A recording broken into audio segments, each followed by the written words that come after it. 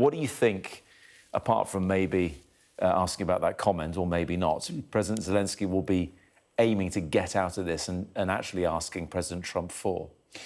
He wants to try to move President Trump a bit closer to some sort of security guarantee.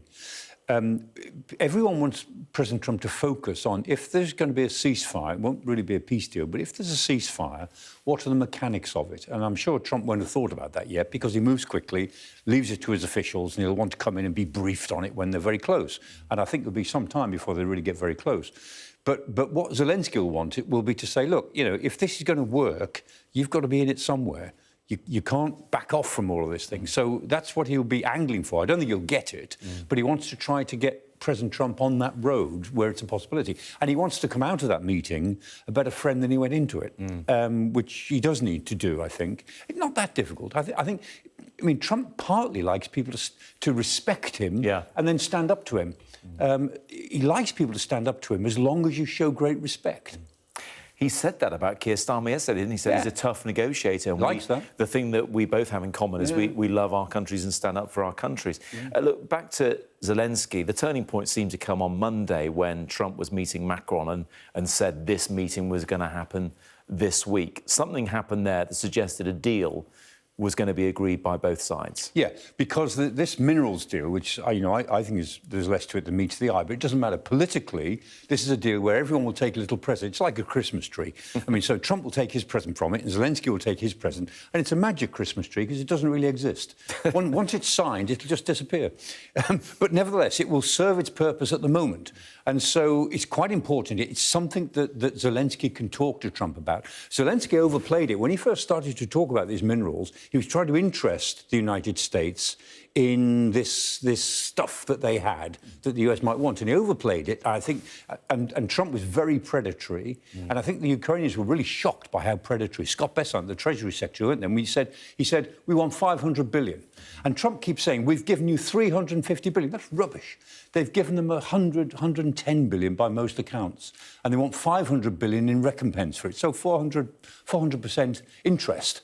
On something that's to be regarded as a loan. Well, it won't happen. But if they can talk about this more sensibly now, that maybe they can, then maybe Zelenskyy can come out of the White House more of a friend than he went in.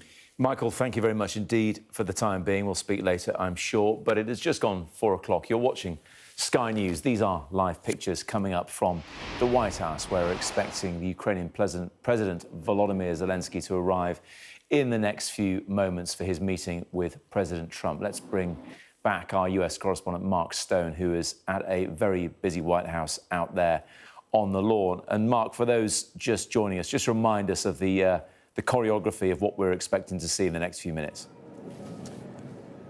Yeah, a very good afternoon or good morning from Washington, D.C. Just gone 11 o'clock here on the North Lawn of the White House, where there is a real sense of anticipation for a meeting that was only announced a couple of days ago, a meeting that comes just over a week since President Trump called Volodymyr Zelenskyy a dictator without elections. It was a phrase which caused a shudder right across Europe. It was combined with a sense from this American administration that it was somehow abandoning Europe, that perhaps it was even switching sides, and that it was the belief of the American president that Russia was not the aggressor in the war, which began in its latest iteration 3 years ago with Russia's full-scale invasion on Ukraine. Well, fast forward a week since those comments, and on the face of it, at least, much has changed. The Ukrainian flag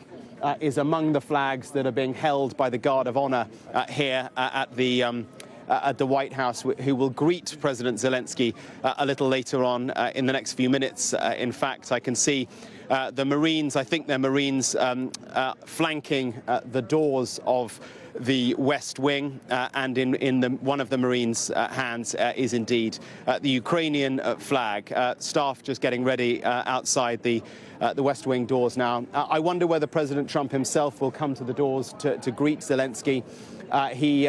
He has done sometimes, and other times he hasn't. He was very much at the door to meet the Israeli Prime Minister a few weeks ago. He was at the door to meet the British Prime Minister just yesterday. But sometimes it is the chief of protocol who comes out to greet the leaders instead. So let's see. That will be the first moment of body language to absorb if indeed President Trump does come out. If he doesn't come out, well, then can we read anything into that as well? We will see in the next few minutes as he comes out for this all-important meeting. On the face of it, it is about signing a deal that Donald Trump wants, a deal that Volodymyr Zelenskyy was reluctant to sign a week or so ago, but one which has been massaged, been changed, been watered down, I think, behind the scenes. It is not quite the deal that the Americans put on the table initially. Remember, it was the first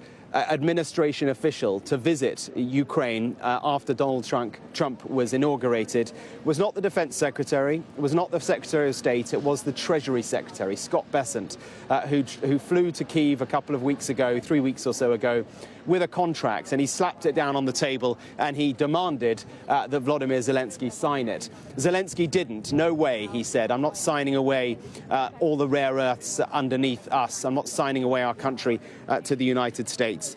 The US, of course, wanted the deal to be signed because it wanted it as back payment, $500 billion worth of back payment, so said the Americans, for past support for Ukraine. Well, Ukraine wasn't going to do that. That is what set in train this war of words between the two leaders. Donald Trump does not like to be dissed, and he was by Zelenskyy, and so along came the dictator comment. But since then, behind the scenes, something has changed. Maybe Donald Trump knew he was going in with a ludicrous initial offer. Now they've come together with something that is more palatable for both sides, something that both sides can present as a win. That's the immediate challenge of today. But more broadly, this is about building the contours of a peace plan for Ukraine. I think the one key missing part in all of this, as there will be much excitement on both sides about deals signed today, is Russia. What will Russia make of all of this, of any of this? I imagine not much at all. And so that's kind of the geopolitical whack-a-mole that Donald Trump is trying to brush over, but is very much there. If you sign a mineral deal with Ukraine, if you give security guarantees to Ukraine, perhaps soldiers who belong to NATO nations in Ukraine, what on earth will Vladimir Putin make of that? All of those details to be ironed out.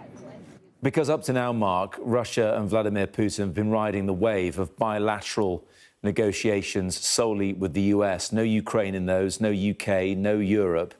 Do you think today, post the signing of whatever deal they've agreed, that it will also include a bringing in of Ukraine into those negotiations, especially as it affects their own sovereign territory?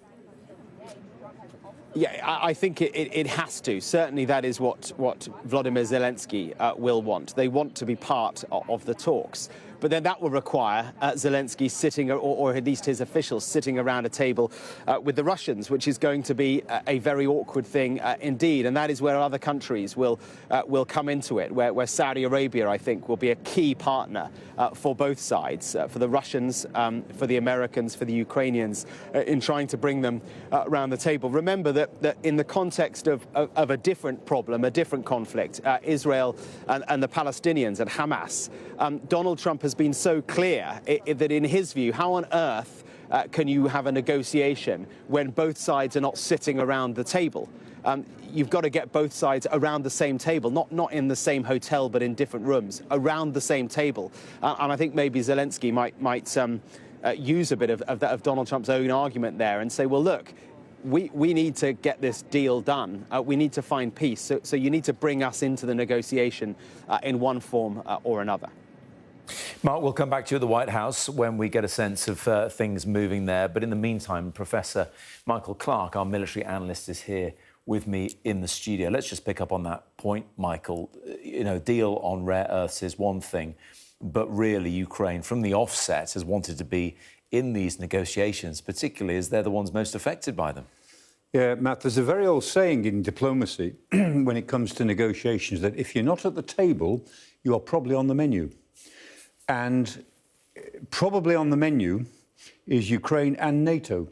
Because if this is a Russia America deal, negotiation, then Putin will be talking about how much of Ukraine he's going to have and what sort of rules he wants to lay down for NATO. I mean, the Russians put out a paper in December 2021, just as the crisis was building up towards the invasion, saying what they wanted NATO to do, to pull back and all sorts of things. And that paper is still in Russia's mind. They've still got demands they want to make on the free countries of Western Europe about what they can and can't do. Let's delve into that, because Pete Hegseth, the Defence Secretary, was adamant. It was one of the first things that it seemed America had ceded to Russia was no NATO membership for Ukraine. I was speaking to Kira Rudik, who's a prominent Ukrainian politician, only half an hour ago, and people like her still seem to believe NATO membership for Ukraine is a real possibility. Where do you sit?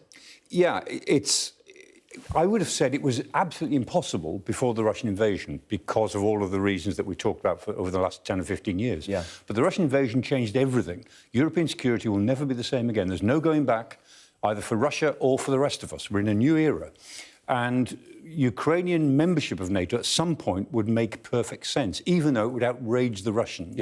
But there's no way that Ukraine can be safe on its own. The best you can come up with for Ukraine, thinking conceptually, is it becomes the Israel of Europe, a very strongly armed country with a constant threat on its border. The only difference between, in this case, Israel and Ukraine is that it doesn't have enemies all the way around and it doesn't have a Palestinian issue to worry about. But in a sense that it would have no choice but to be very, very heavily armed. Now, the way to get it into something less than that would be to bring it into NATO. But the Russians would have to think differently. So it's not going to happen easily, that's for sure. This is a case of brinkmanship then, isn't it? If it needs that to defend its borders, the brinkmanship comes when you think, well, how would Russia respond? Could it respond, given that a NATO force, not just a Ukrainian, British, a NATO force under Article 5 would have to respond as one? Yeah, well, there's a lot more wiggle room in Article 5 than people think, actually, because it only commits it says an attack on one shall be regarded as an attack on all, and it commits them all to decide what to do. Well, they could decide to have a conference. They could decide to set up a commission. We assume, it's always assumed, that we'll go to each other's defence, but that's because politically we've always said that. But that may change. I mean, there's a bit, as I say, there's a bit more wiggle room in the whole article as set down. But Article 5 is important, it does matter, and it would be an act of brinkmanship, undoubtedly, because at some point the West Europeans, hopefully with the United States with them, have got to challenge Russia and say, look, we're not going to live with this imperialist ambition of yours. I mean, you can be as imperialist as you want within the Russian Federation. You are an internal empire as well. Fine. But you're not going to impose your old Peter the Great and Catherine the Great ambitions on the rest of us. We've moved on from that. You know, it's not our fault that you haven't. Yes. And look, Michael, whenever we talk about this situation and others, the elephant in the room, in my opinion, is China. China doesn't want Russia to have those imperialist ambitions like it's still the Soviet Union either, does it? And we know that Donald Trump has signalled that his bigger concern is China. He's less concerned, obviously, we can see that playing out in front of us, about what happens in Europe. That is key to all this, isn't it? His view on China and China's view on this as well. Yes, I mean, I think what is in Donald Trump's mind, and a lot of people think this, we don't know, but I mean, we think that what he would really like to do, the reason that he wants to get lots of other issues off the table, like Ukraine, like Gaza, like Taiwan, get them off the table, because what he wants is a grand global summit of himself and Putin and Xi Jinping to regularise their economic relationships between the three of them. I mean, Russia isn't very important in that respect, but then to regularise their nuclear weapons between the three of them. And then he is the great global peacemaker, and he's created a new trade environment for the United States. That's what he really wants. And his other great ambition, and we're pretty sure about this, is to enlarge American territory. He's serious about Greenland. He's pretty serious about Panama. He's getting more and more serious about making Canada the 51st state, although I don't think he'll succeed. But he's genuinely serious about Greenland. I mean, you know, and it's not outlandish, actually. 40% of the American landmass was purchased. You know, the Louisiana purchase from France, bits of California from Spain, Alaska from Russia. So 40% of America was bought. And he doesn't see why. Well, why don't we buy another piece? So from his point of view, I mean, what he's keen on is trade, American economic dominance across the world and enlarging the territory. And all these other issues, he just wants to get them off the table. And if he can do that in a way that makes him into the peacemaker and the man who regularized relationships between the three big powers, the three great autocrats, he doesn't much care about the ideology behind it or the democracy issue or anything like that. He just thinks in power terms, and he's got 4 years to do it, or establish the conditions for somebody else, a Trumpist successor, to do it for the next 8 years. So this could be a 12-year period of American politics, Trumpist politics, which will upend all of the balance of power assumptions the rest of us have been making since the 1940s. Michael, for the time being, thanks very much indeed. Always fascinating to hear your analysis. If you're just joining us here on Sky News, you are looking at live pictures of the West Wing of the White House. As you can tell by the flags there, the Ukrainian flag just being adjusted by one of those US Marines alongside the stars and stripes of the US lets you know who is about to arrive there shortly. President Zelenskyy of Ukraine is due at the White House to meet Donald Trump. We're unsure if Donald Trump will meet him at that door, as we have seen in recent days for Prime Minister Keir Starmer and President Macron of France on Monday. But we'll bring you those shots live as soon as it happens. In the meantime, let's go to our economics and data editor, Ed Conway, who joins me now. Because, Ed, on the table today, well, lots of things, of course, but specifically this deal around Ukraine's mineral wealth. What do we know about what that deal contains? Well, it's really interesting. In a sense, this is the culmination of a long set of conversations that have been happening between the Ukrainians and the Americans. You'll have seen, if you've been watching for a while, you'll have seen some footage of Donald Trump and President Zelenskyy meeting in September in New York in Trump Tower, which was obviously before the elections. And one of the things that happened at that meeting, we're led to believe, is that Zelenskyy essentially said to Donald Trump, well, listen, I know you're concerned about how much money that you've put in as a country into supporting Ukraine. I know that you will want some sort of payback for it. How about looking at our rare earths and some of the minerals we have there? And so that was him planting the seed of a conversation that's now sprouted into this deal that we are told is going to be signed formally here at the White House today. And the deal essentially says that America is going to be entitled to a share of some of the resources, the mineral proceeds in Ukraine in the coming years. And it is a big deal. It's quite an unusual deal for America to be doing. And the upshot is that it will potentially mean that Donald Trump feels that there's something he can come back to the American people and, importantly, to Congress to say, listen, I've got something in return. This wasn't just one-way traffic in terms of the aid. And I think also then there's a kind of bigger and quite interesting and chewy question about how much those resources are actually worth. I think that's the bit that hasn't really been examined as much as the rest, because it is possible when you look at the rare earths or indeed the other critical minerals that are supposedly there in the ground in Ukraine, that they might be a little bit disappointing and that it might not be quite as much of a straightforward win as Donald Trump might have been hoping for. But we'll just have to see. I mean, it's right now much of what has been talked about are essentially fields in the middle of a war zone, which might have some rare earths, might have some lithium, might have some other mineral beneath them. But at the moment, there is no plan to get them out. But what's interesting about this, and I think it goes back to some extent to what Michael was talking about, is this is the kind of strategy. So America going into a country and saying, listen, in return for this investment on this aid we've given you, we would like some of your resources. It's actually a strategy that really China has made its own in the last few decades. China has been going into particularly many African countries, but also elsewhere, in South America, in different parts of Asia as well, and saying, listen, we'll build you some motorways, some rail networks and so on, but in return, we want to have a stake in the resources coming out of your country, whether it's cobalt or whether it's nickel or something else. And to some extent, it looks like the US is kind of taking a similar stance on this with Ukraine, which, again, geopolitically, as well as economically, is quite an interesting departure. The question, I suppose, is, and what will be interesting is just, as well as seeing the body language, as just hearing precisely how each of the leaders kind of frames the agreement.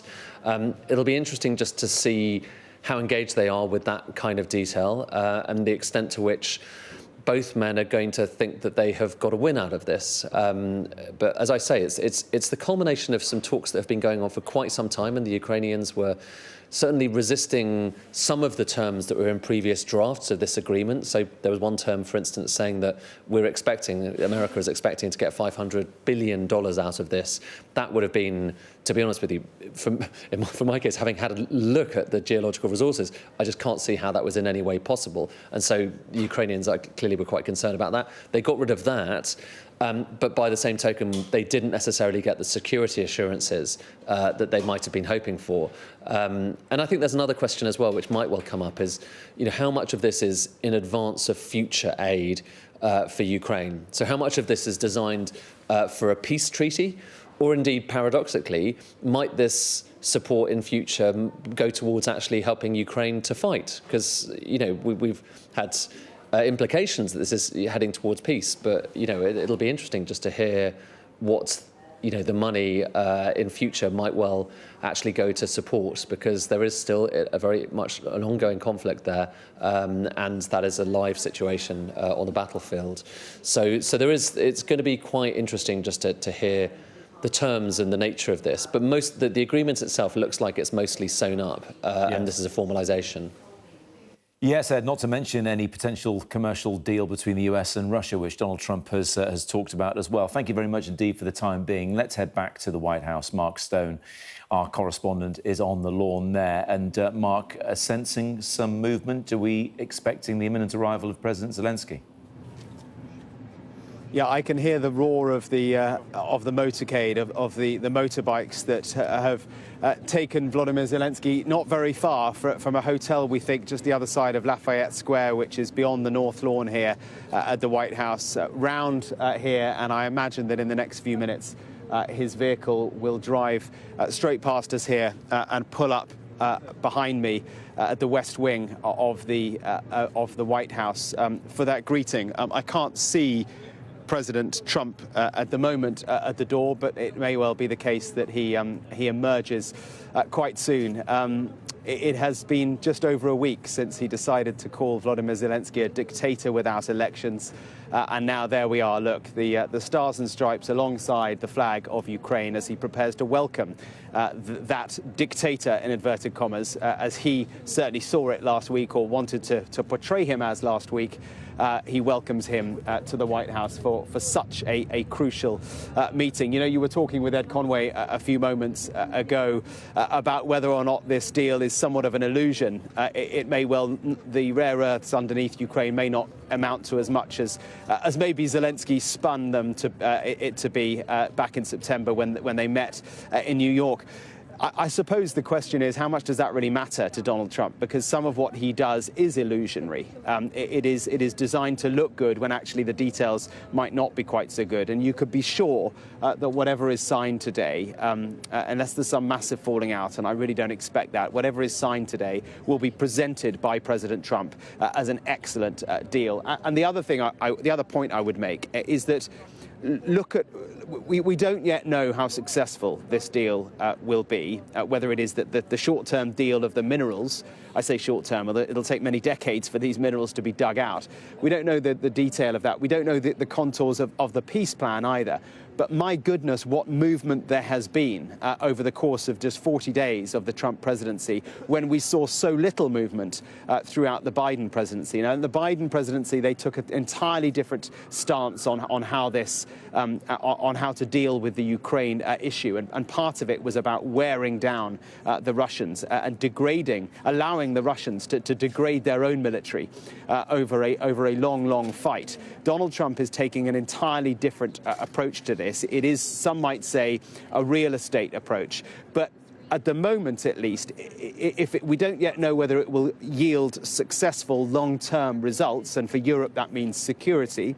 They're worried that Putin will just be allowed to regroup to fight another day. But at least there is movement, there is talking with both sides that could potentially bring about a pause to the fighting, a stop to the fighting, and into that space negotiations can start. So that is, I guess, the positive spin on the way the Trump presidency is operating and how that differs from the way the Biden presidency operated.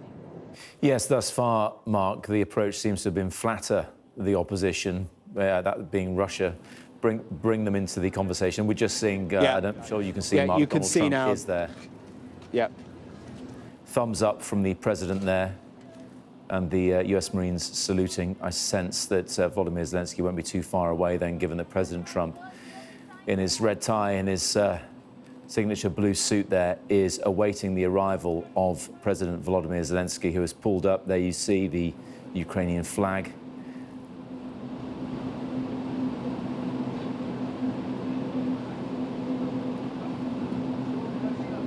President Trump, what's your message to Vladimir Putin, sir? President Trump, do you have a message for Vladimir Putin as you meet with President Zelenskyy today? Not much to say there, Donald Trump. Thank you so much for that fist bump and the thumbs up as he came out to welcome Volodymyr Zelenskyy. Volodymyr Zelenskyy in his signature dress down look, if you like. Of course, his country is at war. He's not apt to wear suits and ties and hasn't really done that for the last 3 years. But let me bring back Mark Stone, who's our correspondent there on the lawn at the White House. Did you get a sense of... he uttered a few more words that I couldn't quite make out, Mark. I don't know if you heard those from Donald Trump. I didn't, I'm afraid. It was just out of earshot. Yeah, I mean, the image of the day, as I say, just over a week since he called him a dictator, there he is, the former real estate mogul turned world's most powerful man, and the former comedian turned world's perhaps most determined war leader. Those are the two men, and into the White House they go for what will be, I think, difficult, but perhaps incredibly consequential talks that will take place. We will see them in the Oval Office shortly. We've become used to these Oval Office moments where, under previous presidencies, there were lots of questions fired, but very few answers came back. It was more of a photo opportunity. With this presidency, with the Trump presidency, what we get is a free-flowing and actually, for the visitor, often quite awkward and potentially a moment full of jeopardy. We're going to get that again today, with questions being fired and both men answering them or doing their best to answer those questions. So that's going to be the next moment we see. It might not be immediate because we aren't able to cover that moment live, but we will get lines from it and we will bring them to you, and then those pictures as and when we get them. After that, there will be some sort of a talk, private talks between them. At some point, this minerals deal we think is going to be signed. We don't quite know when that will be. Then there'll be a news conference between the two of them in the East Room of the main building of the White House. And then after that, Zelenskyy is due to go to Capitol Hill to meet lawmakers there, as he has done so many times over the course of the past 3 years, coming to try and persuade them to give him more money to fight his war, to defend his country. Sure to be fascinating, certainly going to be consequential, Mark, as you say. And we'll bring you all of that on Sky News throughout the rest of the afternoon and evening here. For the time being, Mark, thanks very much indeed.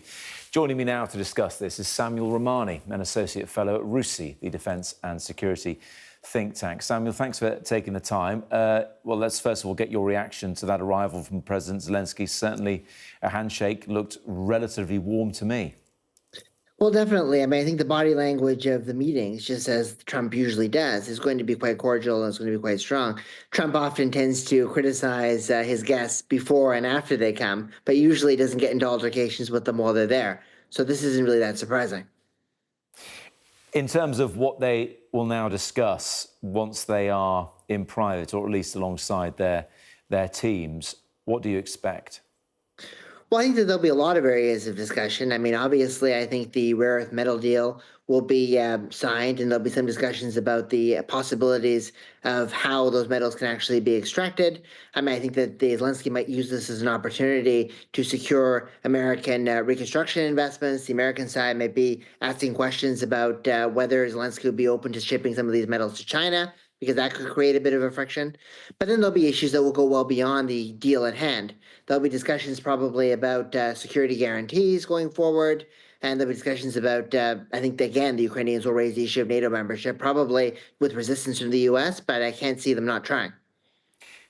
Samuel, let's focus on the mineral deal because Ed Conway, our data editor earlier on, was pointing to the US, well, taking it straight out of the Chinese soft playbook, if you like. I mean, for decades, really, they've been doing mineral deals with the likes of the DRC for cobalt in return for infrastructure. Do you see this deal between the US and Ukraine that we're expecting to be signed as being comparable to that kind of approach? Well, definitely it bears many of the hallmarks of the Chinese approach. I mean, certainly pairing infrastructure for minerals is what China's been doing with the Belt and Road Initiative, and not just in DRC, but even in conflict zones where the difficulties of extracting the minerals are there. Like in Afghanistan, they've also been trying to do that, but international sanctions have stopped it. But the Chinese lesson should also give a cautionary tale. In DRC, as governments have changed, in particular when Kabila left, there were some populist resistance to some of these extractions, and I think that same thing will happen in Ukraine also. Many people I've spoken to inside Ukraine feel that the constitution basically guarantees these minerals as Ukrainian property, and the surrender of these minerals, even to an ally like the United States, is kind of seen as something that's a betrayal of the country's resources and wealth. So I suspect that Zelenskyy will be criticized for this during the elections once the war is gone, and that there will be populist candidates, maybe like some higher brands like Arestovich or more moderate ones, that use this against him. Yes. Do you get a sense, though, that because of this approach on this deal and other more transactional language we've been hearing from President Trump since he came into the White House, that we're getting more of a picture of his approach now through this presidency towards foreign policy? Well, I mean, this has always been his approach to foreign policy, right? When it comes to the defense of allies and bases, even like including those in South Korea, for example, it's always been about paying the cash out front in exchange for defense. And now he's trying to do the same thing retrospectively on U.S. aid to Ukraine, even though there were never those retrospective terms agreed in Lend-Lease or in any of the agreements since 2022.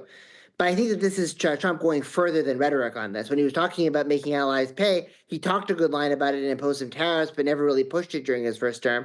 Now, in the first month of his second term, we're seeing much more concrete moves towards transactionalism than we ever actually saw. And I get a feeling that even though some people like John Bolton argued that Trump was willing to withdraw from NATO in his first term, but he was held back by his advisors, the feeling amongst European leaders now is that the U.S. commitment to NATO is even more fragile now than it was then. Yes, and the US commitment to Ukraine joining NATO seems to have been blown out of the water. That said, plenty in Ukraine still aspire to that being a possibility. Look, you mentioned concrete conclusions there, Samuel. On that front and on others, what do you think is likely to be concrete after these two men re-emerge from the White House? Well, one of the ideas that the Ukrainians were pushing, and it was engaging with Ukrainian officials and experts over the past few months, was that the part of Ukraine that is currently not under Russian occupation, that's safe from it, could join NATO with a plan to reunite with the rest of Ukraine, kind of like a West-East German Cold War type solution, right? Where they don't really actually recognize the Russian occupation de jure, but they recognize it de facto in the short term to focus on the part that they still have. So I think the Ukrainians got support from that from the Biden administration, as well as support for that from some European allies, and they were hoping that that would translate into the Trump's term. But it doesn't look like that's happened. And I think that it'll be pretty clear from the U.S. that it's going to take a lot for him to move Trump on this. And also, if Trump doesn't move on this, other European allies, that like Hungary in particular and Slovakia, will definitely not move on this. And the possibility of creating unanimity becomes hard. Even when there was so much U.S. support for the accession of Sweden and Finland, Turkey held that up, and Hungary held that up for more than a year and a half. So if that could happen with Sweden and Finland, worse obstructionism will happen with Ukraine. Samuel, just to finish our final question, when President Macron was with President Trump on Monday in the White House, this idea of Russian assets being held in the EU cropped up. Donald Trump seemed to suggest, well, of course, Europe wants its money back, and President Macron rather corrected him, saying, no, we've been gifting money to Ukraine to support them in their war effort. But this idea of somehow gifting Ukraine those seized assets hasn't gone away. Do you think that remains a possibility, or is it highly unlikely? Well, I think that just shows the difference in tone between Europe and the United States on the issue of Ukraine. I mean, Olaf Scholz also criticized this mineral deal on the grounds that, we shouldn't be talking about transactionalism and minerals to pay for Ukraine. Supporting Ukraine is something that's important for transatlantic security. It's intrinsically important to support a country that's facing aggression. And that's the point that I think that Macron was also trying to make, too, by emphasizing that he gives money to Ukraine, whereas Trump wants collateral. And that may have gone over Trump's head, but it was there. I think that definitely the issue of frozen assets are on the table. There's a growing campaign, even in this country, led by Bill Browder, to make sure that those frozen assets are distributed to Ukraine in a timely fashion.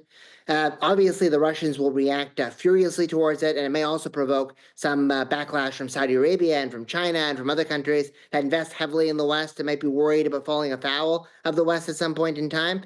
But it's certainly something that's on the table, and it will happen if the U.S. takes more drastic steps to cut assistance to Ukraine. Samuel Romani from RUSI, good to see you again. Thanks very much indeed for joining us here on Sky News today, this afternoon. With me here in the studio once more is Professor Michael Clark, our defence analyst. It's interesting, that last point that Samuel made there, Michael, is what happens today. Well, so many countries, big countries, China, Russia, Saudi Arabia, us, the EU, have got a vested interest in what happens. It's that important. Yeah, and that's the point, that the outcome in Ukraine is very important to Ukraine, but it's very important to the rest of us. Because, everyone has said, including the Russians have said, this is the front line in a new competition. And we've said the same. We say this is the front line in the defence of liberal democracy. So we've all elevated this conflict to be the front line in something bigger. And, my point is that if Ukraine loses, close to 20% of its territory out of this, if that's the outcome, then the Western world loses close to 100% of its credibility. Because we've drawn a line in the sand over this. And if we back off, and if we're simply going to say, well, we can't do it, and we're going to sell out Ukraine, the rest of the world, remember, is waiting to see what happens. When the invasion first started, that vote in the UN on the 2nd of March, remember the invasion was the 24th of February, 2nd of March, the UN had a very big vote, very, very tough resolution, condemning the invasion, demanding withdrawal. 141 states voted in favour of this very tough resolution. 5 voted against and 35 abstained. So 141 voted in favour, 40 didn't vote for it, and those 40 contain more than half the world's population. So more than half the world politically standing back to see what happens. They don't care about the morality of it. They don't care. For them, this is hypocrites versus autocrats. What do they care who wins?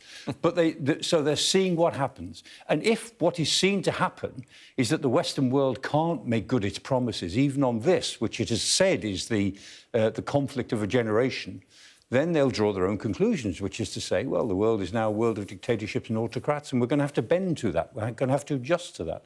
So there's a lot at stake here, quite apart from what is obviously at stake for Ukraine itself.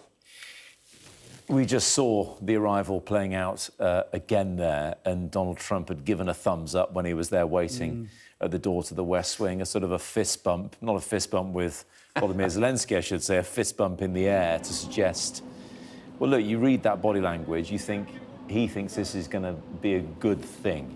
Yeah. It's a positive body language in general. I was interested, actually, looking at it, seeing what Zelenskyy is wearing, because he's gone around the world to some of the biggest meetings wearing his sort of T-shirt combat fatigues outfit, which he hasn't worn a suit, to my knowledge, since the beginning of the war, because he wants to show that he is a war leader. And this is as close to a suit that he's wearing now as I think I've ever seen him wear since February 2022. It's a bit more formal, but he hasn't turned up in his T-shirt. But I don't think I've seen him wear a tie. But, before the invasion, he was very sharp-suited. I mean, as the most highly paid TV executive in Ukraine, before he became president, he was a very smart-suited fella. Well, when he was playing a comedy version of the president. Absolutely. As it happens, very good Michael. Then too. Yeah. We're just starting to get some lines emerge from the White House, and the first one is, we have something that is a very fair deal, says Donald Trump. It is a big commitment from the United States, he goes on. They've spoken about Putin, and Trump has also said that they have had good discussions with Russia. We've started the confines of a deal. So these lines, Michael, starting to drip feed out of the White House. And it's only a matter of sort of 10, 15 minutes. We saw the men walk in there. So let's just reiterate those for people who are watching. We have something that is a very fair deal, says Donald Trump, presumably on that deal for rare earths and minerals. It's a big commitment from the United States, or we don't know what that commitment is yet, but clearly giving something back in return for what Ukraine is offering in terms of its minerals. They've spoken about Putin, and also Trump said they've had good discussions with Russia. We've started the confines of a deal. They will sign that minerals deal today as well. So, look, a lot of this we could have presumed, but now we're hearing it for real. Yeah, it suits them both to play up this minerals deal because it's what they've got. They've got something to talk about, something to show at home. I mean, one of the things that you need to know about this deal is that nothing matters until it's gone through both parliaments, because it's in the Ukrainian constitution that they can't do a deal on minerals without it going through the Rada, the parliament. And nothing like this can go through the United States without going through both houses of Congress. So no deal that they sign today has any validity until it's been through the legislatures of both countries. So it's a memorandum of understanding, Absolutely. effectively. And believe me, I mean, both houses, both the Rada and Congress, will pick away at it. There'll be special interest. Any diplomatic professional will tell you that trade deals are the hardest, the most hard-hearted, the most unsentimental, the toughest, the most vicious sorts of diplomacy that there is. And any deals like this will take some landing. You can set them off nicely, and that's what they want to do today, but they'll take some landing whenever they come into force. It's not to say that they won't come into force, but, I mean, today they just need the atmosphere of it, and they'll get that. And the fact that they're saying these things are coming out of the White House, is all good for Zelenskyy. That's good. We want him to leave with a sense that they've done a deal. And Zelenskyy's lines are also emerging from the White House as well. Hopefully this document will be a step forward for Ukraine, he says, and I want to discuss what the US is ready to do. Michael, thanks very much indeed for the time being. Let's bring back in our economics and data editor, Ed Conway. Ed, I'm sure you've seen and heard those lines that are just emerging as a drip feed from the White House. As I said to Michael, we could have presumed these kind of things would be said, but now we know that's what's happening. We do, and as Michael was saying, part of what's happening here is a process, and there's a negotiation that has, in a sense, has already happened between the Ukrainian politicians and leaders and the executive group and the White House, and the culmination of that is this treaty, or at least this agreement, this deal that we are presuming is going to be signed. It has changed quite a bit over the course of the last few weeks. It is less onerous as far as the Ukrainians are concerned than it was previously. Previously, there was a big demand in there for the US to essentially get $500 billion worth of proceeds out of this. That would have been extremely difficult for Ukraine to have managed, and so the fact that that has gone away is presumably a big relief to the Ukrainians. And I think the question now is, how does this deal go down? And as Michael was saying, part of the point here is the optics. It's about both sides being able to go back to their respective governments saying, we have something, and we have the beginnings of something that we're both quite pleased with. And I think for the Ukrainians, I think they will be pleased that there is some sort of an agreement that the White House can get behind. For Donald Trump, he will want to say, listen, this has been a very expensive thing. Over the course of the last 3 years, the US has put in a lot of money into this. I mean, the precise amounts aren't quite the same as the ones that you often hear about from Donald Trump. He talks about $350 billion. In fact, in terms of the money that's actually kind of being given out to Ukraine so far, the best guess is that's more like kind of 120 or so billion euros, a little bit more in dollars. And so for the time being, it doesn't necessarily look like that kind of a total amount is going to be recompensed. But what it does look like is that there is an acknowledgement now from Donald Trump and indeed from the Ukrainians that there will be something coming back. And I think that's the point. He will want to say, we are getting something back. I think there is a really, really good and quite long conversation we can have about precisely how much will actually come back, because it takes a long time, decades sometimes, to actually get minerals out of the ground and turn them into profits. And remember, this treaty specifically, it's not for the old stuff where you have those mines up and running already. It's for newer things. You know, it's not for oil. It doesn't look like it's for coal. It looks like it's for newer things. And looking across some of the portfolio that the Ukrainians have, for the last few weeks and months, been providing to various members of Congress and indeed investors in the US, a lot of these mine sites are basically fields. There's no mine, it's just a field, but they know that somewhere beneath that field there might well be a mineral geological resource. But that's so early stages that it's going to be, you know, the average length of time it takes to get a mine up and running is 15 years. It can be even longer in a place where you don't have electricity already, where you don't already have the infrastructure to actually make it happen. Yes. So all of which is to say, you know, will much money actually come back in this presidency? I'd be amazed. You know, you know, it's crazy to try and guess this, but I'd be amazed if it was much coming back in this presidency. It might not even be a single dollar coming back from these particular mineral resources, raising the question of who has got the better out of whom. And that, I guess, is going to be an interesting one to kind of try and read through when we're looking at this press conference that we're going to see, and indeed the spray in the Oval Office. Yes, Ed, but when it comes to a deal, substance is one thing and perception is everything, isn't it? And that's the key here, isn't it? If it comes out looking good for both sides, then it's going to put the ball back in Russia's court, potentially. Yeah, and I'm being pernickety here, and I think, in practical terms, I think as Mark Stone was saying earlier, you know, for Donald Trump, it's about the art of the deal and showing that he's making a deal. And I think, you know, if you cast your mind back through history, you know, a lot of people have been looking at the way that this has been depicted so far. So America puts in this money to Ukraine, says it wants something back in return, and potentially a lot of money back. And Donald Trump has been talking about potentially getting back even more than we put in, although it's not clear whether that's for the new money or for the money that's kind of already gone in. But even so, a lot of people are saying, well, isn't this just outrageous? Actually, to some extent, this is kind of what America has often done. I mean, if you look back through history, look at what happened in the Second World War with Lend-Lease. When that was being devised, now it was an incredibly generous set of loans and equipment being given to the UK and the Allied forces in Europe to try and fight the war against Hitler. It was incredibly generous, but there was still a conversation happening at the time that these loans were being agreed. There was still a conversation about what we want back in return. In fact, one of the conversations that happened around that time was that the Americans were actually thinking, well, maybe we could take the crown jewels back in return. I'm not even making this up. The crown jewels were up for grabs. The Magna Carta, there was a copy of the Magna Carta that the British said, oh, well, maybe we could give you a copy of the Magna Carta. And eventually, when the deal actually was done, it was very generous and there wasn't that much expectation for what was going to come back. It was left up to FDR, the president at the time. And sorry, this history kind of matters because then eventually Truman came in, the next president, and said, no, I'm not happy with this. We want a tougher deal on the UK. So it's not unprecedented to have a new president coming in, which obviously is what's happened this time around in different circumstances, but to have a new president coming in and saying, I want a different deal and I want it to be tougher and I want money back.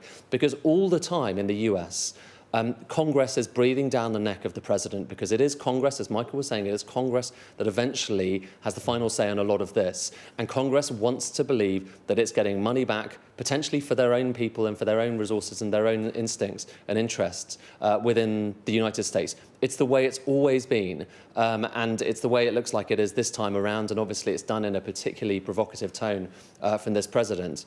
But there's nothing inherently new about that. What's different is that it's mineral resources that people are talking about, and that's just because we're in this different age where people are focused on this stuff, because you need a lot of this stuff if you're going to build out all the green tech and the data centres and all of those things you need for the future. So that's a little bit more in vogue than it was before, but the principle is the same. Ed, don't mind the history lesson at all. Like you say, no such thing as a new idea. It's just history repeating itself to some degree. We did, of course, sell America London Bridge, and they thought they were getting Tower Bridge, but there you go. That's a whole other story. Professor Michael Clark is here with me in the studio.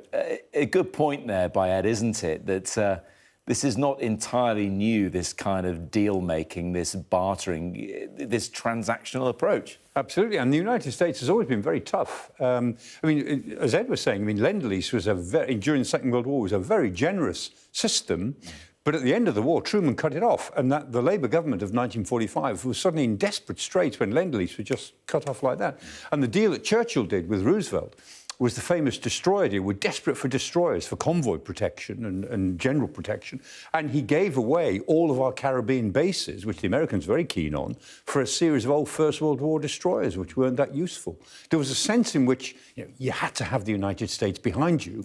But my goodness, on detail, they didn't half drive a bargain. The comparison there, though, is the element of desperation and need. And again, like I keep coming back to the number of leaders that have approached that West Wing of the White House this week and seeing how it's played out. Incredibly warm between Donald Trump and Emmanuel Macron earlier in the week. Slightly different, but warm nonetheless between Trump and Starmer yesterday. Today, well, look, it's existential for Zelenskyy, isn't it? And you can see the man carries the gravity of the situation on his shoulders. Yes. I mean, today is probably one of the most important days for Ukraine since the invasion. I mean, that day of days, the 24th, 25th of February, I remember it very well, 2022, when the invasion took place, and we all thought Zelenskyy would be dead before the end of the week, and his family. And that was a day of days. It really was. I was in the studio. I remember it really well. Today is as big a day as that, because today will determine the general tone with which this goes forward for Ukraine. And if the Ukrainians are presented with what I call a sort of suicide peace deal, that here is a ceasefire, which effectively is suicide for your country, because the Russians will just basically take you over in the next 2 or 3 years, I don't think the Ukrainians will go for it. I think they would, even without a strategic plan, I think they would keep fighting for as long as they could. But this is a key day in terms of, within the reference of Donald Trump's second presidency. Until now, Zelensky's been out in the cold by and large, hasn't he? Those negotiations have been bilateral between US and Russia. In that respect, how much of a turning point is this? What will Russia be thinking, seeing these images of Zelenskyy turning up at the White House? Yeah, I mean, the Russians have been a bit cautious, actually, because they've said, well, this is all very positive and we look forward to a new, more realistic relationship with the United States now that it's had a dose of realism, which is what they say. But they also say, look, President Trump is a different sort of man. They're being polite about him, but they're being reserved because they say, look, you don't know what you're going to get. And I think that is the case. But undoubtedly, the Russians think now that momentum is with them. And when you look at what the United States officials have said over the last 2.5 weeks, it certainly looks that way. It looks as if the US has basically changed sides in the war. It looks like it. It's not inevitable, but it's hard for them to row back from some of the things they've said. And it isn't just, as I say, it isn't just Zelenskyy and Ukraine, it is NATO. The whole of NATO is in turmoil at the moment because nobody's now sure of what the American commitment might be. And my guess is, we can say, we were talking about Article 5 earlier on. I think Article 5 will just be very conditional. It will depend on the crisis, whether Article 5 applies or not. We've always assumed Article 5 is Article 5, whatever happens. Yes. And that's always been the case. But I think in the future it'll be, well, depend on the crisis. In terms of rowing back on positions, Michael, we saw, didn't we, in Munich at the Security Conference, Pete Hegseth, the US Defense Secretary, effectively saying, in terms of Ukrainian territory, what's gone is gone. Yeah. But more recently, we've seen talk of them getting some of that back. And Hegseth went back on most of what he said at Munich about 48 hours later. He wrote, when he was questioned on it, he wrote back as if he hadn't really thought enough about what he was going to say at Munich. So it's not clear what he thought, and he's new in the job, and he's got no background in it. He's an anchor. He's a TV anchor. I mean, what would he know? What's wrong with that?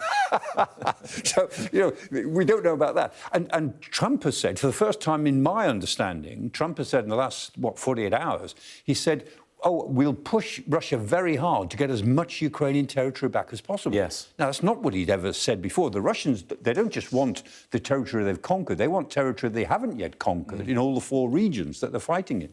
So maybe the Americans really are going to push hard. And one of the other elements of this, remember the way Trump opened up negotiations with Kim Jong-un of North Korea? And again, he did the same thing. He made Kim Jong-un look good. He gave lots and lots of concessions to this ridiculous, brutal dictator. And then when he couldn't do a deal, he walked away from it. And there was no deal. The whole thing looked foolish. But it's not beyond the bounds of possibility that the Americans will go into this negotiation and then walk away if the Russians overplay their hand, which they might. So we can't rule out that possibility. Where that will leave us, we don't know. We were also talking when Ukraine made the audacious move to invade the Kursk region of Russia 7th as, of August. as a bargaining chip. Yeah. Surely that will crop up today. I would think it will. I would think it will. The Russians are pushing really hard in Kursk. They've taken a couple of villages back, although the Ukrainians still hold about 50% of what they took. And the main thing is the Ukrainians hold Sudza, which is the town that really matters. They can sort of afford to lose villages, but they hold Sudza. But the North Koreans look as if they're sending more troops to the Kursk region. And the Russians, before any peace negotiations really get underway, the Russians seem determined to try to get to snuff out the Kursk pocket. And they might be able to do that. I mean, the Ukrainians will have to decide how many good units to put into Kursk to try to hold it. They've kept their flanks quite short, so they can pull out quite quickly if they have to. And I think they may have to at some point, but as long as they hold Sudza, they won't. When they feel that Sudza is under threat, I think they'll get out quite quickly. They'll conduct a withdrawal in good order while they can. But that moment hasn't arrived yet. And I have to say, I'm quite surprised. I mean, going back to, as you say, 7th of August when it happened, and here we are at the end of February. I'd never thought that the Russians would not have got rid of the pocket by now. I thought that Putin would have been so alarmed. He'd have done anything to get rid of it. I was wrong about that. I mean, Putin has lived with it because they've made efforts to close that pocket, but not enough to actually do it. And the Ukrainians actually have put more troops in and more good units. They've obviously chosen to make an issue of it. And they don't want to give it up now when it might pay off for them. Because if they can hold it into some negotiation in the next month, if that's what it comes to, then the Russians will have to bargain something for it. You're looking at live pictures of the White House, 7 minutes to midday in the US. It's approaching 5 o'clock here in the UK. Currently, President Volodymyr Zelenskyy of Ukraine and President Trump of the US, of course, are meeting inside, and more lines are emerging from their meeting. Let me bring a few of them now. Donald Trump says you will not go back to fighting. He also says we are going to take rare earths and use it for all we do, including AI and for weapons. Zelenskyy, in return, said we see a good deal for LNG terminals, liquid natural gas, I think that is, which is a bit more detail than we've been hearing previously. Donald Trump, this would be a very great agreement if we could get the war stopped, which is, of course, why Volodymyr Zelenskyy is there in the first place. And also, finally, you always have to make compromises, says Donald Trump, and certainly he will have to make compromises. I'm not sure when he says he there, if he's referring to Zelenskyy or Putin or both. Is that the more likely scenario? I'm afraid so. I think yes. Yeah.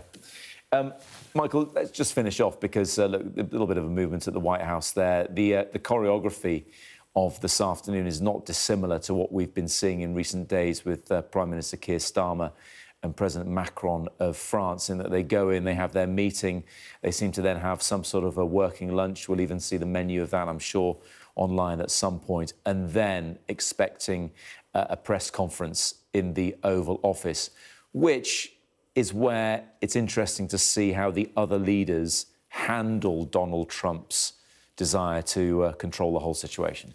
Yes, I mean, he regards these press conferences as his. I mean, he controls them. He doesn't like another leader to break in on them in any way, and it's always a delicate issue. Other leaders have to sit there with a sort of rictus grin while he says these things, and very often he just makes facts up on the hoof. The facts he makes up are not even consistent from one day to another, but that's the way he is.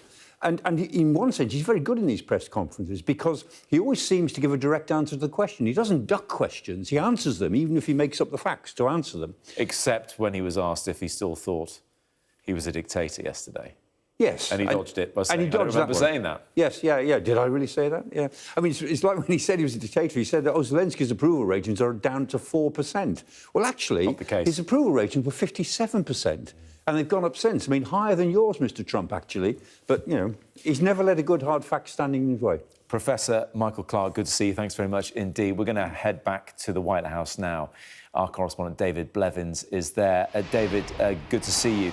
More lines now starting to emerge from the White House on the meeting between Donald Trump and Volodymyr Zelenskyy. Tell us more about that.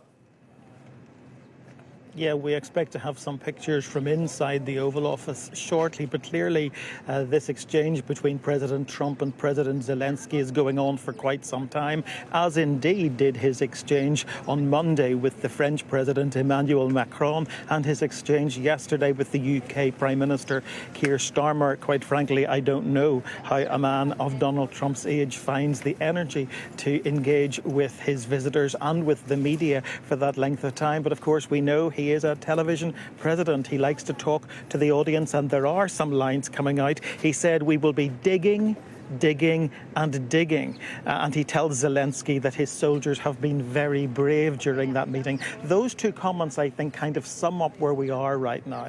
When he talks about digging, there is the focus on this economic deal that we don't have the details of yet. Just to what extent is the United States and Ukraine entering into a partnership in relation to those rare earth minerals? The president has been very clear that that deal will be signed at a press conference here at the White House later today. But in terms of the bravery of the Ukrainian soldiers, the big question, of course, is to what extent does all of this shift the dial in President Trump's aggressive push to bring the war in Ukraine to an end? Because it is that push that has caused such concern for European leaders in recent days.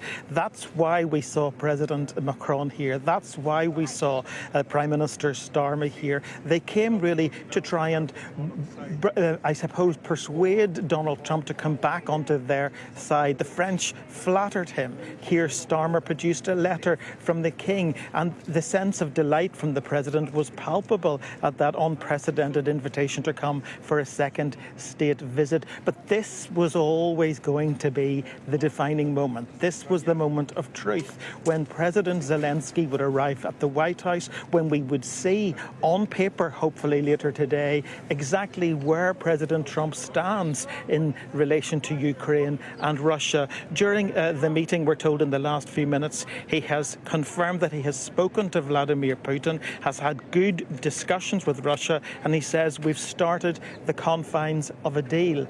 But it's extraordinary, really, when you think about it. Just 10 days ago, the President of the United States was branding the President of Ukraine a dictator, accusing Ukraine of starting the war and suggesting that there needed to be elections there. And here we are today, the two men greeting each other like old friends at the door of the West Wing here on the North Lawn of the White House, and now sitting side by side in the Oval Office. As I say, we hope to have those comments on camera for you very shortly, and we will bring you the press conference between Donald Trump and Volodymyr Zelenskyy later today as well. But this is the defining moment when we really will begin to understand whether or not the French President and the British Prime Minister have managed to bring the President of the United States back closer to Europe and further away from Moscow, where he appeared to have done a U-turn and moved in their direction not very long ago, much to the concern of European leaders.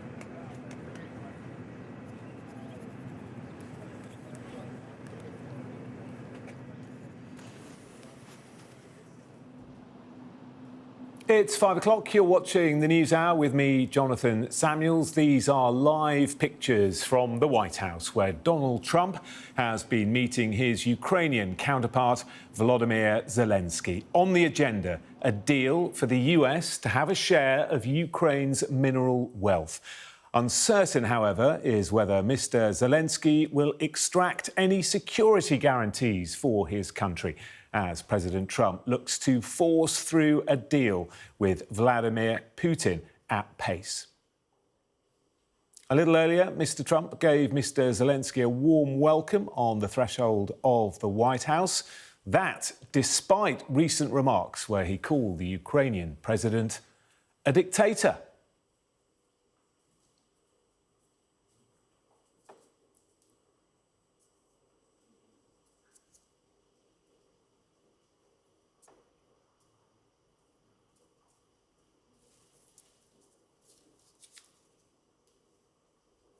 So thumbs up from President Trump as he awaits for President Zelenskyy to arrive. These pictures from a short time earlier. President Zelenskyy greeting him on the steps of the White House. The two men are now discussing so many issues in the Oval Office. Our US correspondent David Blevins joins us live from the White House. David, we are getting a few lines from that meeting. What have we heard so far? Well, President Trump, we understand, has spoken about the idea of America digging, to quote him directly, in terms of that rare earth minerals deal between the United States and Ukraine. But he's also spoken about the bravery of Ukrainian soldiers. And I think those two comments put together really summarise where we are right now. There is the focus on this economic arrangement and whether or not it's going to make any real difference, whether it's going to have consequences in terms of his aggressive to push for an end to the war in Ukraine. And then there is the focus on exactly what he may or may not do to provide security guarantees for the Ukrainian president, because Volodymyr Zelenskyy has always insisted that he cannot sign up to any deal without an assurance from Donald Trump that the US will still come to Ukraine's rescue to some extent. There's been real concern, as we all know, right across Europe, because President Trump appeared to have done a U-turn and shifted towards Moscow, describing the Ukrainian president as a dictator just 10 days ago. Those remarks are what brought the French President Emmanuel Macron here on Monday. Those remarks are what brought the British Prime Minister Keir Starmer here yesterday. But this is the moment of truth, Jonathan. This was always going to be the pivotal moment when the Ukrainian president arrived back here. And what a moment it was, where they greeted one another at the door of the West Wing like old friends. It seemed to be a very warm relationship. They're seated side by side in the Oval Office. It'll be interesting to see those pictures in a moment. And let's not forget what happened yesterday when one reporter asked Donald Trump if he still thought President Zelenskyy was a dictator. He rather sarcastically joked, "Did I really say that?"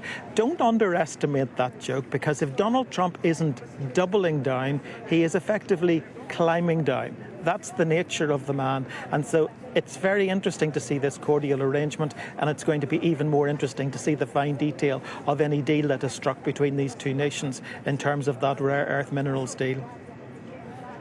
David, some very interesting lines coming out of that discussion between the two men. And just to let viewers know, we will shortly play a recording of the meeting that is going on. It is being recorded at the moment. We will play that out live as soon as we can. But we're hearing that President Zelenskyy is saying Putin began the war. He has to pay. And Donald Trump, interestingly, saying, I'm in the middle.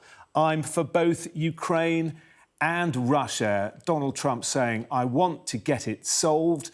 Also discussing other countries in the region, saying he is very committed to Poland. And also President Trump saying Europe and NATO have to step up. A lot of ground being covered here, David. What a remarkable thing to hear from the President of the United States, that he's in the middle between Russia and Ukraine. If that doesn't tell you that the geopolitical plates have shifted under the presidency of Donald J. Trump, nothing ever will. President Zelenskyy, we're told, described Vladimir Putin as a terrorist during the meeting. He showed President Trump before and after meetings pictures of the damage and devastation being done across Ukraine. But President Trump has told him that we are very confident there's going to be a deal.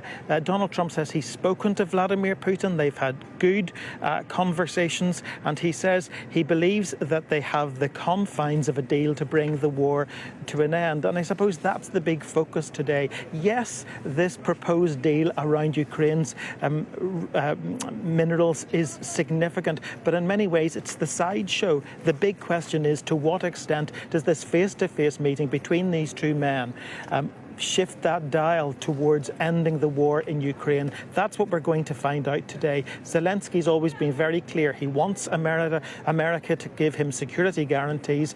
Donald Trump refused to do that on camera when Emmanuel Macron was here and when Keir Starmer was here. In fact, he said quite the opposite when he held the first cabinet meeting of his second term earlier this week and suggested that because Ukraine was in Europe, it was Europe's responsibility. He has welcomed the UK increasing its defence spending, and he has welcomed the UK commitment to put peacekeeping personnel on the ground, but he is certainly not committing at this stage to put US boots on the ground. He says the UK digging in Ukraine, having an investment in those raw earth minerals will to some extent provide security. Is that enough for Zelensky to sign a deal? Well, I think we're about to find out.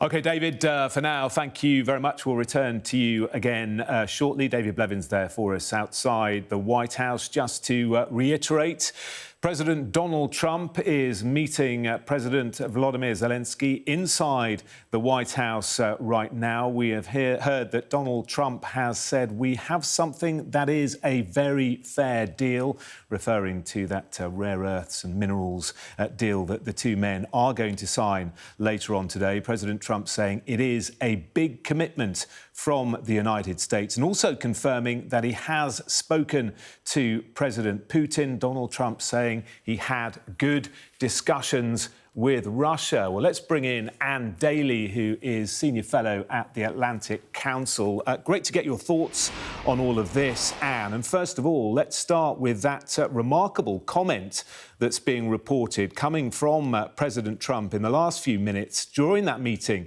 with President Zelenskyy, saying, when it comes to the conflict, I am in the middle. I'm for both Ukraine and Russia. That's a remarkable thing to say, isn't it?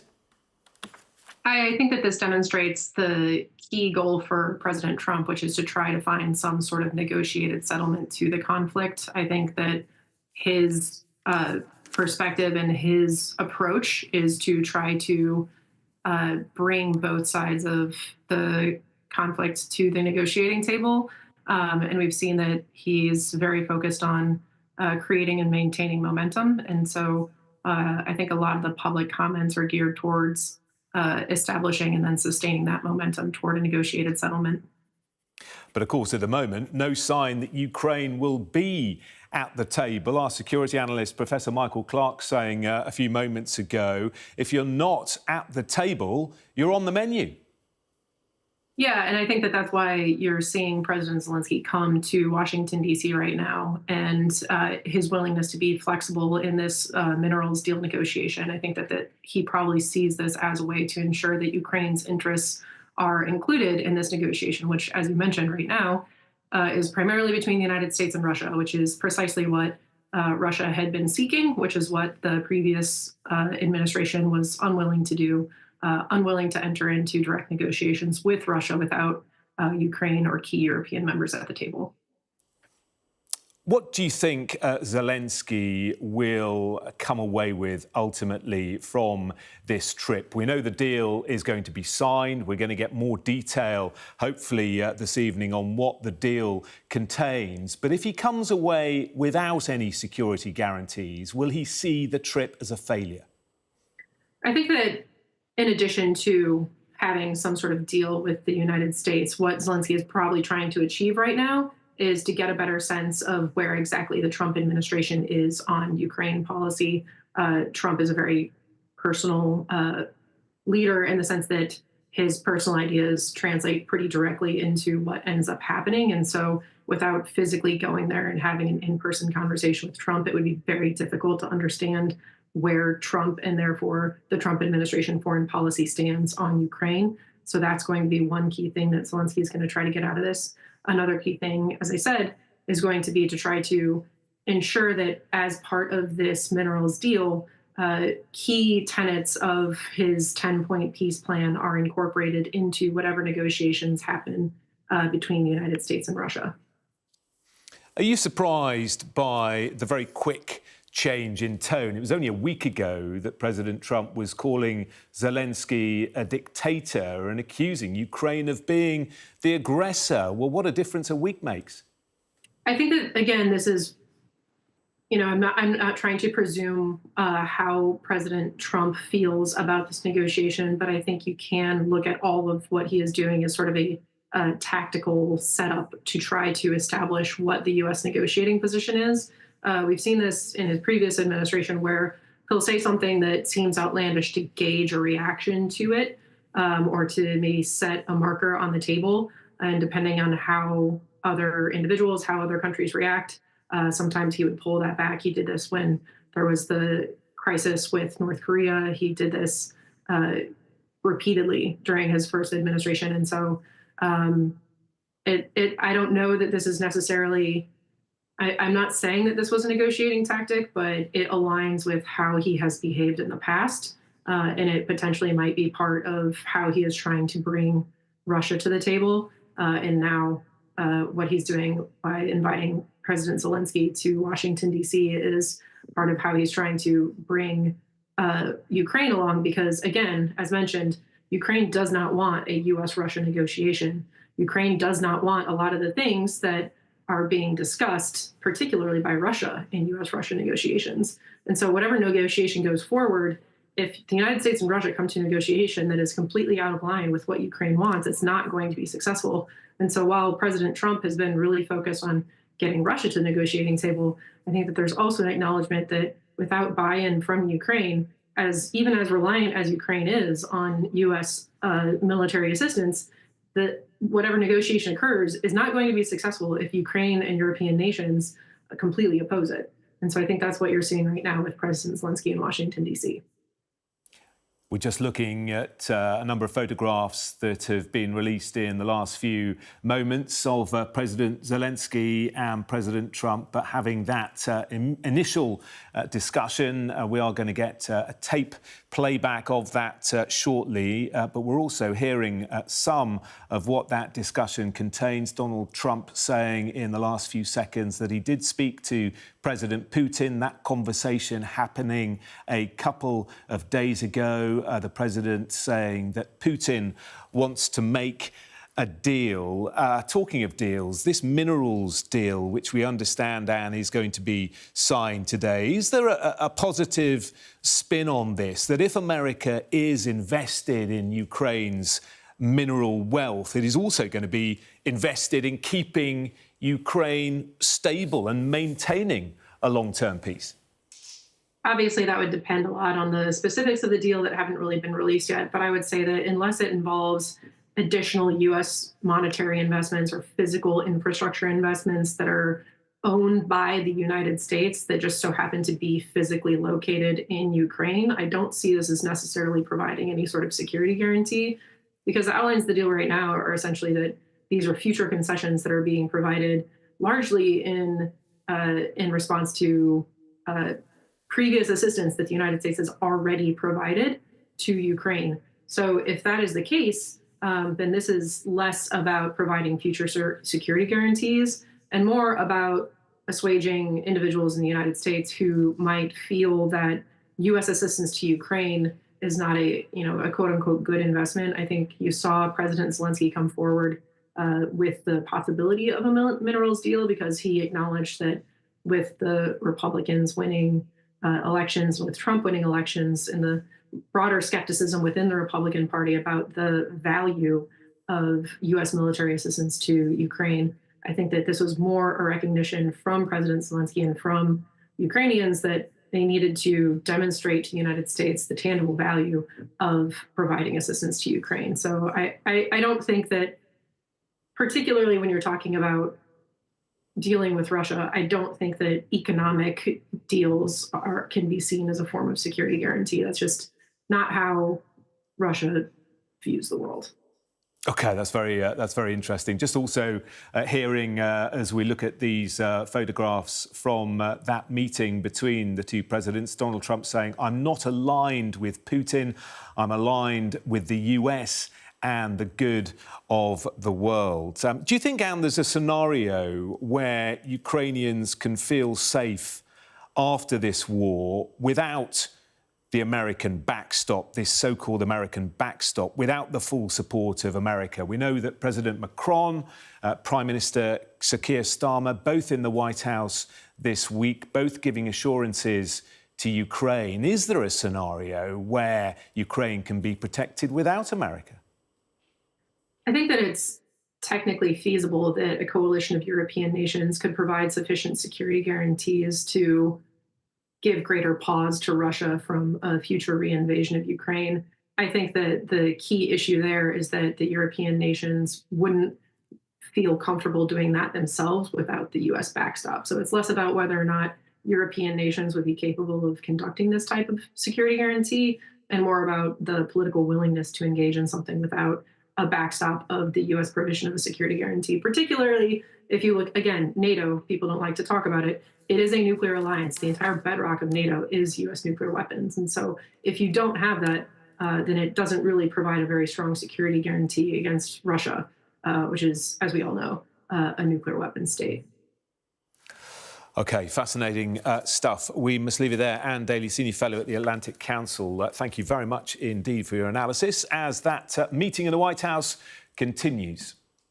Just want to bring you an update. It's not unconnected, of course, to what is going on in Washington, because today the International Development Minister, Annalise Dodds, resigned from government. She resigned in protest at the government's cuts to overseas aid to boost defence spending, a move which won praise from Donald Trump last night. The Chancellor, Rachel Reeves, has been asked about that resignation today. Let's have a listen. Annalisa is a friend and has been a good colleague, and it's disappointing to lose a colleague. The decision to spend 2.5% of GDP on defence is the right decision. The world has changed. We can see that all around us, in Europe and beyond. We have to uplift what we spend on defence, and we have funded that by reducing the international aid budget. That is the right decision in the circumstances that we face today as a nation, and that's why Keir Starmer made that announcement on Tuesday this week. Reaction there to the resignation of Annalise Dodds. Returning to issues regarding Ukraine, let's bring in our economics and data editor, Ed Conway, to discuss this minerals deal, Ed. Very interesting what's coming out of the meeting between President Zelenskyy and President Trump. President Zelenskyy saying in the last few moments of the mineral deal, this document is not enough. Now, he stood up, didn't he, to President Trump a few days ago when America came with a deal which he felt and Ukraine felt was completely unacceptable. Payback, if you like, for America's help over the last 3 years. What are you making of what's happening today? Well, I mean, it's going to be interesting, isn't it? I mean, there's the deal itself, OK, and this is a thing that has been choreographed and negotiated over the course of the last few weeks. And essentially what this is saying is the US has given a lot of aid over the course of the last 3 years, considerably more than any other individual country in the world, although take Europe as a whole, and Europe has given slightly more. And this aid, the vast majority of it, particularly the US aid, wasn't expected to be paid back. And so the conversation now that Donald Trump is particularly keen to have is how is there going to be some sort of payback? And that particularly is important in the event that there is future aid, because that may well obviously be the case. And so the whole point of this agreement is that the US and Ukraine will then sign up to a special kind of fund, which essentially says all of the new minerals that are mined in Ukraine over the course of the coming years, that they will be shared, the proceeds from those minerals will be shared between the US and Ukraine. And in a sense, it's trying to recoup some of the money that was spent in Ukraine over the course of the last few years. And for Donald Trump, it enables him to go back to Congress, it enables him to go back to his constituencies and say, look, I did a deal here that was much better than the last guy had, which is basically what you're going to hear a lot of from the president. For Zelenskyy, it allows him to go back and to say, look, I've done a deal here, which obviously involves some money going to the US, but in exchange for that money going to the US, America is putting in investment into Ukraine. In particular, what's striking about this, so there's been a document that's been kind of handed out amongst various US politicians and investors showing the areas in Ukraine which could be invested in for critical minerals. I mean, you're talking about things like rare earths, you're talking about things like titanium, lithium, various things, which Ukraine has some of, not quite as much as you might have thought, or indeed Donald Trump might have thought, but nonetheless, some of. And the point is that if America is putting money into these areas, particularly some of the areas that are in occupied territory, then that means that's a form of defence. It's economic defence, but it doesn't go as far as what President Zelenskyy wanted, which is he wanted clearer admissions and commitments to further security, so security guarantees. And I suspect, I mean, we'll have to wait and see what he has to say, and indeed Donald Trump has to say, but I suspect that's part of the point he's making. There needs to be more support when it comes to defence, when it comes to security, because this isn't necessarily on its own a pathway towards peace. But as I say, there's a reason that both sides are signing up to them. It benefits both of them to some extent, and it's a conversation that both of them have been wanting to have for some time. And let's not forget that it was Volodymyr Zelenskyy who actually brought this idea to Donald Trump back in September of last year, that he said, we have these various minerals in the ground in Ukraine, it's very attractive, this could be part of a deal that we could do in the future. So this was a Ukrainian idea to start with, and now this is the culmination of that process. But obviously, as Zelenskyy was saying, it's a culmination of one process, but there are other conversations that are likely to happen before peace is anywhere close to actually happening. OK, Ed, thank you very much for the moment. At this very second, President Zelenskyy is meeting with President Trump in the Oval Office. We have got some photographs of that meeting taking place. We're in the slightly strange situation where that meeting is being recorded, and once it is over, we will be able to play that meeting to you. But we are getting snippets coming out of that conversation. Ukraine's leader, of course, meeting with President Trump in what is a pivotal moment for his country. Volodymyr Zelenskyy expected to sign that economic agreement with the US that Ed was talking about, aimed at financing the reconstruction of the war-damaged country. You just saw him there, our US correspondent Mark Stone, who is outside the White House. And Mark, we're hearing some very interesting lines coming out of the meeting. The latest, Donald Trump saying, I'm not aligned with Putin, I'm aligned with the US and the good of the world, and also saying to President Zelenskyy, you have to be thankful, and you are gambling with World War III. What do you make of that? Yeah, look, we haven't got the images of this meeting, which is ongoing yet, so it's hard to read the body language. But from the words that are coming out, this doesn't look like it's going particularly well. The latest that we've got is Donald Trump sort of interrupting Volodymyr Zelenskyy, saying, you've talked too much. And then saying, do not tell us what we're going to feel, and going on to say, you're not in a good position to Mr. Zelenskyy, you're gambling with World War III. And then I think this is really interesting. Vice President JD Vance is in the room as well, and is just apparently heard to have said, have you said thank you once to Volodymyr Zelenskyy? So this looks like it's really quite a tense meeting. I mean, to be clear, I have covered every single one of Zelensky's trips to Washington over the course of the past 3 years, and he has said thank you repeatedly to the Americans for what they have offered in terms of military support. But this does not sound like it is a particularly warm meeting at all. I should just explain how we're getting these lines out from the meeting, but don't have the images yet. It's being filmed, but it's not live, so we're not able to play it out to you yet. But we have obviously got the language. But the language without the body language, the visual body language, is a little harder to read. But it certainly does not present itself as particularly warm. Nothing like what we saw with Macron or with Starmer yesterday. And of course, Macron and Starmer will be watching this so closely because they've just been effusive in their praise for President Trump, because they know they need to be, it's realpolitik, they need to be on his side.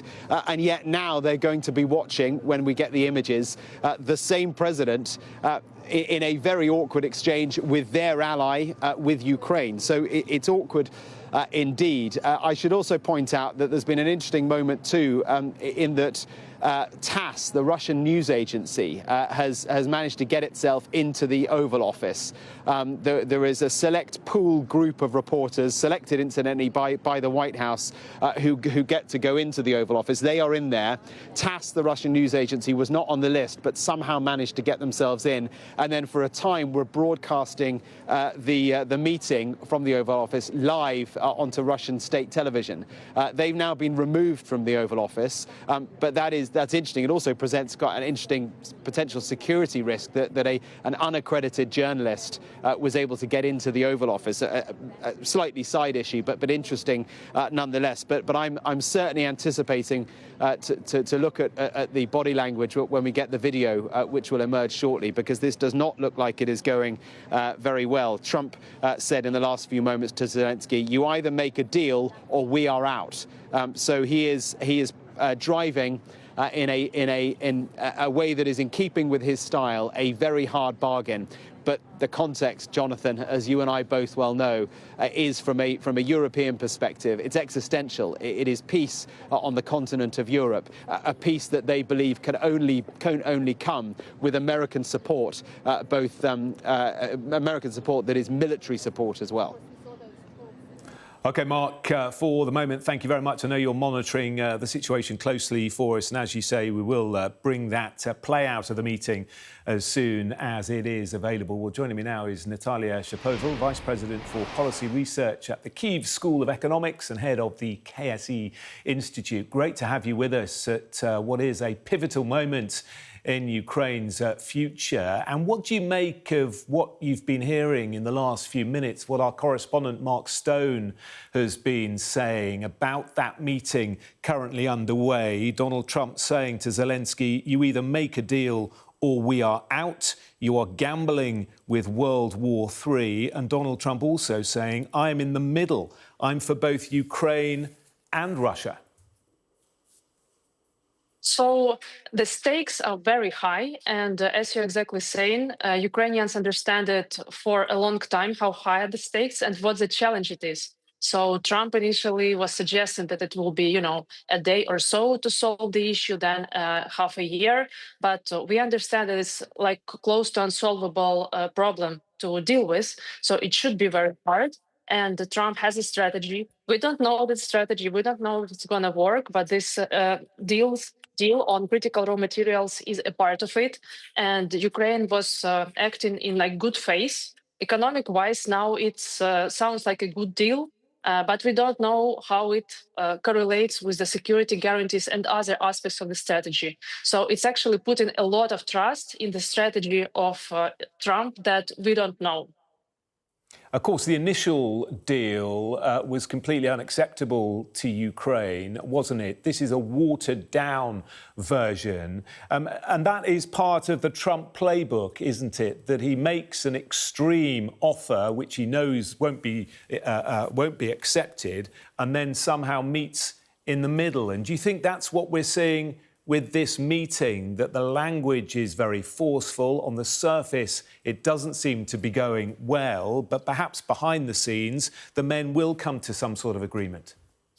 Yeah, so people are dying, on the front lines, and Ukraine suffered enormous damages to human lives, to infrastructure, to economy. But I also actually, we feel for how huge is the challenge for US. And it's kind of, although we don't like when Trump avoids saying that Russia is guilty, but we understand that to make any kind of symptoms of these negotiations happen, he should say these things that he's saying and we don't like. So we kind of see where it's going and whether it's can actually deliver the results, not economic-wise, but security-wise and in terms of guarantees and long-lasting peace, or at least some ceasefire. When it comes to long-lasting peace, Donald Trump saying in the last hour that he has spoken again to President Putin a couple of days ago. President Putin wants a deal, but still no talk of Ukraine being part of that discussion. Do you think we'll see a mediator, Saudi Arabia, potentially coming in to help move those discussions forward? I do think so, and we already see involvement of Saudi Arabia and maybe some other countries in this process. Fundamentally, unfortunately, in the end of this tunnel of communication, there should be guarantees. There should be weapon, like specifically weapon at not very long distance from Russia that gonna provide the guarantee itself. And everything goes only to that. And if there is no end in this tunnel, meaning if there is no willingness and capacity of US basically to provide that, it's really gonna be very difficult for Ukraine and for Europe to go against Russia. OK, we really appreciate your time and joining us this evening. Natalia Shapoval, Chair, Kersey Institute at the Kyiv School of Economics. Thank you. Also joining us is Lord Peter Ricketts, the UK's former National Security Advisor. Very good, as always, to see you here on Sky News. Thank you for being with us once again this evening.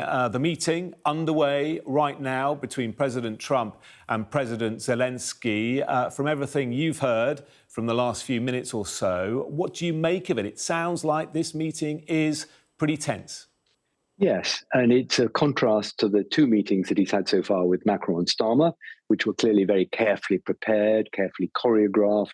Each leader came with something that Trump was interested to have. Keir Starmer bringing the offer of the state visit, for example. It's different, I think, with Zelenskyy. This sounds to me like much more transactional. Sounds like Trump is trying to push him over the line to sign the deal in a way which suits the Americans. And it's obviously absolutely critical for Ukraine and for European security that this continues to move forward. I think we have come a long way from 10 days ago when Trump was describing Zelenskyy as a dictator, a disaster for his country, had no negotiating cards. At least he's now sitting in the White House in what we hope are the final stages of the negotiation of this critical minerals deal. But yes, it's more edgy than was the case when Starmer and Macron were there. Some of the language is remarkable, as you say, far less diplomatic than it has been earlier in the week with President Macron and Prime Minister Sir Keir Starmer. You are gambling with World War III. It's been reported, Donald Trump said to Zelenskyy, you either make a deal or we are out. JD Vance saying, have you said thank you once? Well, we know, of course, that President Zelenskyy has said thank you to America on numerous times over the last 3 years. What is the gameplay here, do you think? Well, I think it sounds like a kind of pressure tactic on Zelenskyy to get him to sign the deal. Perhaps there are still one or two things outstanding in the deal that he has balked at and doesn't want to sign. I mean, both Macron and Starmer were quite careful not to take on Trump. I mean, Trump came out with all kinds of, things that were clearly not true, but they weren't picked up by Starmer or Macron. But here, I suspect Zelenskyy is taking him on, is having more of a direct discussion with him, and is prepared to stand his ground. It's, of course, vital that he's seen at home as defending Ukraine's corner. But I think all this is all very hard to read when we're in the last stages before something is signed. So we'll need to see exactly how this comes out. I've learned over the last few weeks not necessarily to put a lot of emphasis on what Trump says. In the end, it's what he does that's vital. So if it comes out today with a signed deal, perhaps they will be able to pat each other on the back and say, job well done. Of course, if it doesn't and it falls apart, then that's much more serious. Exactly. Let's just reflect on Sir Keir Starmer's visit. Keir Starmer, we know, believes that he can be a bridge between Washington and the EU. Relations incredibly fragile. Do you think the meeting went well? Certainly there seems to be a lot of optimism in Downing Street that it was a success. And do you think it has helped the special relationship? I think it was a very successful example of how to manage Donald Trump. Clearly, the invitation from the King for a second state visit really hit the spot and put the meeting off to a good start. Keir Starmer was relentlessly positive. The message was all about how we can support what Trump is trying to do in terms of peace in Ukraine, other things. And he avoided tangling with Trump directly. I think the private messages were kept for the private meeting. So it was a very well-handled piece of theatrics and clearly worked in terms of good atmospherics. Did it actually move the dial on the major issues? No, I don't think it did, really. There was no movement on this issue of a security guarantee for a Western force in Ukraine. And on trade, everything remains to be seen in terms of the detail. But it got things off to a good start. And with the Macron visit, then the Starmer visit, as good a build-up as we could have hoped for, I think, for this crucial Zelensky meeting. And now, of course, Keir Starmer is hosting 18 countries on Sunday, 8 European countries, to report back on what happened in Washington. So I think there are signs that Keir Starmer is stepping up into leadership of the European policy towards Ukraine in this new world where Donald Trump has pulled back. And that is only to be welcomed from my point of view.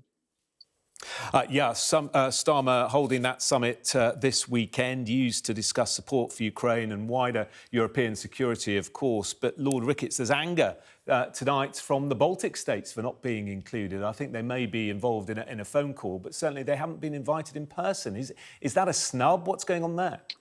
Well, the trouble with having a meeting with only a number of the European countries is that some will always be felt left out. I think in the Paris meeting, Denmark was invited as a sort of spokesman for the Nordic Baltic countries. But inevitably, there will be people who feel they should be there. The problem is you very rapidly get to 30 countries if you give everybody a place. So I think there'll have to be some diplomacy to make sure that all these countries are well informed of what goes on. Nobody is taken by surprise. But I think it's right to keep the numbers relatively restrained. And I hope that British diplomacy is up to smoothing over the problems of that. OK. And just on those security guarantees, I mean, it's impossible to predict Donald Trump. It's impossible to predict the future. But where realistically are we heading? Are we looking at some sort of European boots on the ground backed up by American air power? Do you think that is probably the direction of travel, or do you think it's all up in the air? I mean, that is, I think, what the Europeans would like, Britain and France. I personally think it's very unlikely that Trump is going to go that far. I think it's going to have to be much more support from outside the country and not boots on the ground or planes above Ukraine. Things like intelligence support, logistics, maybe airlift to get things in and out of Ukraine. But I think that the British and the French are going to have to devise a Lord Ricketts, I'm so sorry, I'm going to have to interrupt. We thank you for your time. We do now have the recording of that meeting between President Trump and President Zelensky. Yeah. Well, if I didn't align myself with both of them, you'd never have a deal. You want me to say really terrible things about Putin and then say, "Hi, Vladimir, how are we doing on the deal?" That doesn't work that way. I'm not aligned with Putin. I'm not aligned with anybody. I'm aligned with the United States of America. And for the good of the world, I'm aligned with the world. And I want to get this thing over with. You see the hatred he's got for Putin. It's very tough for me to make a deal with that kind of hate. He's got tremendous hatred. And I understand that, but I can tell you the other side isn't exactly in love with, him either. So it's not a question of alignment. I'm aligned with the world. I want to get the thing set. I'm aligned with Europe. I want to see if we can get this thing done. You want me to be tough? I could be tougher than any human being you've ever seen. I'd be so tough. But you're never going to get a deal that way. So that's the way it goes. All right, one more question. Hey, I want to respond to this. So look, for 4 years in the United States of America, we had a president who stood up at press conferences and talked tough about Vladimir Putin, and then Putin invaded Ukraine and destroyed a significant chunk of the country. The path to peace and the path to prosperity is maybe engaging in diplomacy. We tried the pathway of Joe Biden, of thumping our chest and pretending that the President of the United States' words mattered more than the President of the United States' actions. What makes America a good country is America engaging in diplomacy. That's what President Trump is doing. Can I ask you? Sure. Yeah? Yeah. Okay. So he occupied our parts, big parts of Ukraine, part of East and Crimea. So he occupied it on 2014. So during a lot of years, so I'm not speaking about just Biden, but those time was Obama, then President Obama, then President Trump, then President Biden, now President Trump, and God bless, now President Trump will stop him. But during 2014, nobody stopped him. He just occupied and took. He killed people. You know what the contact 2015. 2014. 2014 and 2014. 2014. Yeah. So I was not here. Yeah, but that's exactly right. Yes, but during 2014 till 2022, yeah, the situation the same. The people have been dying on the contact line. Nobody stopped him. You know that we had conversations with him, a lot of conversation, my bilateral conversation, and we signed with him, me, like a new president. In 2019, I signed with him the deal. I signed with him, Macron and Merkel, we signed ceasefire. Ceasefire. All of them told me that he will never go. We signed him with gas contract. Yes, but after that, he broken this ceasefire. He killed our people and he didn't exchange prisoners. We signed the exchange of prisoners, but he didn't do it. What kind of diplomacy, JD, you are speaking about? What do you mean? I'm talking about the kind of diplomacy that's going to end the destruction of your country. Yes, but if you Mr. President, with respect, I think it's disrespectful for you to come into the Oval Office and try to litigate this in front of the American media. Right now, you guys are going around and forcing conscripts to the front lines because you have manpower problems. You should be thanking the president for trying to bring an end to this conflict. Have you ever been to Ukraine that you say what problems we have? I have been to. Count once. I've actually watched and seen the stories, and I know what happens is you bring them on a propaganda tour, Mr. President. Do you disagree that you've had problems bringing people into your military? And do you think that it's respectful to come to the Oval Office of the United States of America and attack the administration that is trying to prevent the destruction of your country? A lot of questions. Let's start from the beginning. Sure. First of all, during the war, everybody has problems, even you, but you have nice ocean and don't feel now, but you will feel it in the future. God bless. You don't know that. God bless. God bless. You will not have a war. Don't tell us what we're going to feel. We're trying to solve a problem. Don't tell us what we're going to feel. I'm not telling you. Because you're in no position to dictate that. That's exactly what you're doing. You're in no position to dictate what we're going to feel. We're going to feel very good. You will feel influence. We're going to feel very good and very strong. You will feel influence. You're right now not in a very good position. You've allowed yourself to be in a very bad position, and he happens to be right about it. From the very beginning of the war. You're not in a good position. You don't have the cards right now. With us, you start having cards. Right now, you don't. You're playing cards. You're playing cards. You're gambling with the lives of millions of people. You're gambling with World War III. You're gambling with World War III. And what you're doing is very disrespectful to the country, this country, that's backed you far more than a lot of people said they should have. Have you said thank you once? This entire meeting? No, in this entire meeting, have you said thank you? You went to Pennsylvania and campaigned for the opposition in October. Offer some words of appreciation for the United States of America and the president who's trying to save your country. Please, you think that if you will speak very loudly about the war, He's not speaking loudly. He's not speaking loudly. Your country is in big trouble. Can I answer? Wait a minute. No. You've done a lot of talking. Your country is in big trouble. I know. You're not winning. You're not winning this. You have a damn good chance of coming out okay because of us. Mr. President, we are staying in our country, staying strong from the very beginning of the war. We've been alone, and we are thankful. I said thanks you haven't in been this alone. cabinet, you and haven't not been only alone. in this cabinet. We gave you, through this stupid president, $350 billion. We gave you military equipment, and your men are brave, but they had to use our military. What about if you didn't have our military equipment, if you didn't have our military equipment, this war would have been over in 2 weeks. In 3 days, I heard it from Putin. In 3 days, this is something maybe new. Less. In 2 weeks, of course, yes. It's going to be a very hard thing to do business like this. I tell you. Just say thank you. I said a lot of times to American people. Accept that there are disagreements, and let's go litigate those disagreements rather than trying to fight it out in the American media when you're wrong. We know that you're wrong. But you see, I think it's good for the American people to see what's going on. I understand, sir. I think it's very important. That's why I kept this going so long. You have to be thankful. You don't have the cards. You're buried there. Your people are dying. You're running low on soldiers. Listen, you're running low on soldiers.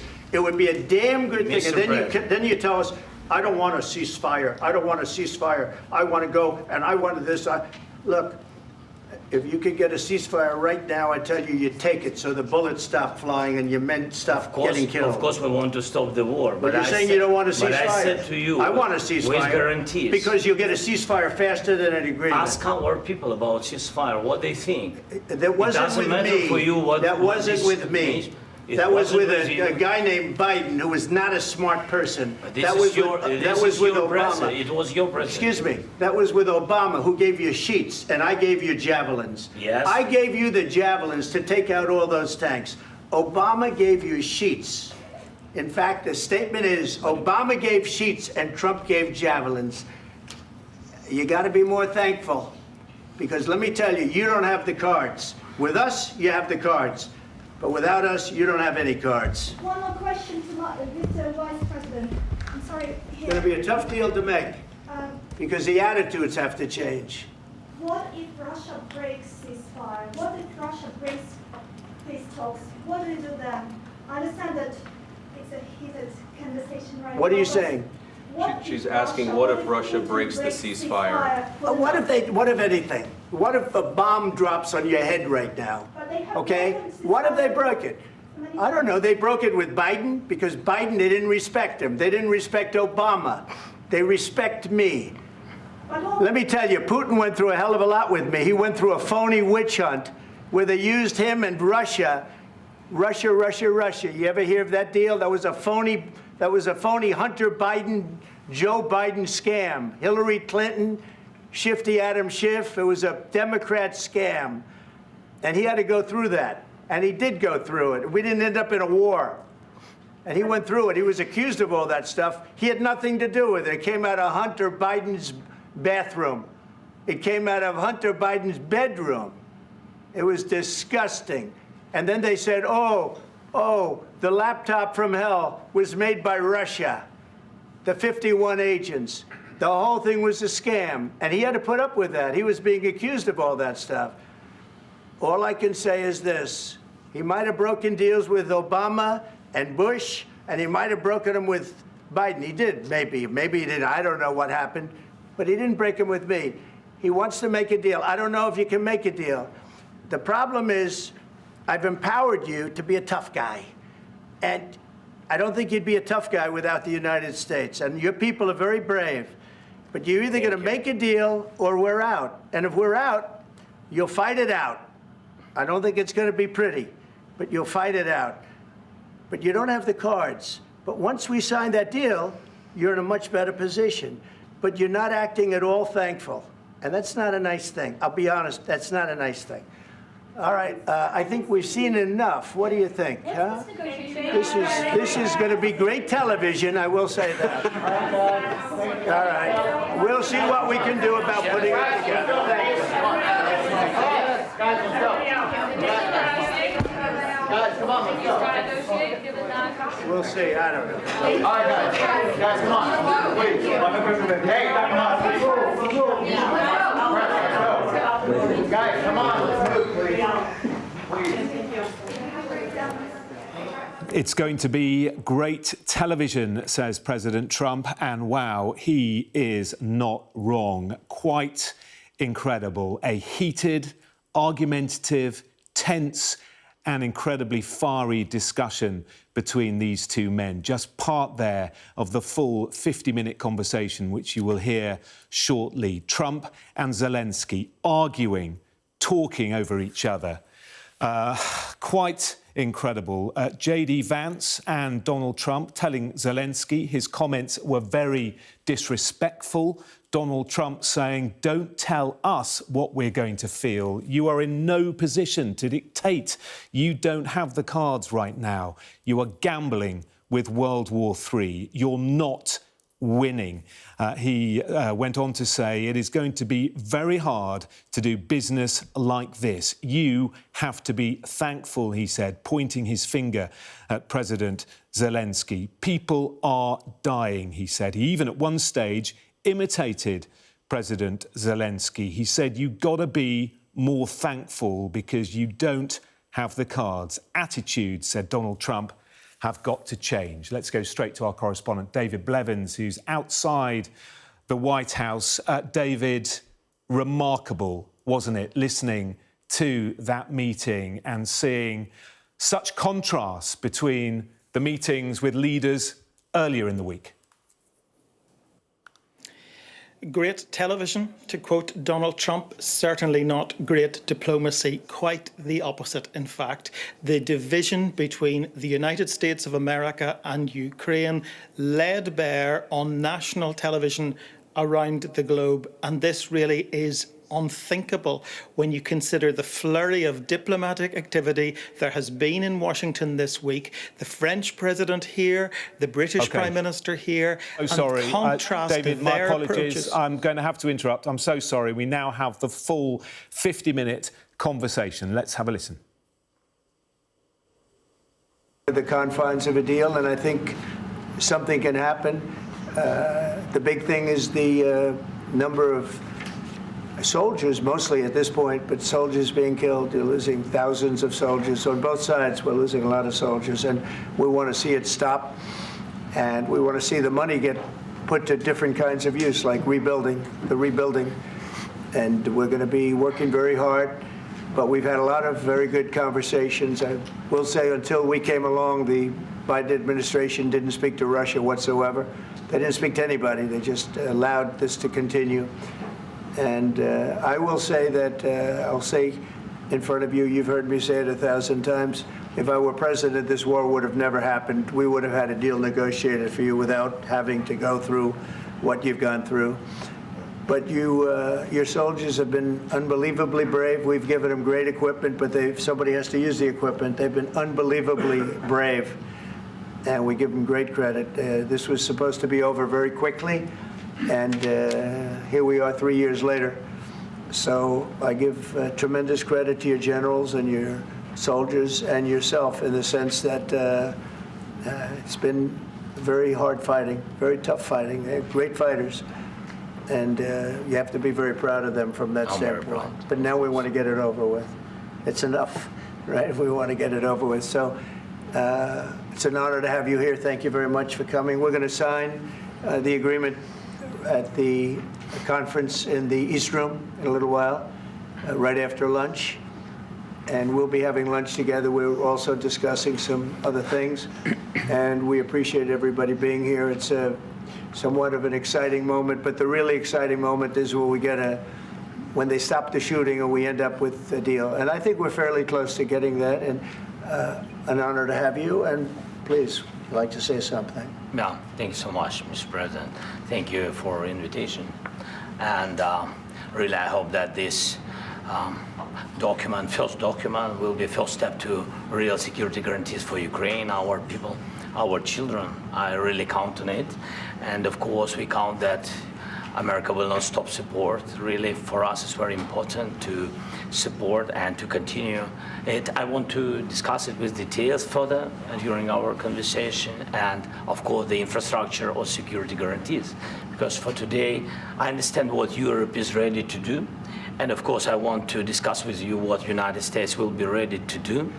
And I really count on your strong position to stop Putin. And you said that enough with the war. I think that is very important, Ben, to say these words to Putin at the very beginning of war, because he is a killer and terrorist. But I hope that together we can stop him.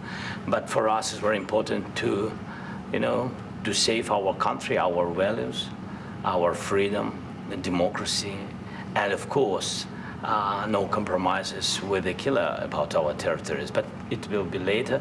And of course, what I wanted, we spoke about it by phone with you, about the drones production. We have very good drones production. I think the best one in the world for today, because of the war.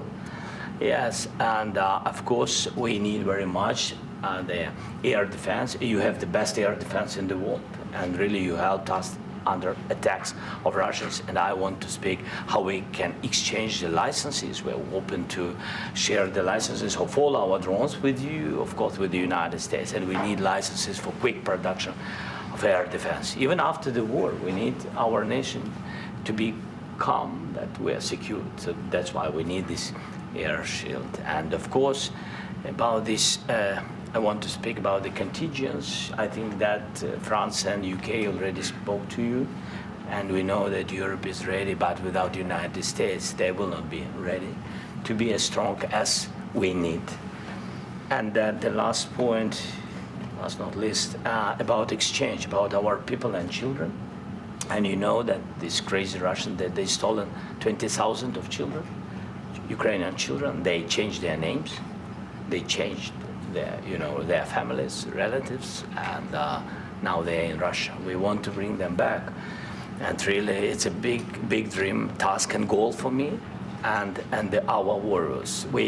By the way, Mr. President, we exchanged, released more than 4,000 warriors from Russian prison, but there are thousands more in the prison. I wanted to share with you some images. How it's. I've just can I now? Yeah, please. Some minute, 1 minute. Just you to understand in what circumstances, in what situation they are, and what the attitude of Russia to our prisoners. That guys, just you before and after. And you see before and after, just you to understand. Now thousands of such guys, ladies and men, there, and that, so they don't eat, they beat them, and they, they do a lot of bad things. So out of, even during the war, there are rules. Everybody knows there are rules during the war. So these guys, they don't have any rules. You see that, 50, 60 kilograms left, and a lot of such things. And I didn't want to show you what the changes with images of children, because I will just share with you. And, I mean, it's looking tragically. Yep, that's tough stuff. I wanted very much to give you, and you see. Yeah. This is pastor, by the way. They stolen pastors because it's not Russian church. They stolen pastors and moved pastors to the prison. At the end of last year, we brought 3 pastors, and we could exchange them. And this is pastor, you see. Yeah, that's tough. Yeah, so I mean, this I wanted to show you, and this. So thank you very much. We want to get that ended, right? Yeah, of course. We will. And I think we will. And we have to, of course. Do you have any questions, please? Mr. President. Thank you, Mr. President.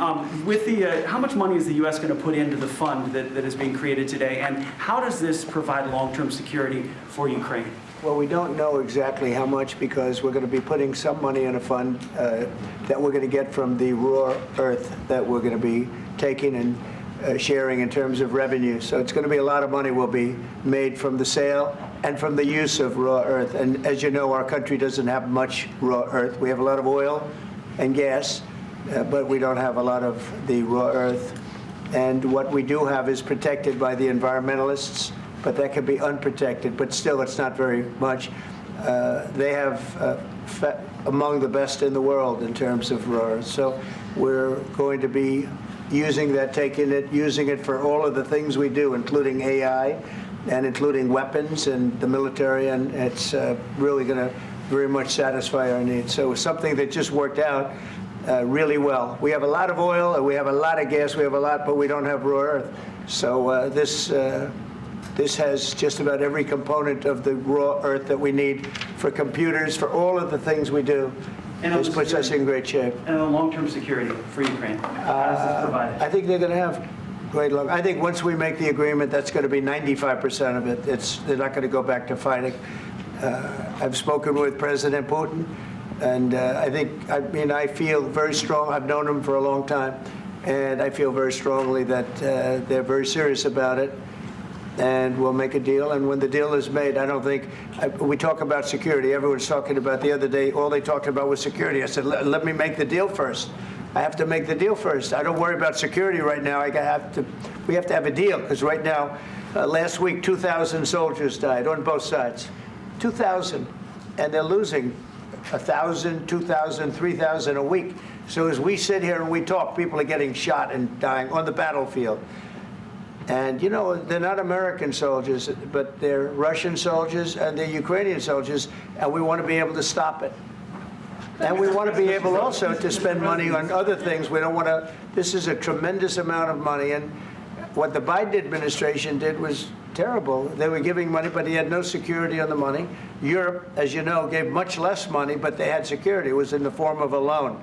They get their money back, and we didn't. And now, at least we're protected because the American taxpayer has to be protected too. But this is an incredible agreement for Ukraine because we have a big investment in their country now, and what they have, very few people have. And we're able to really go forward with very, very high-tech things and many other things, including weaponry that we're going to use in many locations, but that we need for our country. Mr. President, This allows us to do that. Mr. President, will you continue sending military aid? Yes, go ahead, please. If I can just add, yes. In the document, there is one of the very important points. If we speak about business and investment, we never had LNG terminals in Ukraine. This document will open. I mean, the next documents, but anyway, here we see in the framework, we see really goodwill for this. LNG terminals for us is very important, and I think for security of European continent. We have the biggest storage, gas storage. We have the biggest in Europe. Yes, yes, and we can use it for LNG, use it for LNG, and we will do it. And really, we can help Europe because Europe really helped. President Trump said that they made less support, but they are our friends, and they are our very supportive partners. They really gave a lot, Mr. President. They did.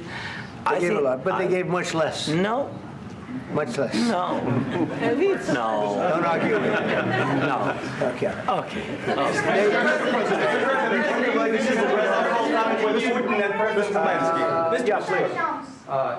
Mr. President Trump, you have repeatedly called the deal with Ukraine as a historical one.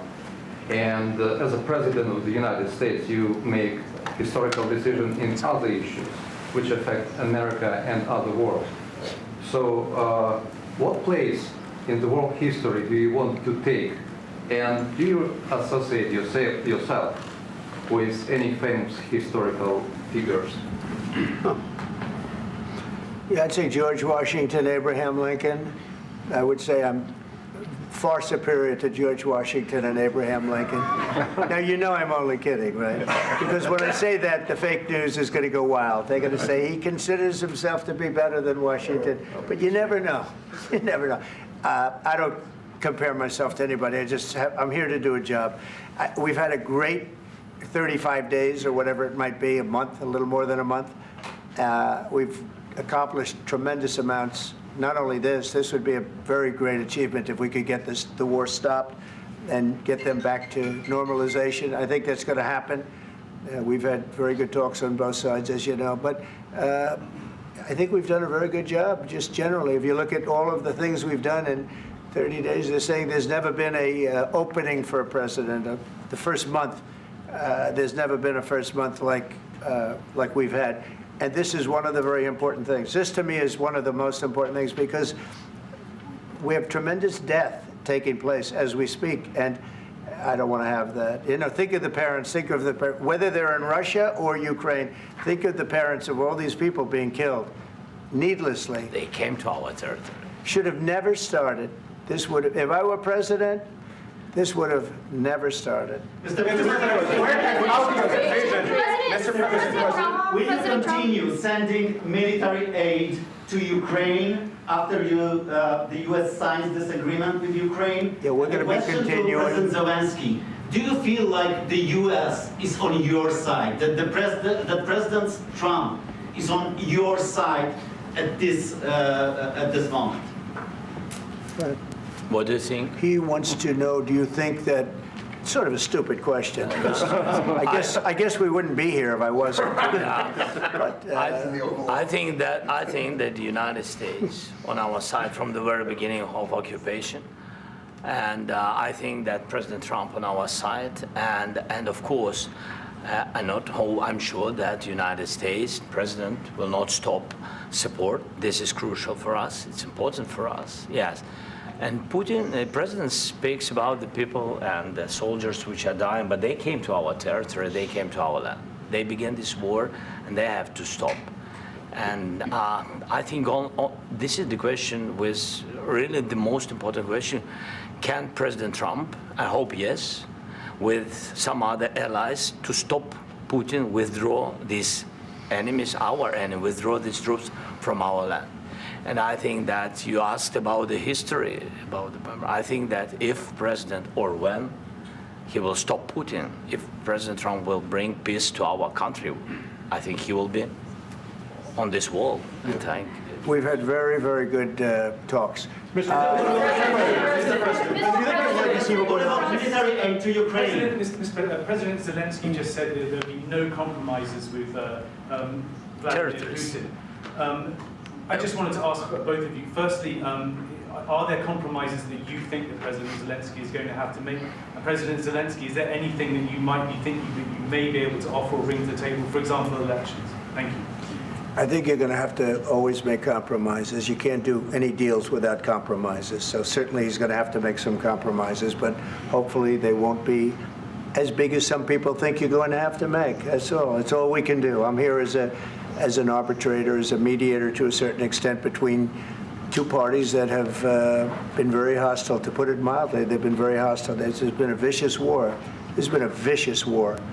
You know, it's a very level battlefield, and those bullets go out, and as I've said many times, we were talking about it with Pete, many times the only thing stopping those bullets is a human body.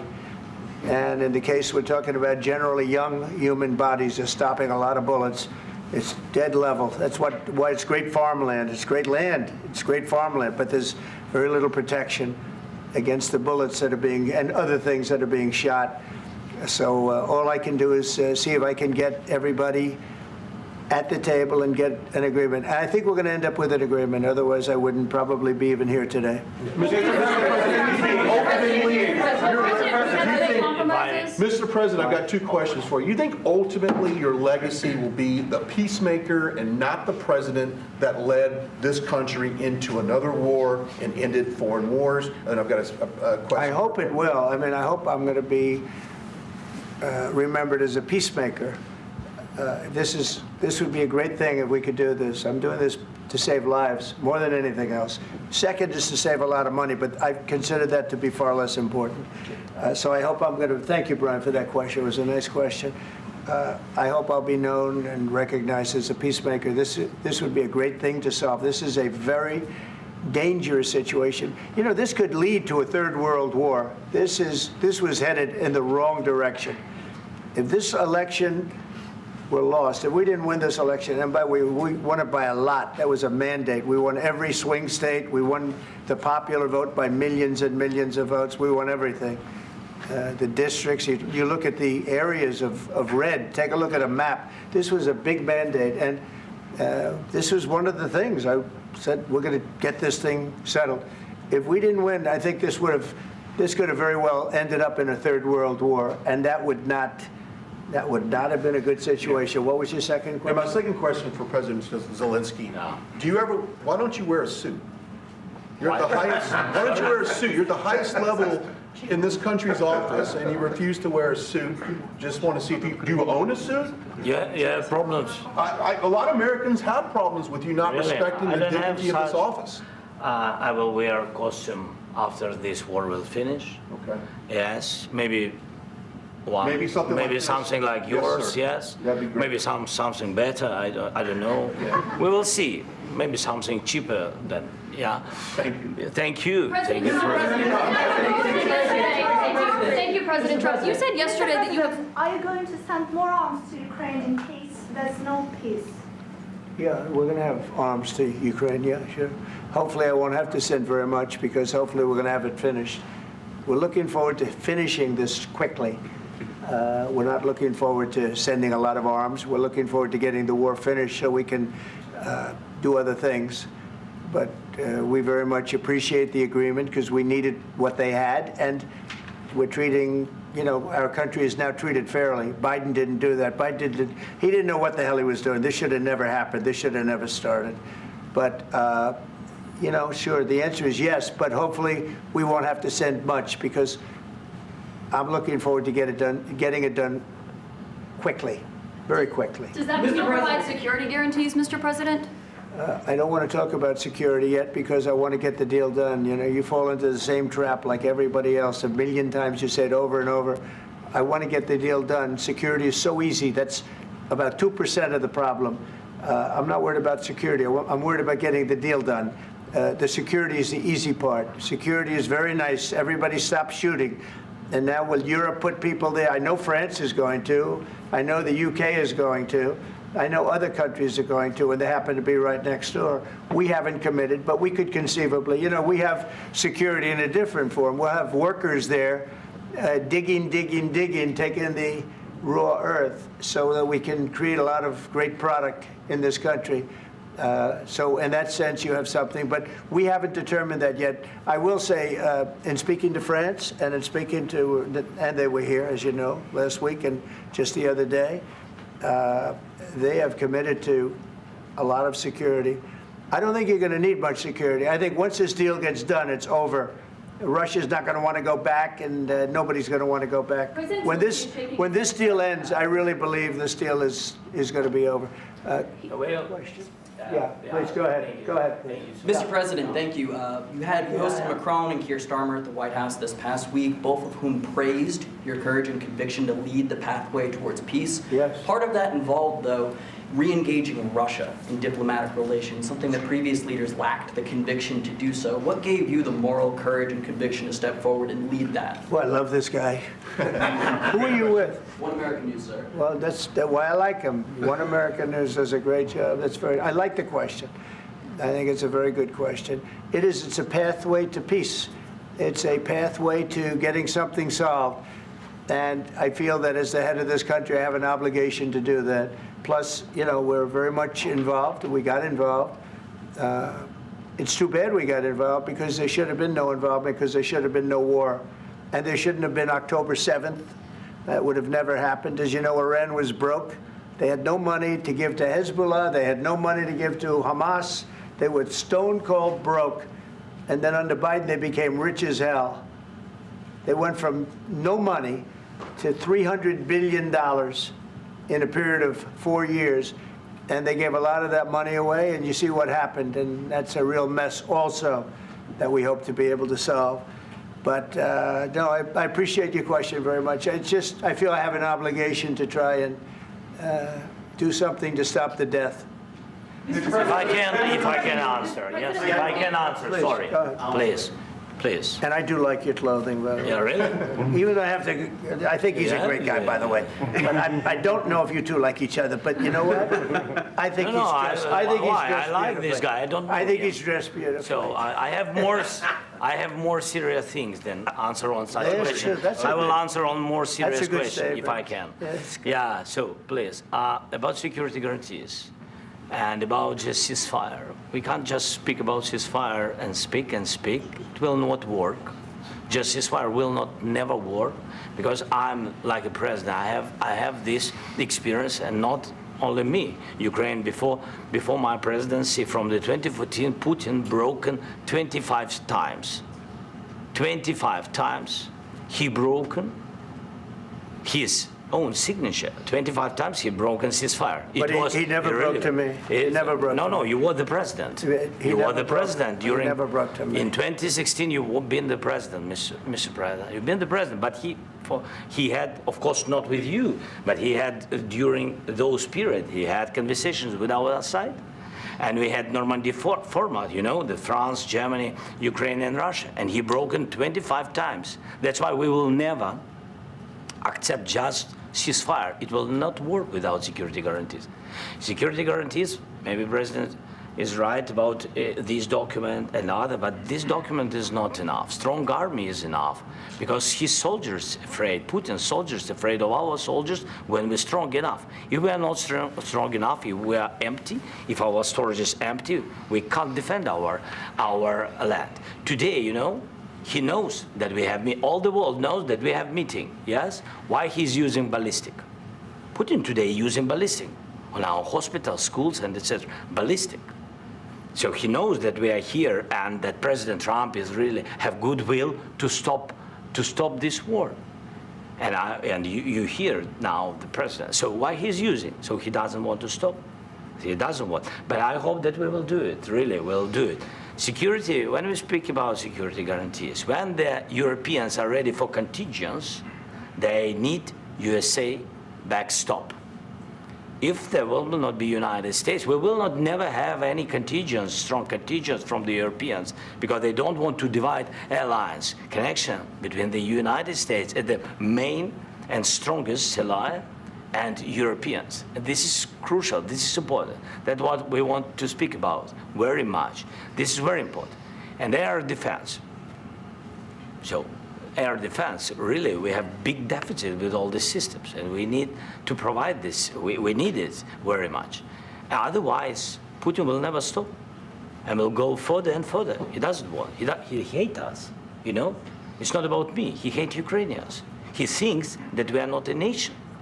He thinks, and he shared these thoughts, I think maybe with your team also, I don't know. But with all the Europeans, in media, officially and not, he always said that there is no such country, such nation, such language, and such life like Ukrainian. No, he really doesn't respect all the Ukrainians, and he wants to destroy us. And you are right, Mr. President, that's 2%. This document, maybe other documents, it's a very good start, very good, but it will not enough to stop this person. Should Russia pay to rebuild Ukraine? Mr. President, under these circumstances, should Russia pay to rebuild Ukraine? They have to pay. This question, This is the rule. This is the rule of the war. This is the rule of the war. During all the centuries, all the history, this is the rule of the war. Who began, those pay. This is the rule. Putin began this war. He has to pay all money for innovation. He has to pay. Of course, some Russian assets, what we have in Europe, about 300 billion, we can use them. We can use for innovation and buy military support from the United States also. We can do it, but it's not enough. It's not enough. under these circumstances, do you envision a trilateral summit with Putin and President Zelenskyy? Wait 1 second. I asked this question that you didn't like because I wanted to know if you want to position yourself in the middle between Russia and Ukraine, or on the Ukraine's. No, I'm in the middle. I want to solve this thing. I'm for both. I want to get it solved, and it's wonderful to speak badly about somebody else, but I want to get it solved. If we can solve it, great. If we can't solve it, they're going to have to fight it out, and who knows what's going to happen. But I want to see it get solved. May I follow up? One more question about U.S. troops in Europe. After Russian invasion of Ukraine, your predecessor sent additional troops to Eastern Europe, including Poland, my country. Yeah. Are you committed to keeping these troops on the eastern flank of NATO in the future? I'm very committed to Poland. I think Poland has really stepped up and done a great job for NATO. As you know, they paid more than they had to. They are one of the finest groups of people I've ever known. I'm very committed to Poland. What about Baltics? Poland's in a tough neighborhood, you know. What about the Baltics? The Baltics, they got a lot of, it's a tough neighborhood too, but we're committed. We're going to be very committed, and we're committed to NATO. But NATO has to step up, and the Europeans have to step up more than they have. And I want to see them equalize, because they are in for far less than we're in, and they should be at least equal. You understand that? Why is the United States, we have an ocean in between, why is the United States in for so much more money and other things as Europe? With that being said, and as you said, they've also been obviously very helpful, but we have put in far more than they have, and I think they should equalize. Mr. President, please, go ahead. Ask you about the agreement again today. What changed between the first time that Secretary Bessent gave President Zelenskyy the agreement and today for the signing? We made a deal. So what was the deciding factor? I'm a business person. We made a deal. That's what changed. Mr. President, I didn't think we were going to make a deal, and We ended up making the deal, so that changed. Mr. President, what and how do you envision a trilateral summit with President Zelenskyy and Putin? I don't know, but well, they don't like each other, I can tell you that. Okay? They do not like each other. This is not a love match, and it's unfortunate. That's why you're in this situation. The United States should not have allowed this to happen, okay? The United States, run by a man that didn't know much, I'm going to be very nice, run by an incompetent person, very incompetent person, should never have allowed this to happen. I've stopped wars. I've stopped many wars. My people will tell you, I stopped wars that nobody ever heard about. I stopped wars before they ever started. You can look at some of, I could give you a lot of nations that would tell you right now they were probably going to war. I could tell you right now there's a nation thinking about going to war on something that nobody in this room has ever even heard about. Two smaller nations, but big, still big. And I think I've stopped it. But this should have never happened. Mr. President? Sorry, just a second. About any negotiations. First of all, I want really to tell you, and I think that everybody understands that Ukraine, modern Ukrainians, nobody wants to stop this war. But at the future, any negotiations, it's understandable that two sides of the war, not Russia and the United States, because this is not the war between Russia and the United States. This is war of Russia against Ukraine and Ukrainian people. So these two sides will be at the will be at the negotiation table. Then, of course, United States, like the strongest partner of the Ukraine, and of course Europe. I think Europe is very important. I want to speak about it with the president. Yes, Europe is very important for us because we really defend Europe for today. All Europeans really recognize that we are defending the line, and they have real life, and our people are dying. That's why they helped us. And also, it's about the NATO. Yes, between, like the president said, you have big, nice ocean. Yes, between us. But if we will not stay, Russia will go further to Baltics and to Poland, by the way. But first to the Baltics. It's understandable for them because they've been in the USSR. You know, they've been one of the republics of the USSR, and Putin wants to bring them back to his empire. It's a fact. And when he will go there, if we will not stay, you will fight. Your American soldiers, it doesn't matter, do you have ocean or not, your soldiers will fight. Mr. President, would you be willing to visit Ukraine, maybe Kyiv or Odessa, which is going to be a 30-year-old Black Sea? It was my question. Yeah. Sorry. I don't want to talk about Odessa now. Let's not talk about Odessa. I want to talk about making a deal, getting peace. We don't have to talk about Odessa, but a lot of cities have been destroyed. A lot of cities that are not recognizable. There's not a building standing. No, and a lot of things have to Mr. President, you have to come and to look. No. We have very good cities. Yes, a lot of things have been destroyed, but no. Well, after that incredibly fiery and argumentative meeting between President Trump and President Zelenskyy, President Donald Trump has just issued a statement and he says the following. We had a very meaningful meeting in the White House today. Much was learned that could never be understood without conversation under such fire and pressure. It's amazing what comes out through emotion, and I have determined that President Zelenskyy is not ready for peace if America is involved, because he feels our involvement gives him a big advantage in negotiations. Donald Trump continues, I don't want advantage, I want peace. He disrespected the United States of America in its cherished Oval Office. He can come back when he is ready for peace. You're looking at the door to the White House, the door that about an hour or so ago President Zelenskyy walked through, shook hands with President Trump. They then spoke for 50 minutes and it was incredibly heated, argumentative, tense and fiery. JD Vance and Donald Trump telling Zelenskyy his comments were very disrespectful, Don't tell us what we are going to feel. You're in no position to dictate. We were expecting a news conference between the two men and the signing of that minerals agreement. Will it happen? Let's find out. Our US correspondent Mark Stone is at the White House and has been monitoring that extraordinary conversation, Mark, inside the White House. Do you think the news conference with these two men that was scheduled will go ahead? Do you think the signing of this document, this deal, will go ahead? No and no, Jonathan. This is an utterly extraordinary day here at the White House. The Ukrainian president's vehicle has just pulled up at the West Wing. You can see it behind me there, and he is expected to leave shortly.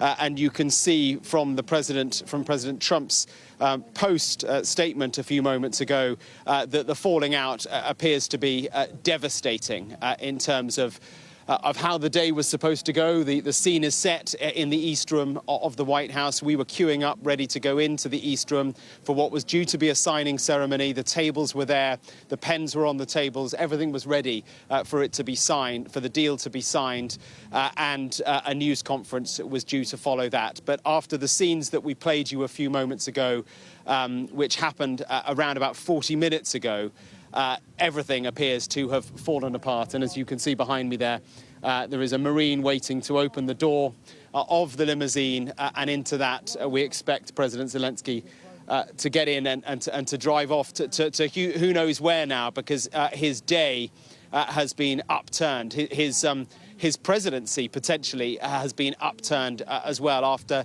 a shouting match in the Oval Office. I can't remember, and I'm sure historians will be pouring their books to remember a time when we have seen such scenes in such a room, in the Oval Office of the West Wing of the White House, between two nations who are supposed to be allies. I wonder too what they will have made of this in the Kremlin. They would have been watching every bit of it, as we all were. Absolutely extraordinary, Jonathan. Mark, we're going to listen once again to the most contentious part of that discussion, the most heated part of that 50-minute conversation. Let's have a listen. She's asking, what if Russia breaks the ceasefire? What if anything? What if a bomb drops on your head right now? Okay? What if they broke it? I don't know. They broke it with Biden because Biden, they didn't respect him. They didn't respect Obama. They respect me. Let me tell you, Putin went through a hell of a lot with me. He went through a phony witch hunt where they used him and Russia. Russia. You ever hear of that deal? That was a phony Hunter Biden, Joe Biden scam. Hillary Clinton, Shifty Adam Schiff. It was a Democrat scam. And he had to go through that. And he did go through it. We didn't end up in a war. And he went through it. He was accused of all that stuff. He had nothing to do with it. It came out of Hunter Biden's bathroom. It came out of Hunter Biden's bedroom. It was disgusting. And then they said, oh, the laptop from hell was made by Russia, the 51 agents. The whole thing was a scam. And he had to put up with that. He was being accused of all that stuff. All I can say is this. He might have broken deals with Obama and Bush, and he might have broken them with Biden. He did, maybe. Maybe he didn't. I don't know what happened. But he didn't break them with me. He wants to make a deal. I don't know if you can make a deal. The problem is I've empowered you to be a tough guy. And I don't think you'd be a tough guy without the United States. And your people are very brave. But you're either going to make a deal or we're out. And if we're out, you'll fight it out. I don't think it's going to be pretty, but you'll fight it out. But you don't have the cards. But once we sign that deal, you're in a much better position. But you're not acting at all thankful. And that's not a nice thing. I'll be honest, that's not a nice thing. Let's go back to Mark Stone, who is at the White House. We're waiting for President Zelenskyy to come out of that door and get into that vehicle. As Mark was saying, we don't know now where he's going to go. The schedule has been completely turned upside down. Mark, listening to that small snippet, seeing the finger pointing, the accusations.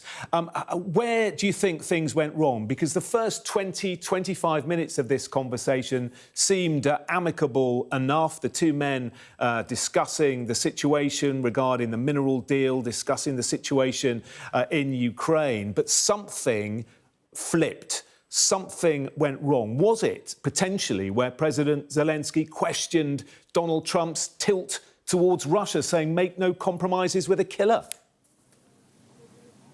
Well, let me tell you, first of all, Jonathan, we've now had official confirmation from the White House that the news conference this afternoon has been cancelled. We've just seen some of the media who had already gathered in the East Room now leaving, and I can't recall seeing this part of the White House grounds so busy. Have a look over there. You can see the numbers of media gathering just to the left of the West Wing and around on the side that we're on, many more as well, to witness what is unquestionably an inflection point, a moment in White House history, a moment in geopolitical history. I can't recall a time when such scenes were witnessed in the Oval Office of the White House. Where did it go wrong? Where did everything fall apart? Was this an ambush by the Americans, by the Trump administration? Was it somehow intended that things might fall apart like this, or did it happen accidentally? These are the questions that we will pore over the hours and days ahead. It appeared to get particularly tense when Vice President Vance asked Zelenskyy why he was not more thankful. Why are the American people not getting more thanks, more gratitude from the Ukrainians for the American efforts in helping them push back Russia?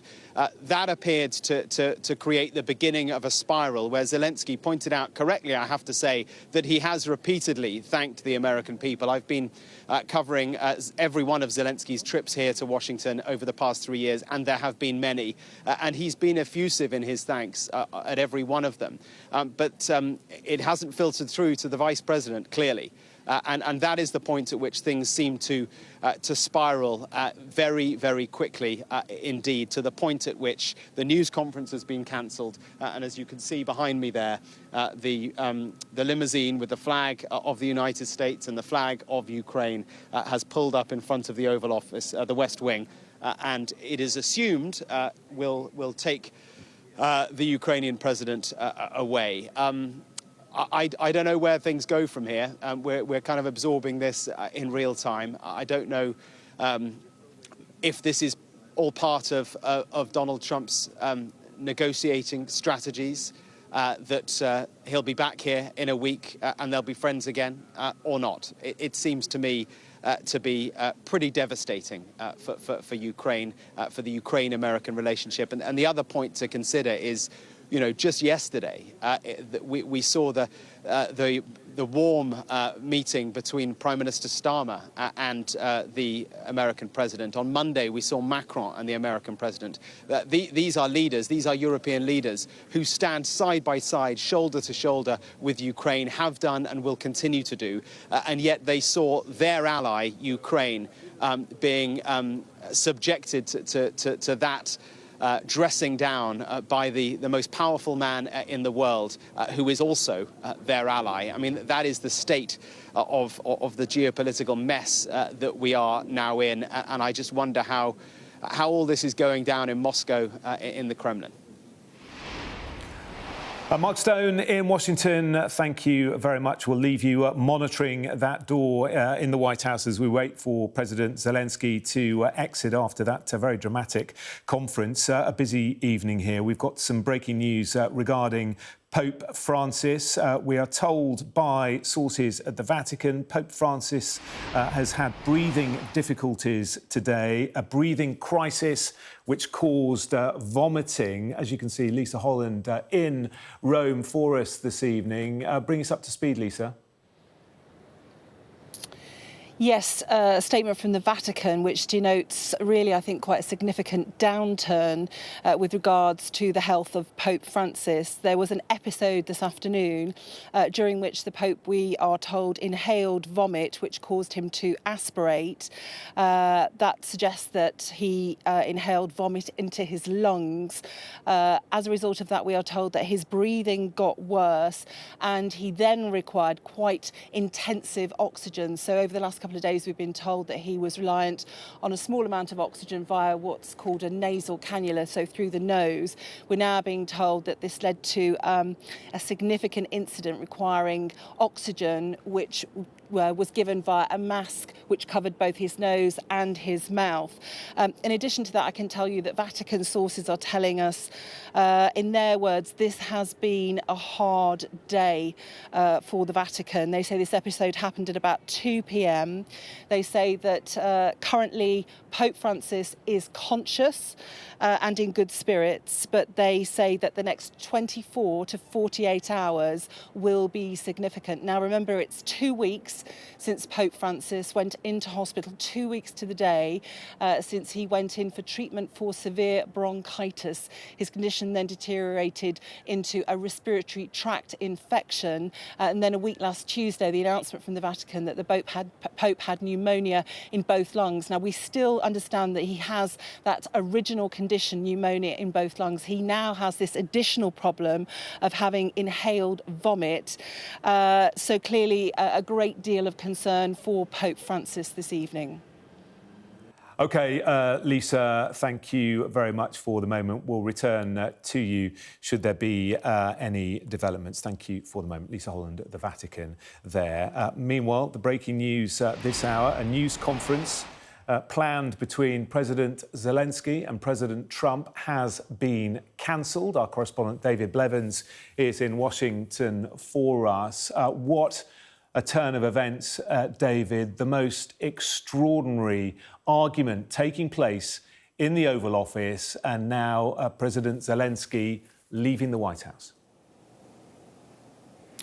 An incident in the White House without precedent in living memory. I don't think it's an exaggeration to say that this is a defining moment for Ukraine, for Europe, for America and for the world.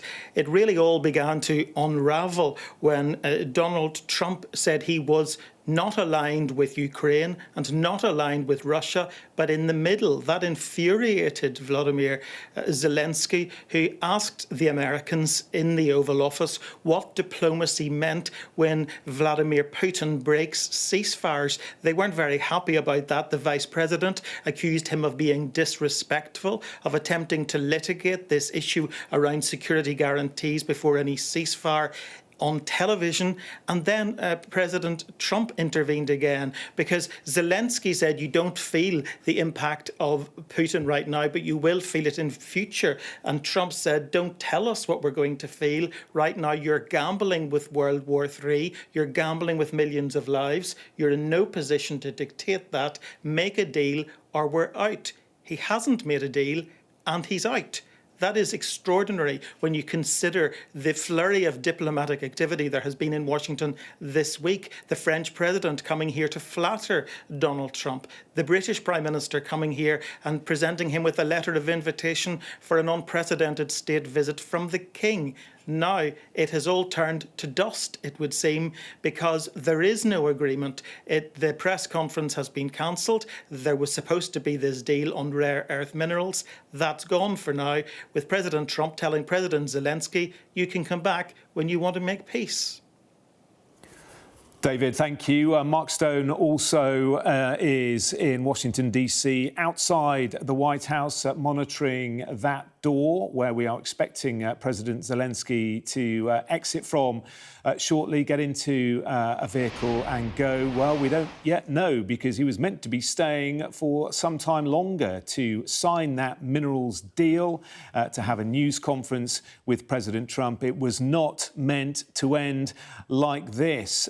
Mark, what's the situation? I mean, is it fair to say that Zelenskyy is being kicked out of the White House? I don't know if it could be framed quite like that. I think maybe he is happy to leave at this stage. Let's see. I mean, the situation has been so dramatic, the fallout has been so dramatic that maybe both sides are going to agree that this is not the right moment. Let's see. Although I have to say there was a guard on the door that you could see behind me there of that car, ready to open the door. The guard has now disappeared again. So maybe, well, they're clearly still inside the building somewhere. Maybe they are going to try and patch things up, at least leave on good terms, rather than leave literally walking out of what has been an extraordinary argument. I was kind of thinking just now about how in commercial deals around a negotiating table, there will probably be moments where one side or the other has a massive disagreement. They get up and they walk out. That doesn't tend to happen in geopolitics. It doesn't happen in geodiplomacy. But in the Trump White House, it appears it does happen, and that is precisely what has happened. Not only such a falling out, such an angry exchange, but publicly, with the world's media gathered there, asking questions and just witnessing all of it unfold. And if Michael spins round the camera here, you can see, look, just on this side of the White House, how many people are here poised, waiting to see what might happen next, because genuinely we have no idea. It is at this point in time the news conference is cancelled. Donald Trump's statement was about 15 minutes ago, which seemed to suggest that Zelenskyy would be leaving, and in fact I think he is now. Let's listen in.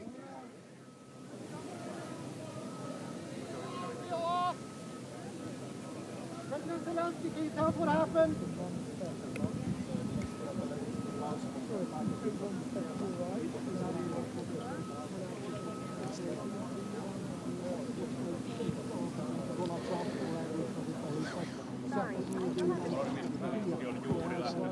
Valkoiselta talolta äsken saimme tietää, että tuon mineraalitsopimuksen allekirjoittaminen peruttiin kokonaan ja Zelenskyy juuri astui autoonsa. Sadat toimittajat. Did you sign the minerals deal? Did you sign the minerals deal? Why were you?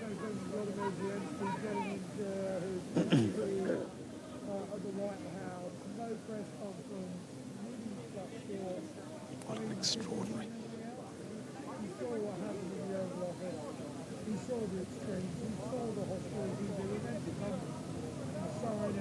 Well, certainly a few very nervous looking members of staff there exiting the White House. President Zelenskyy leaving as well. Mark, shouts from reporters, did the deal get signed? Because, of course, we know President Trump said it was going to happen today, that the deal was going to get signed. And yet we don't know if it has or not at this stage.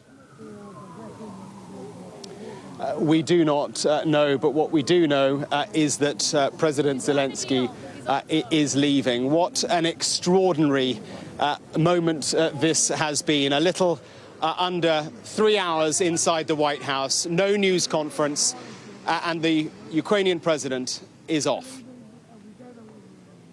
We're not sure where he will head from here, Jonathan.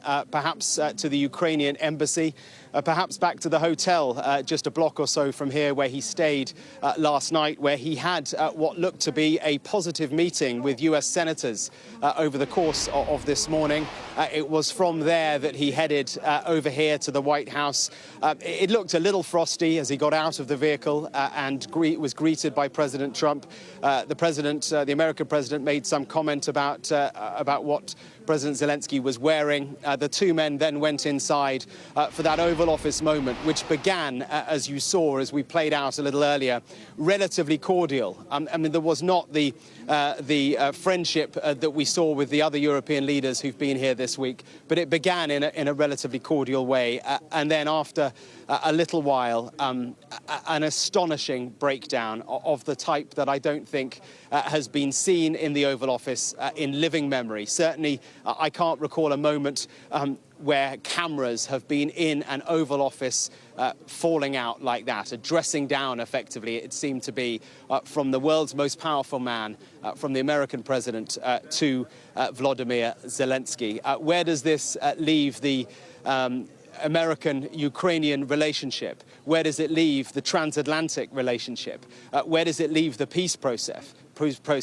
How does the Kremlin respond to the images and the words and the anger that we have just seen being played out here in Washington? So many questions, nothing answered at the moment. I think in one way for me it was summed up by a snapshot that I saw in the corner of the Oval Office, and that was Ukraine's ambassador to the United States, a woman who has been at the heart of the American-Ukrainian relationship for the duration of this 3-year war, a woman who was a guest of honor at one of President Biden's States of the Union address, received standing ovations, and a woman who today looked utterly broken with her head in her hands as she was witnessing, as we were, this extraordinary fallout between Presidents Trump and Zelenskyy.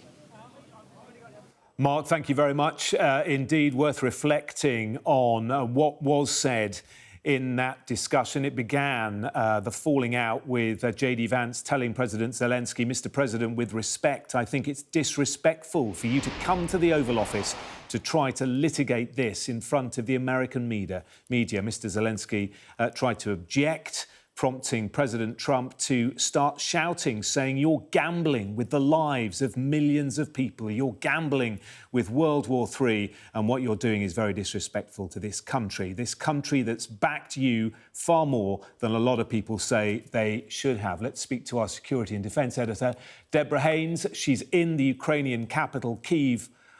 She's in Ukraine for us. Deborah, a remarkable afternoon in the White House. What on earth are the people of Ukraine making of this, and what are their fears about what happens next? Well, if you can just take a snapshot of what's on social media on the Ukrainian side to give a flavour of how many young Ukrainians are responding to those extraordinary scenes that we've just witnessed in the Oval Office. It's an outpouring of support, actually, for Volodymyr Zelenskyy for standing up to Donald Trump's language, berating him in front of television cameras, as you've said, accusing him of gambling with World War III. JD Vance then telling him he needs to be more thankful.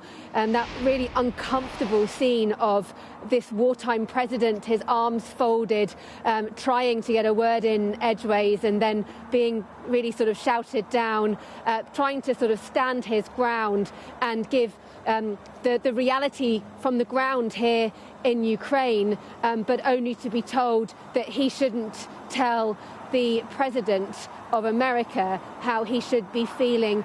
I think beyond the drama and the theatrics and the extraordinary scenes that we've just witnessed, there is a much even more serious point to be made here, and that is that for Ukraine and for its European allies, this is an absolute disaster. The only winner here is Russia. You can imagine Vladimir Putin watching that bust-up in the White House with glee, hoping that maybe Donald Trump, now angered, furious with what he regards as Mr. Zelenskyy not being sufficiently respectful and for answering him back in his own seat of power, that maybe he would then switch off more than just this minerals deal, if that indeed is no longer, and switch off military support to Ukraine, this idea of any kind of further help. And that would be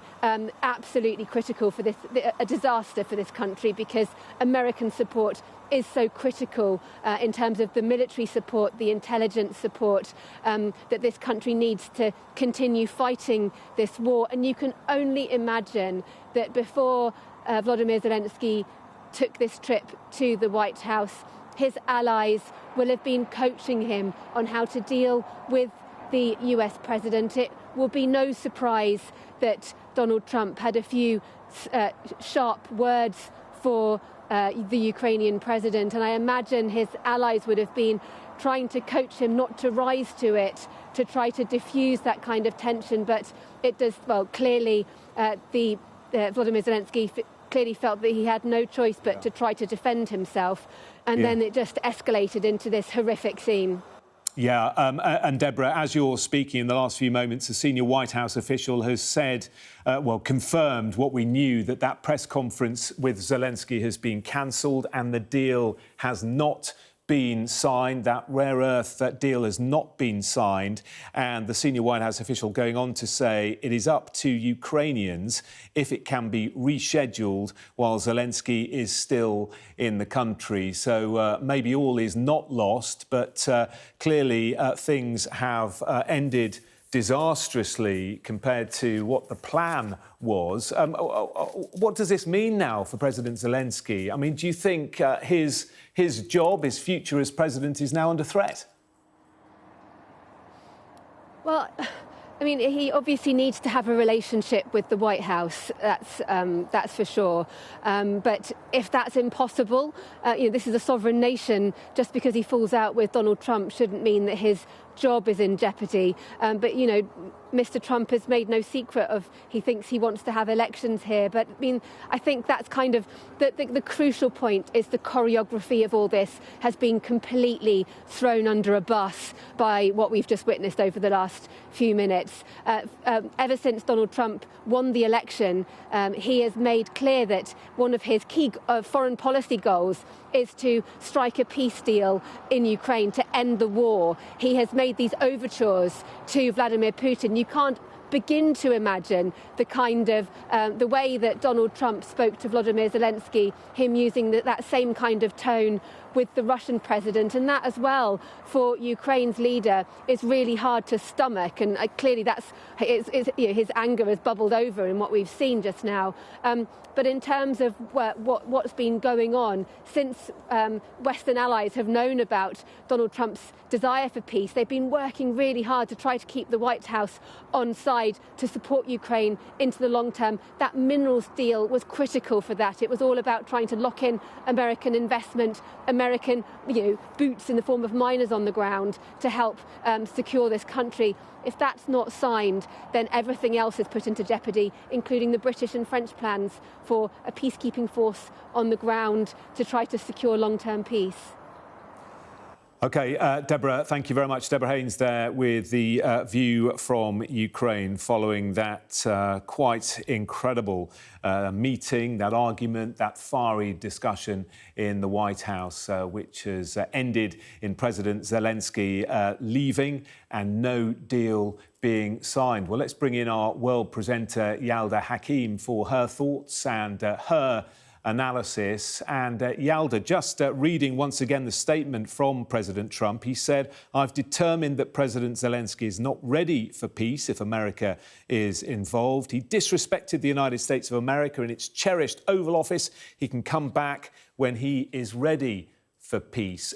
Where did things begin to break down, do you think?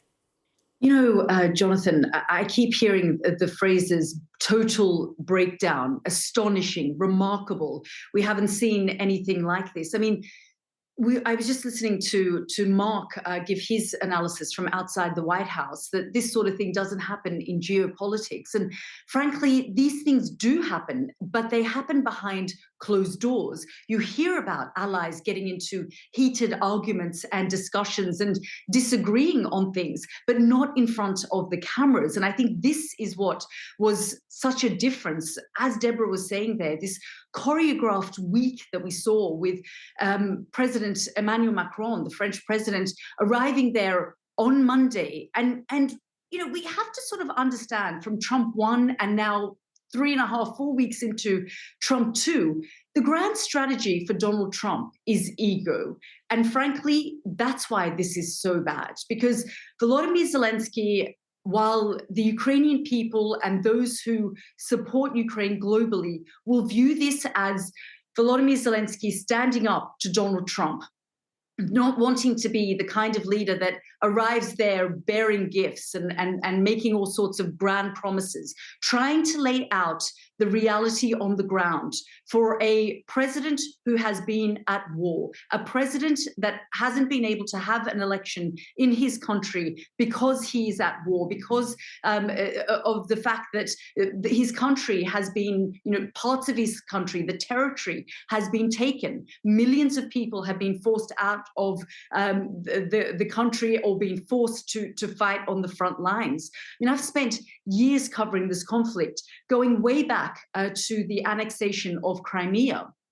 And at different points, we've talked about how Ukraine has very much been let down, whether it was President Obama not doing enough to deal with the problem that is Russia after the annexation of Crimea, or even President Biden being so cautious about this conflict not reaching NATO territory. So saying to the Ukrainians, we're going to only give you, so many weapons at a time, or we don't want you to launch our missiles into Russian territory because we don't want this to be an all-out war and confrontation between Russia and NATO. But never have we seen the Ukrainian president over the course of the last 3 years treated this way. He arrived in European capitals here in the UK with a shopping list of weapons that he wanted, and he asked European leaders for them. And while they trickled in slowly, they did eventually cave in to Volodymyr Zelensky's demands. But this was going to be different. About 10 days ago, Donald Trump described Volodymyr Zelenskyy as a dictator, said that he's got an approval rating of about 4% because he's not going to elections. He's a dictator and he needs to call for elections. I think what shocked the world was when Donald Trump said that he'd spoken to Vladimir Putin and that they were going to come to some kind of agreement. The two sides were going to meet. And Ukraine wasn't going to be at the table, that Europe wasn't going to be at the table. But just to answer your question there about at what point did this break down in this heated confrontation, I think it was when Vice President JD Vance baited Volodymyr Zelenskyy and said, you've been ungrateful. You haven't said thank you once. And to be fair to Volodymyr Zelenskyy, he's spent the last 3 years starting every statement. I've interviewed him a couple of times, and he's always said that I'm grateful for the support and the assistance of the United States and Europe. Without their support and help, we couldn't have been able to sustain this conflict in private meetings, whether it was with the current defense minister or with the spy chiefs. When I've sat with them, they've said, we understand the support we're getting. We're grateful for it.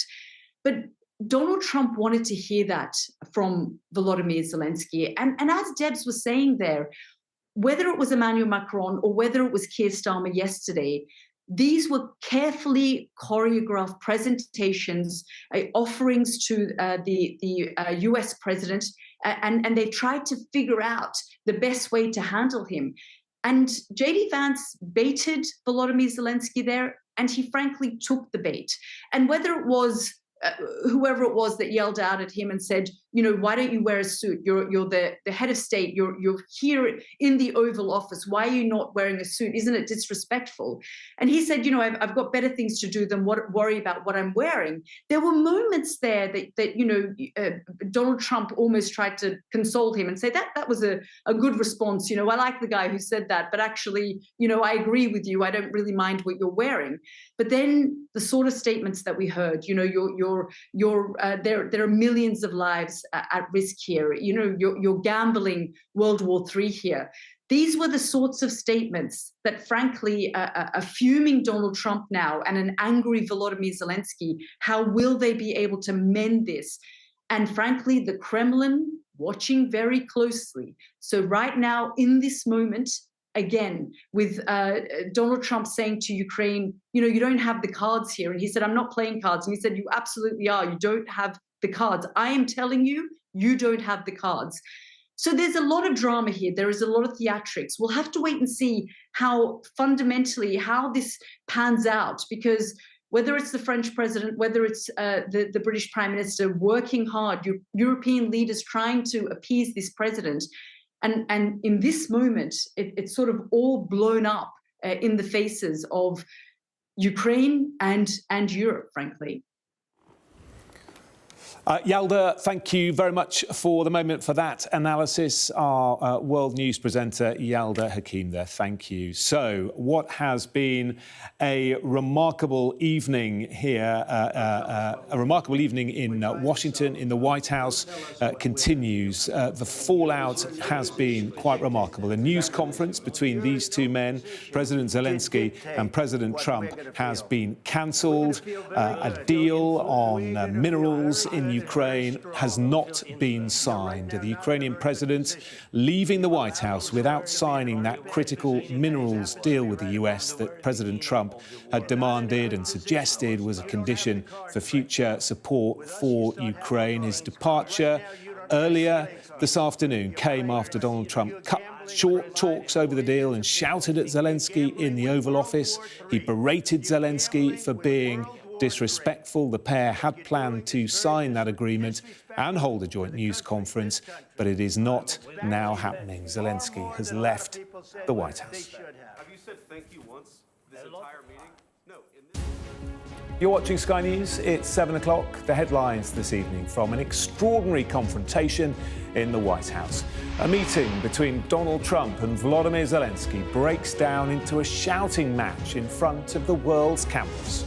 You're gambling with the lives of millions of people. You're gambling with World War III. You're gambling with World War III. And what you're doing is very disrespectful.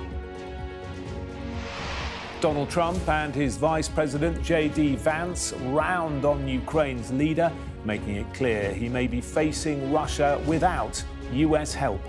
You're either going to make a deal or we're out. And if we're out, you'll fight it out. I don't think it's going to be pretty. In the last few minutes, President Zelenskyy has left the White House with a news conference due to be held with Donald Trump called off. Also this hour, concern grows for the Pope after a sudden worsening of his respiratory condition.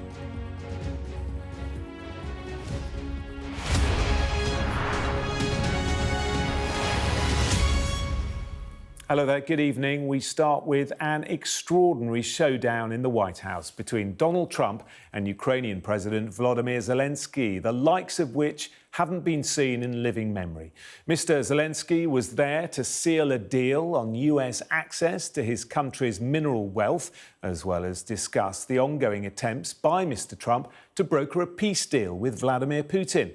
It started relatively unremarkably, but turned sour towards the end, with not only President Trump, but also Vice President JD Vance weighing in, at one point calling President Zelenskyy disrespectful, and the three men shouting over each other.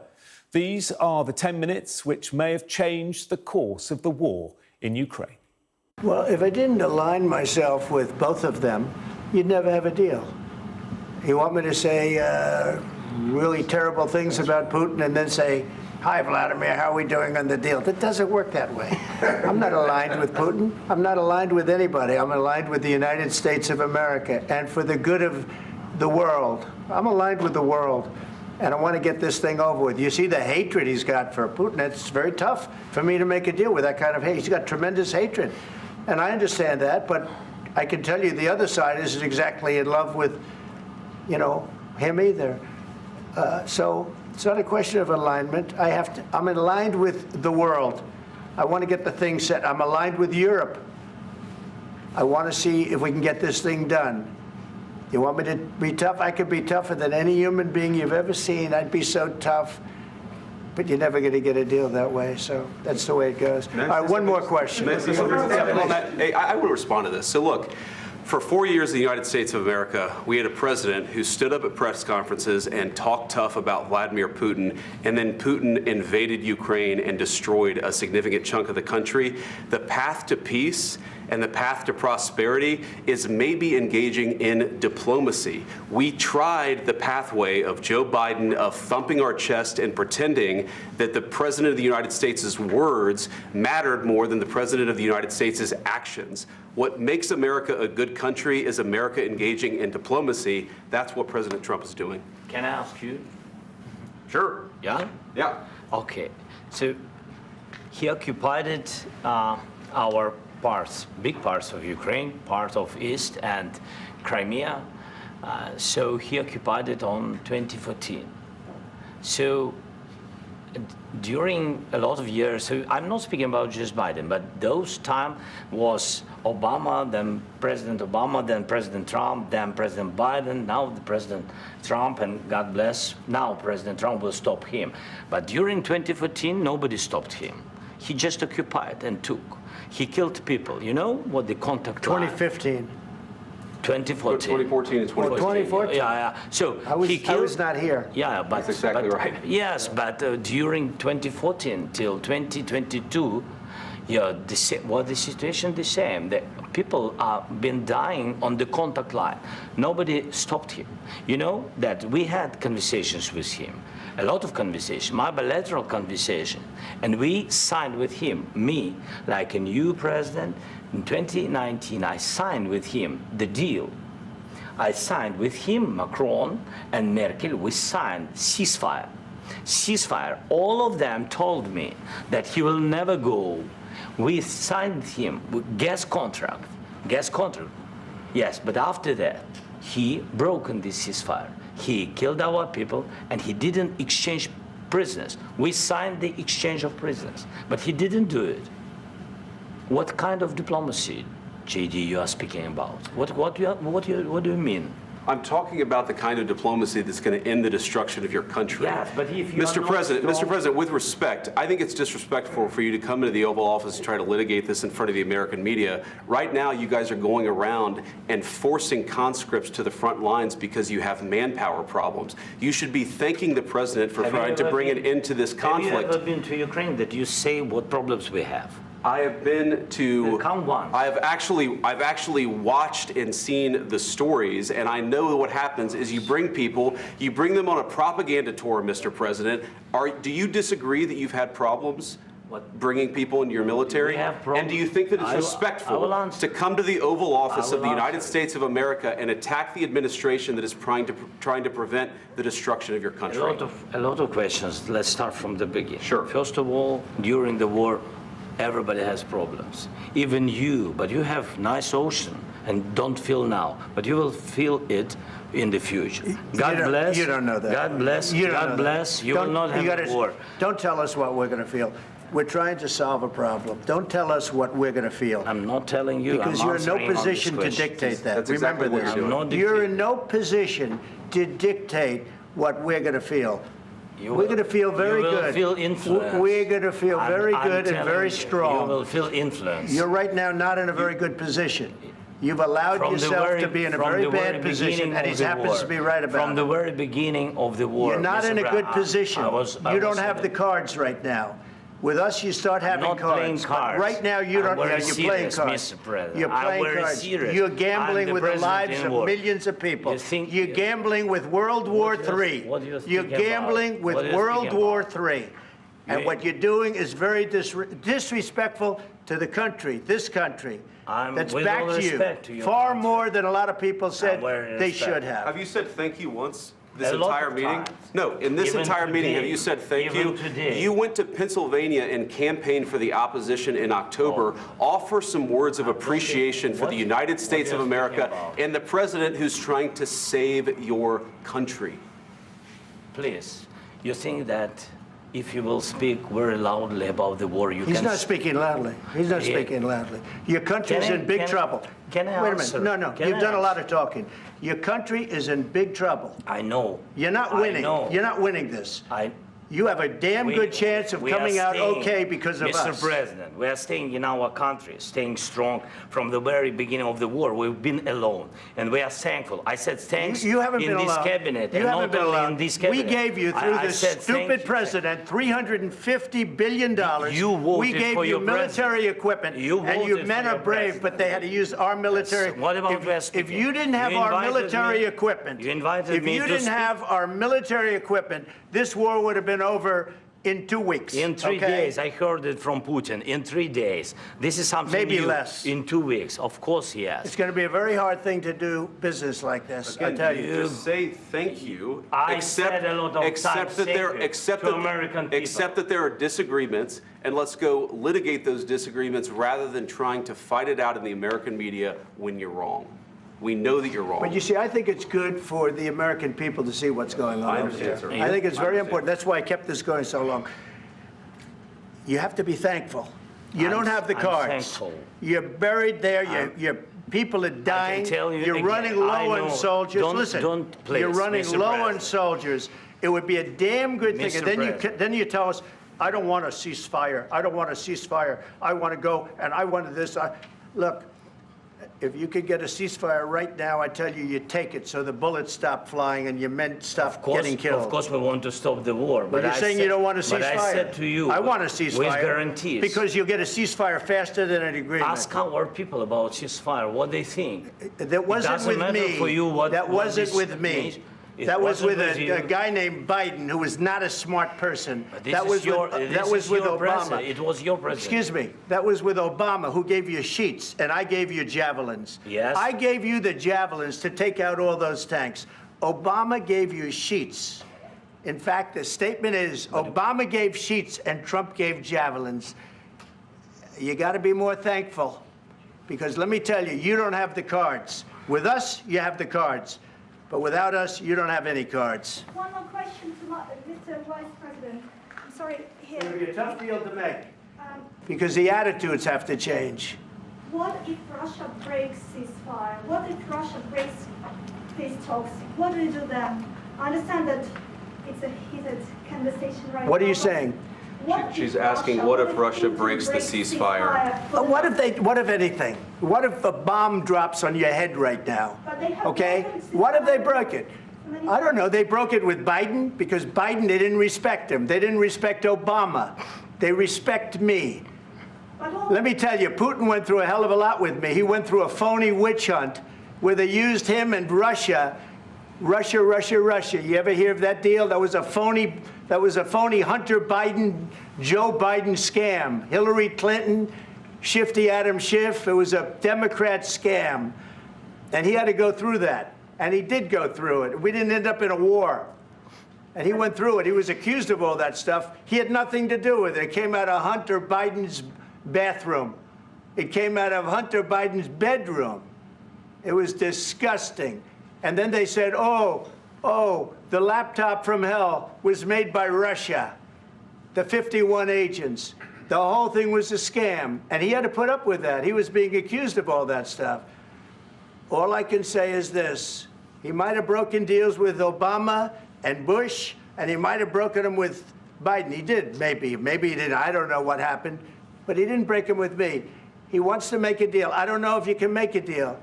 The problem is, I've empowered you to be a tough guy.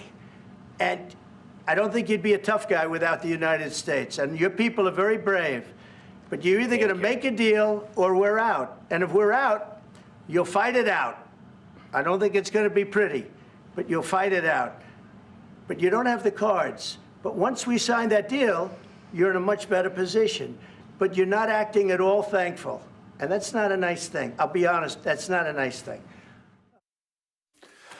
Well, there is fallout from what appeared to be a huge breakdown in diplomatic relations. This is what Donald Trump posted on his Truth Social platform minutes after the meeting broke up. He said, "We had a very meaningful meeting in the White House today.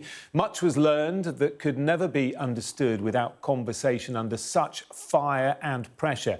It's amazing what comes out through emotion.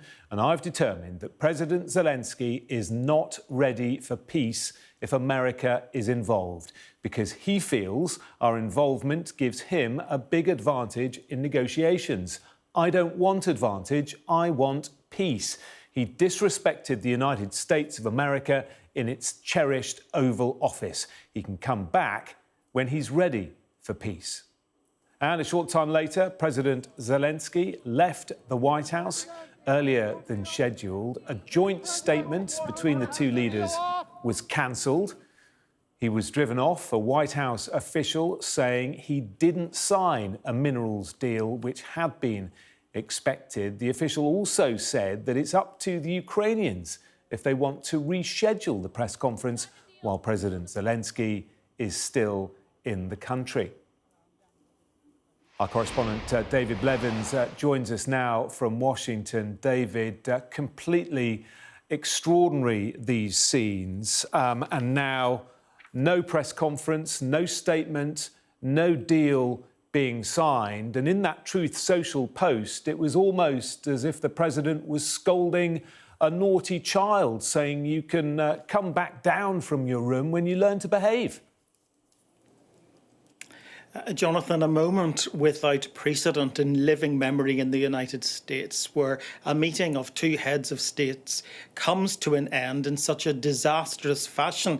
And in the last few minutes, we're also hearing from Fox News in the United States that a White House official has told them, and I quote, Trump kicked out Zelenskyy. He did not walk off on his own. The rare minerals deal was not signed. The White House says the Ukrainians were, and again I quote, begging to reset. But Rubio and Waltz, that's Secretary of State Marco Rubio, and National Security Advisor Mike Waltz, informed them Zelenskyy needs to leave the White House grounds and return when he's ready for peace. The president and US officials felt disrespected by Zelenskyy's rhetoric and demeanour, and they cited that he was shrugging and rolling his eyes throughout the conversation. At the end of that extraordinary back and forth in the Oval Office, President Trump told reporters that this would make great television. Well, it did that, but it certainly has not made great diplomacy. It has set back efforts to bring about peace in Ukraine by some distance. What was played out for the world to see was just remarkable. It really began when President Trump suggested that he was not aligned with Russia or Ukraine, but was somewhere in the middle. If that statement from a president of the United States doesn't tell you that the geopolitical plates have shifted, nothing ever will. And then, of course, President Zelenskyy wanted to know what diplomacy meant, because he says Vladimir Putin doesn't honour ceasefires. That's what prompted the Vice President JD Vance to intervene and accuse him of being disrespectful. And it ultimately came to the point where President Trump then said that he was gambling with World War III. Don't tell us what we're going to feel in future. You're in no position to do that. Make a deal or get out. Well, they didn't make the deal, and he has got out. And right now, I think it is a defining moment for Ukraine, for Europe, for America, and arguably for the world. Indeed. David, thank you very much for the moment. And that White House confrontation will, of course, dominate tomorrow's papers. We'll have our extended press preview from 10:30 this evening with tonight's news and tomorrow's headlines. Joining us will be the Daily Mirror columnist Susie Boniface and the political commentator Benedict Spence. Well, let's get the thoughts of Ukrainians. Joining me now from Kyiv is the Ukrainian MP, Andriy Zupanin. Thank you so much for being with us. I'm sure you were watching, along with the rest of us, that extraordinary bust-up in the Oval Office. What was your reaction? Thank you very much for having me today. Not a very delightful moment to comment these kind of things. I think that I can feel emotions of our president. He is the president of the country that has been fighting for the last 3 years with the second largest army in the world. He regularly visits front lines. He regularly sees the soldiers, and he regularly sees their relatives of the soldiers who died. So I understand purely his emotions, and understand his emotions since he has been chasing and traveling around the world for the last 3 years, asking for help. And sometimes we get it, sometimes we don't.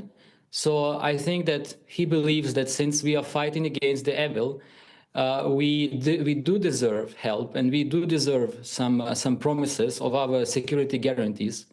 So that's what we feel right now. And if there was some secret goal of President Trump to unite Ukrainians, I think he has unintentionally achieved this goal, because now I can see from our social medias that people are united. They are shouting for the support for President Zelenskyy.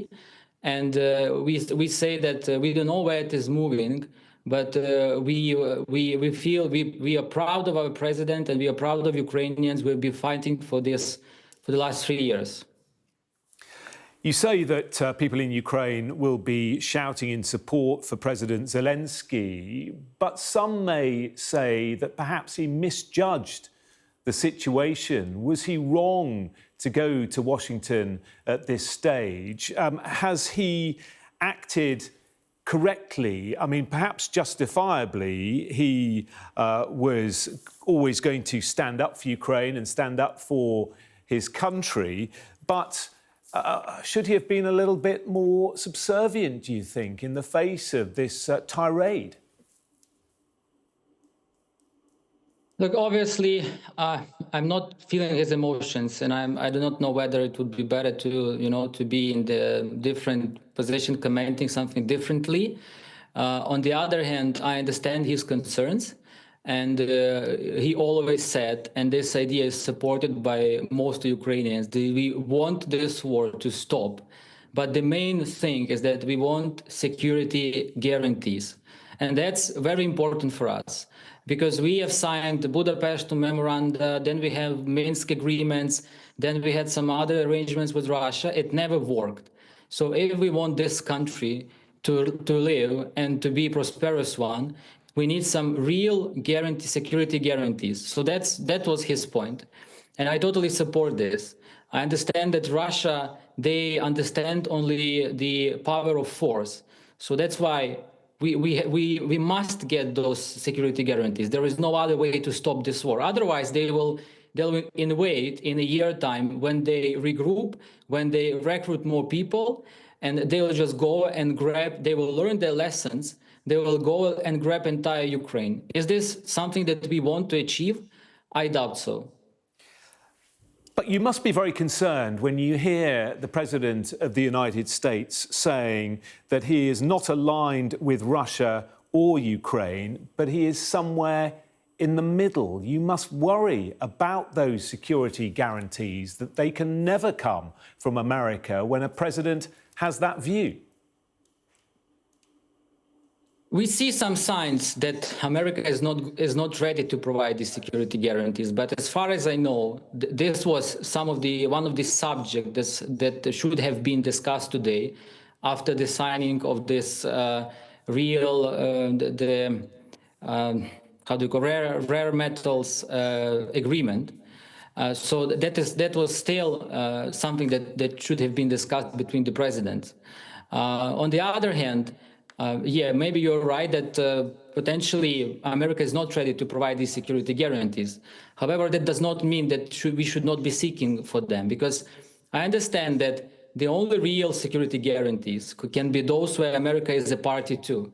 So although Europe is supporting us, they are ready to send some troops to Ukraine, but we understand that if we want real and just and lasting peace in Ukraine, we should get some support from the United States.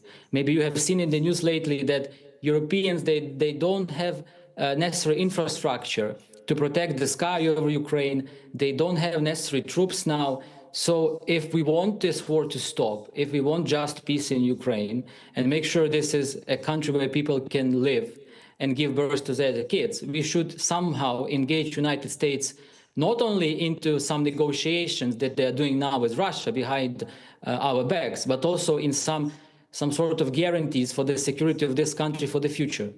I mean, President Putin must be rubbing his hands watching that conversation. He must be delighted. We've had the first reaction from the Kremlin. Russian official Kirill Dmitriev, the Kremlin's special envoy on international economic and investment cooperation, has called the Zelensky-Trump meeting historic.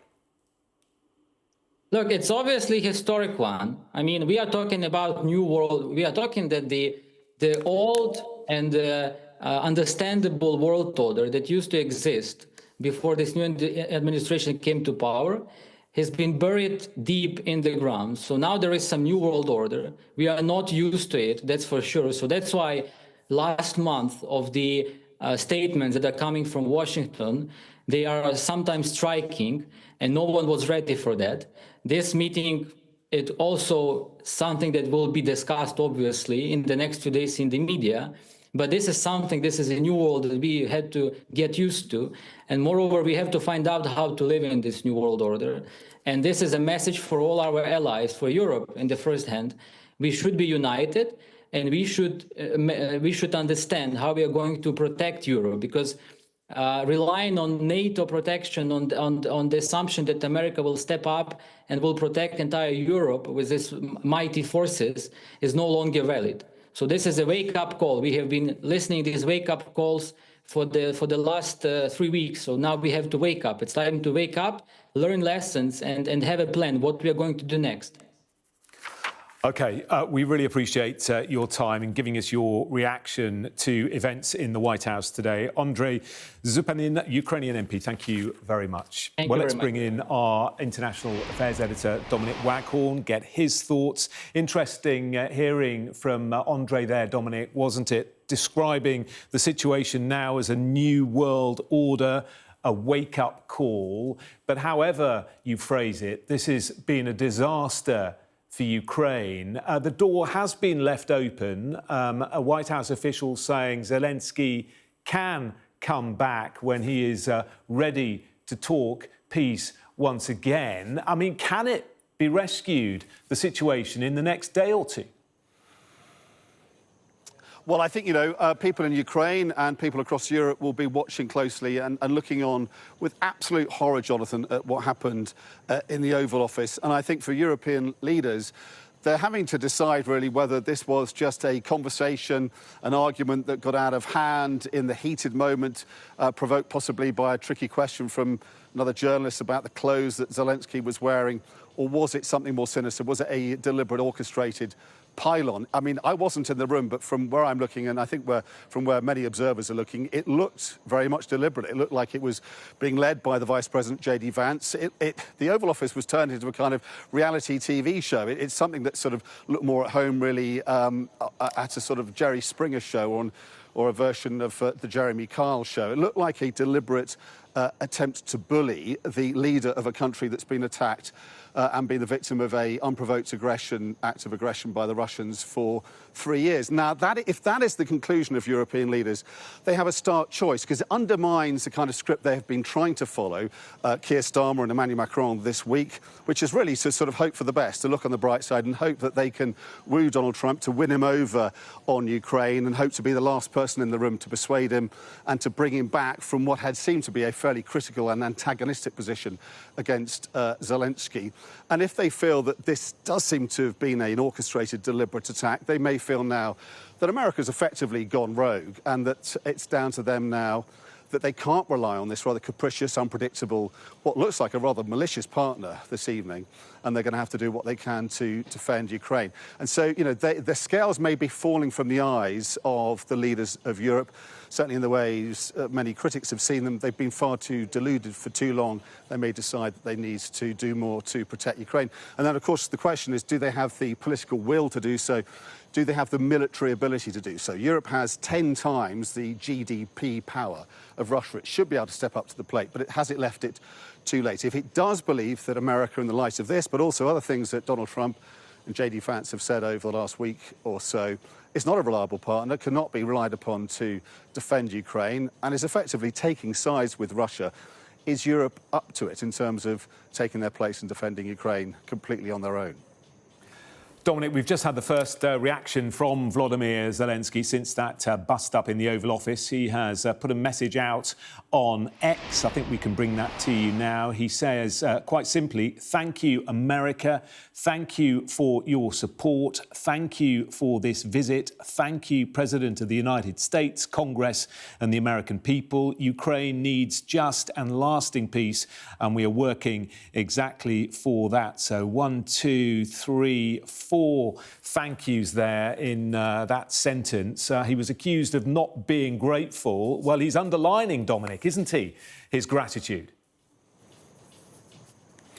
He is. I mean, he's sounding contrite. He's trying to, I guess, salvage what he can from that meeting, but it went disastrously wrong for him. He seemed to take the bait, if that's what JD Vance and Donald Trump were laying for him. And he's now, I think, possibly regretting that and trying to get what he can out of it and go back to Ukraine. The press conference has been cancelled, but he'll go back deeply uneasy about the outcome of this. But I think, you know, it will only reinforce in his mind and in the minds of his European allies these doubts they have about Donald Trump and JD Vance. It has to be, you know, stressed that neither of them have criticised Vladimir Putin at all. They have called Zelenskyy a dictator. They've not been prepared to criticise Vladimir Putin. None of their nominees have been able to, or most of them have not been able to even admit that Russia's attack on Ukraine 3 years ago was an invasion. And those on the far right of American politics seem to find common cause with Vladimir Putin, see him as a kind of far right, white supremacist Christian champion that they have sympathies with. And given that, I think European leaders have to now decide whether actually America's role and its sympathies do lie with Moscow rather than with Kyiv. And if that is their conclusion, then they're going to need to step up to the plate, arm themselves far more intensively and do what it takes to defend Ukraine. OK, Dominic, for now, thank you very much, Dominic Waghorn there. Well, let's speak to Professor Angela Stent, former National Intelligence Officer for Russia and Eurasia at the National Intelligence Council. We asked you to come on the programme quite a few hours ago, and goodness me, what a turn of events. That news conference or that discussion between these two presidents taking a turn that I think very few people could possibly have predicted. What did you make of it? Well, first of all, it was quite extraordinary. I'm sure if they'd met just behind closed doors, they could have had harsh words with each other. But to do this publicly when everyone was watching and essentially criticize Zelenskyy for what he's done, telling him he can't win the war and not saying anything about President Putin, was really quite extraordinary doing this in public. I'm inclined to believe that this was possibly a setup. I mean, JD Vance throughout the campaign had very negative, critical things to say about Zelenskyy himself and about Ukraine. So I'm sure he was primed for this. And maybe they did want to come in and humiliate him. But I would also just contrast this with the visits both by Prime Minister Starmer and President Macron this week. Both of them were very careful to praise President Trump. I mean, with Prime Minister Starmer to give him the letter from King Charles inviting him to come to England. Zelenskyy wasn't willing to do that. And I think in retrospect, maybe he should have rethought this because he has a sense already of what it's like when you cross Donald Trump. Yeah, we're getting more reaction coming out of Russia. A Russian foreign ministry spokeswoman on Zelenskyy at the White House saying how Trump and Vance restrained themselves and didn't hit him is a miracle of restraint. I mean, they really were unbelievable scenes. But from what you're saying, you agree with our international affairs editor, potentially, that maybe this was an orchestrated pile-on. I mean, if so, what on earth was the strategy? Well, I think the strategy is that even though yesterday President Trump sort of went back on calling Zelenskyy a dictator and he said different things. I mean, he wants to keep people off balance, and he obviously has an animus towards President Zelenskyy, which we've already heard, going back to his first impeachment during his first term in office, and he admires President Putin. We know that. So I think all of that would suggest that they weren't, in fact, looking forward to having a meeting with President Zelenskyy in the Oval Office where everyone treated each other politely. Can it be rescued? So I think the minerals deal could probably still go forward. I mean, I think that, that was the ostensible reason, obviously, for President Zelenskyy coming here, and that may go forward.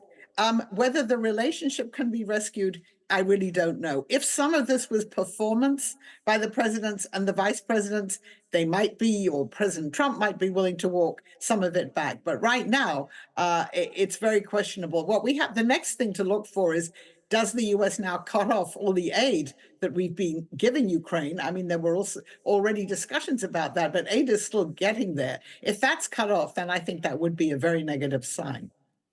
President Trump saying he's not aligned with Russia or Ukraine, but somewhere in the middle. I mean, where does this leave Ukraine's desire for a security guarantee. We already know it was very fragile, those discussions about whether or not it was even feasible. Can you see a situation where Ukraine can be secure and can feel safe from further advances by Putin in years to come without America? And if so, what on earth would that look like? So obviously, what Zelenskyy wanted, and that I think partly was part of the problem when he was in the Oval Office, he understands that without security guarantees, if there is indeed a peace deal and a ceasefire, Russia will just wait and then reinvade, take some more territory. Obviously, European countries, Britain and other countries have offered peacekeepers after the war is over. But the Russians have so far said that they won't accept that. I mean, that's another question. Without American backing, without the U.S. saying that it will back up European forces were they to be there, I think it's very perilous for Ukraine because there is absolutely nothing to indicate that President Putin has changed his views on what he wants from Ukraine, and that is regime change and subjugation of Ukraine. And if there aren't really very tight and credible security guarantees, it's going to be very difficult to deter Putin. This weekend, Prime Minister Sir Keir Starmer here in the UK is speaking with European leaders, trying to discuss the way forward. What on earth will those discussions now be about? I mean, they're going to be very different to what was expected. Yes, well, clearly European leaders understand that they cannot count on the United States for any support vis-a-vis the war in Ukraine. And of course, no one knows what kind of deal President Trump and President Putin will make if indeed there is a deal. So I think it's clearly, there's things they've already talked about, everybody beefing up their own defense spending, their own military arsenals, if you like, and finding ways of presenting something that looks like a credible deterrence. But it's very complicated given the fact that most European countries have not been spending enough on defense and don't really have the wherewithal to provide Ukraine militarily with everything that it needs. Hopefully they will be talking about the $300 billion of Russian frozen assets, which hopefully they will now be willing to deploy. But there's even clearly differences of views among European countries about whether they should do that. Well, President Macron has certainly said he's not sure that is feasible. Well, thank you very much indeed for your reaction to what has been a remarkable few hours in Washington, D.C. Professor Angela Stent, thank you very much. Well, we're just going to break away from what has been happening in the White House this evening and get the latest on another developing story this evening, and that is the Pope's health has worsened, I'm sorry to say. He's been vomiting, which Vatican sources say is bad news for the prospect of a secondary infection. Our correspondent Lisa Holland has the latest now from Rome. A statement from the Vatican, which denotes really, I think, quite a significant downturn with regards to the health of Pope Francis. There was an episode this afternoon during which the Pope, we are told, inhaled vomit, which caused him to aspirate. That suggests that he inhaled vomit into his lungs. As a result of that, we are told that his breathing got worse and he then required quite intensive oxygen. So over the last couple of days, we've been told that he was reliant on a small amount of oxygen via what's called a nasal cannula, so through the nose. We're now being told that this led to a significant incident requiring oxygen, which was given via a mask which covered both his nose and his mouth. In addition to that, I can tell you that Vatican sources are telling us, in their words, this has been a hard day for the Vatican. They say this episode happened at about 2 p.m. They say that currently Pope Francis is conscious and in good spirits, but they say that the next 24 to 48 hours will be significant. Now, remember, it's 2 weeks since Pope Francis went into hospital, 2 weeks to the day since he went in for treatment for severe bronchitis. His condition then deteriorated into a respiratory tract infection. And then a week last Tuesday, the announcement from the Vatican that the Pope had pneumonia in both lungs. Now, we still understand that he has that original condition, pneumonia in both lungs. He now has this additional problem of having inhaled vomit. So clearly a great deal of concern for Pope Francis this evening. Lisa Holland at the Vatican for us. Stay with us here on Sky News. After the break, that news briefing between President Trump and Ukraine's President Zelensky breaks down into an extraordinary shouting match.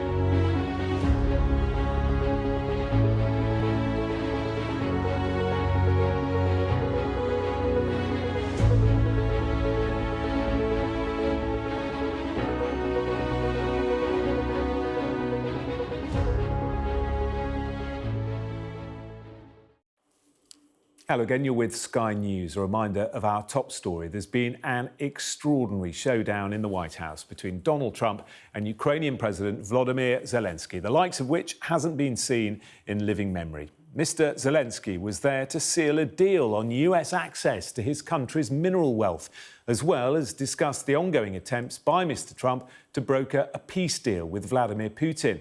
Well, it started relatively unremarkably, but turned sour towards the end, with not only President Trump, but also Vice President JD Vance weighing in, at one point calling President Zelenskyy disrespectful, and the three men shouting over each other. Well, if I didn't align myself with both of them, you'd never have a deal. You want me to say really terrible things about Putin and then say, "Hi, Vladimir, how are we doing on the deal?" That doesn't work that way. I'm not aligned with Putin. I'm not aligned with anybody. I'm aligned with the United States of America. And for the good of the world, I'm aligned with the world. And I want to get this thing over with. You see the hatred he's got for Putin. It's very tough for me to make a deal with that kind of hate. He's got tremendous hatred. And I understand that, but I can tell you the other side isn't exactly in love with, him either. So it's not a question of alignment. I'm aligned with the world. I want to get the thing set. I'm aligned with Europe. I want to see if we can get this thing done. You want me to be tough? I could be tougher than any human being you've ever seen. I'd be so tough. but you're never going to get a deal that way. So that's the way it goes. All right, one more question. I will respond to this. So look, for 4 years, the United States of America. We're just going to dip out of that for one moment, because, of course, plenty of reaction from around the world and around the United States to that remarkable confrontation in the Oval Office. Let's hear from Senator Lindsey Graham, who, of course, is a big supporter of President Trump. What I think, complete, utter disaster. I've been to Ukraine 8 or 9 times since the war started. I understand the consequences of Putin's actions against Ukraine. I appreciate what the Ukrainian people have done. They fought like tigers. At the end of the day, I was hoping that this minerals deal, which would be transformative in the relationship, would go over well. I talked to Zelenskyy this morning. Don't take the bait. President Trump was in a very good mood last night. Somebody asked me, am I embarrassed about Trump? I have never been more proud of the president. I was very proud of JD Vance, standing up for our country. We want to be helpful. What I saw in the Oval Office was disrespectful, and I don't know if we can ever do business with Zelenskyy again. I think most Americans saw a guy that they would not want to go in business with. The way he handled the meeting, the way he confronted the president was just over the top. So I think the relationship between Ukraine and America is important, vitally important. But can Zelenskyy do a deal with the United States? After what I saw, I don't know. Senator Graham, 2 questions. What did President Trump say to you? You just had lunch with President Trump. What did he say to you about his interactions and whether he thinks he was shocked? He was very upbeat. I told Zelenskyy, we'll talk about security guarantees. We'll talk about ceasefires and how the war ends. This is a process. You have a new relationship with America, a $500 billion, $500 billion deal that President Trump is proud of, that gives us an interest worth defending. Let's talk about the positive. But he was terrible at Munich, Zelenskyy, and I think he has made it almost impossible to sell to the American people that he's a good investment, that he is a good business partner. Last question. Hey, one at a time. One at a time. Christian Daytime. Christian Daytime. Thank you. Do you think President Zelenskyy needs to resign to resume these peace talks? He either needs to resign and send somebody over that we can do business with, or he needs to change. Do you regret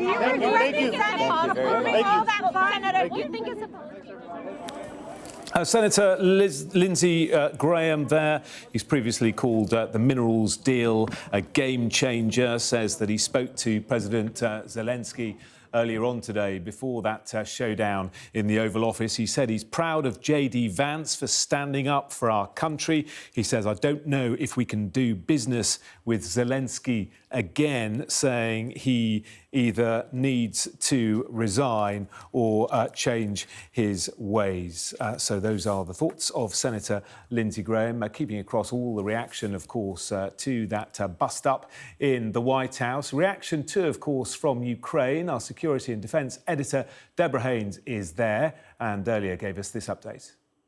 Well, if you can just take a snapshot of what's on social media on the Ukrainian side to give a flavour of how many young Ukrainians are responding to those extraordinary scenes that we've just witnessed in the Oval Office. It's an outpouring of support, actually, for Volodymyr Zelenskyy for standing up to Donald Trump's language, berating him in front of television cameras, as you've said, accusing him of gambling with World War III. JD Vance then telling him he needs to be more thankful. And that really uncomfortable scene of this wartime president, his arms folded, trying to get a word in edgeways and then being really sort of shouted down, trying to sort of stand his ground and give the reality from the ground here in Ukraine, but only to be told that he shouldn't tell the president of America how he should be feeling. I think beyond the drama and the theatrics and the extraordinary scenes that we've just witnessed, there is a much even more serious point to be made here, and that is that for Ukraine and for its European allies, this is an absolute disaster.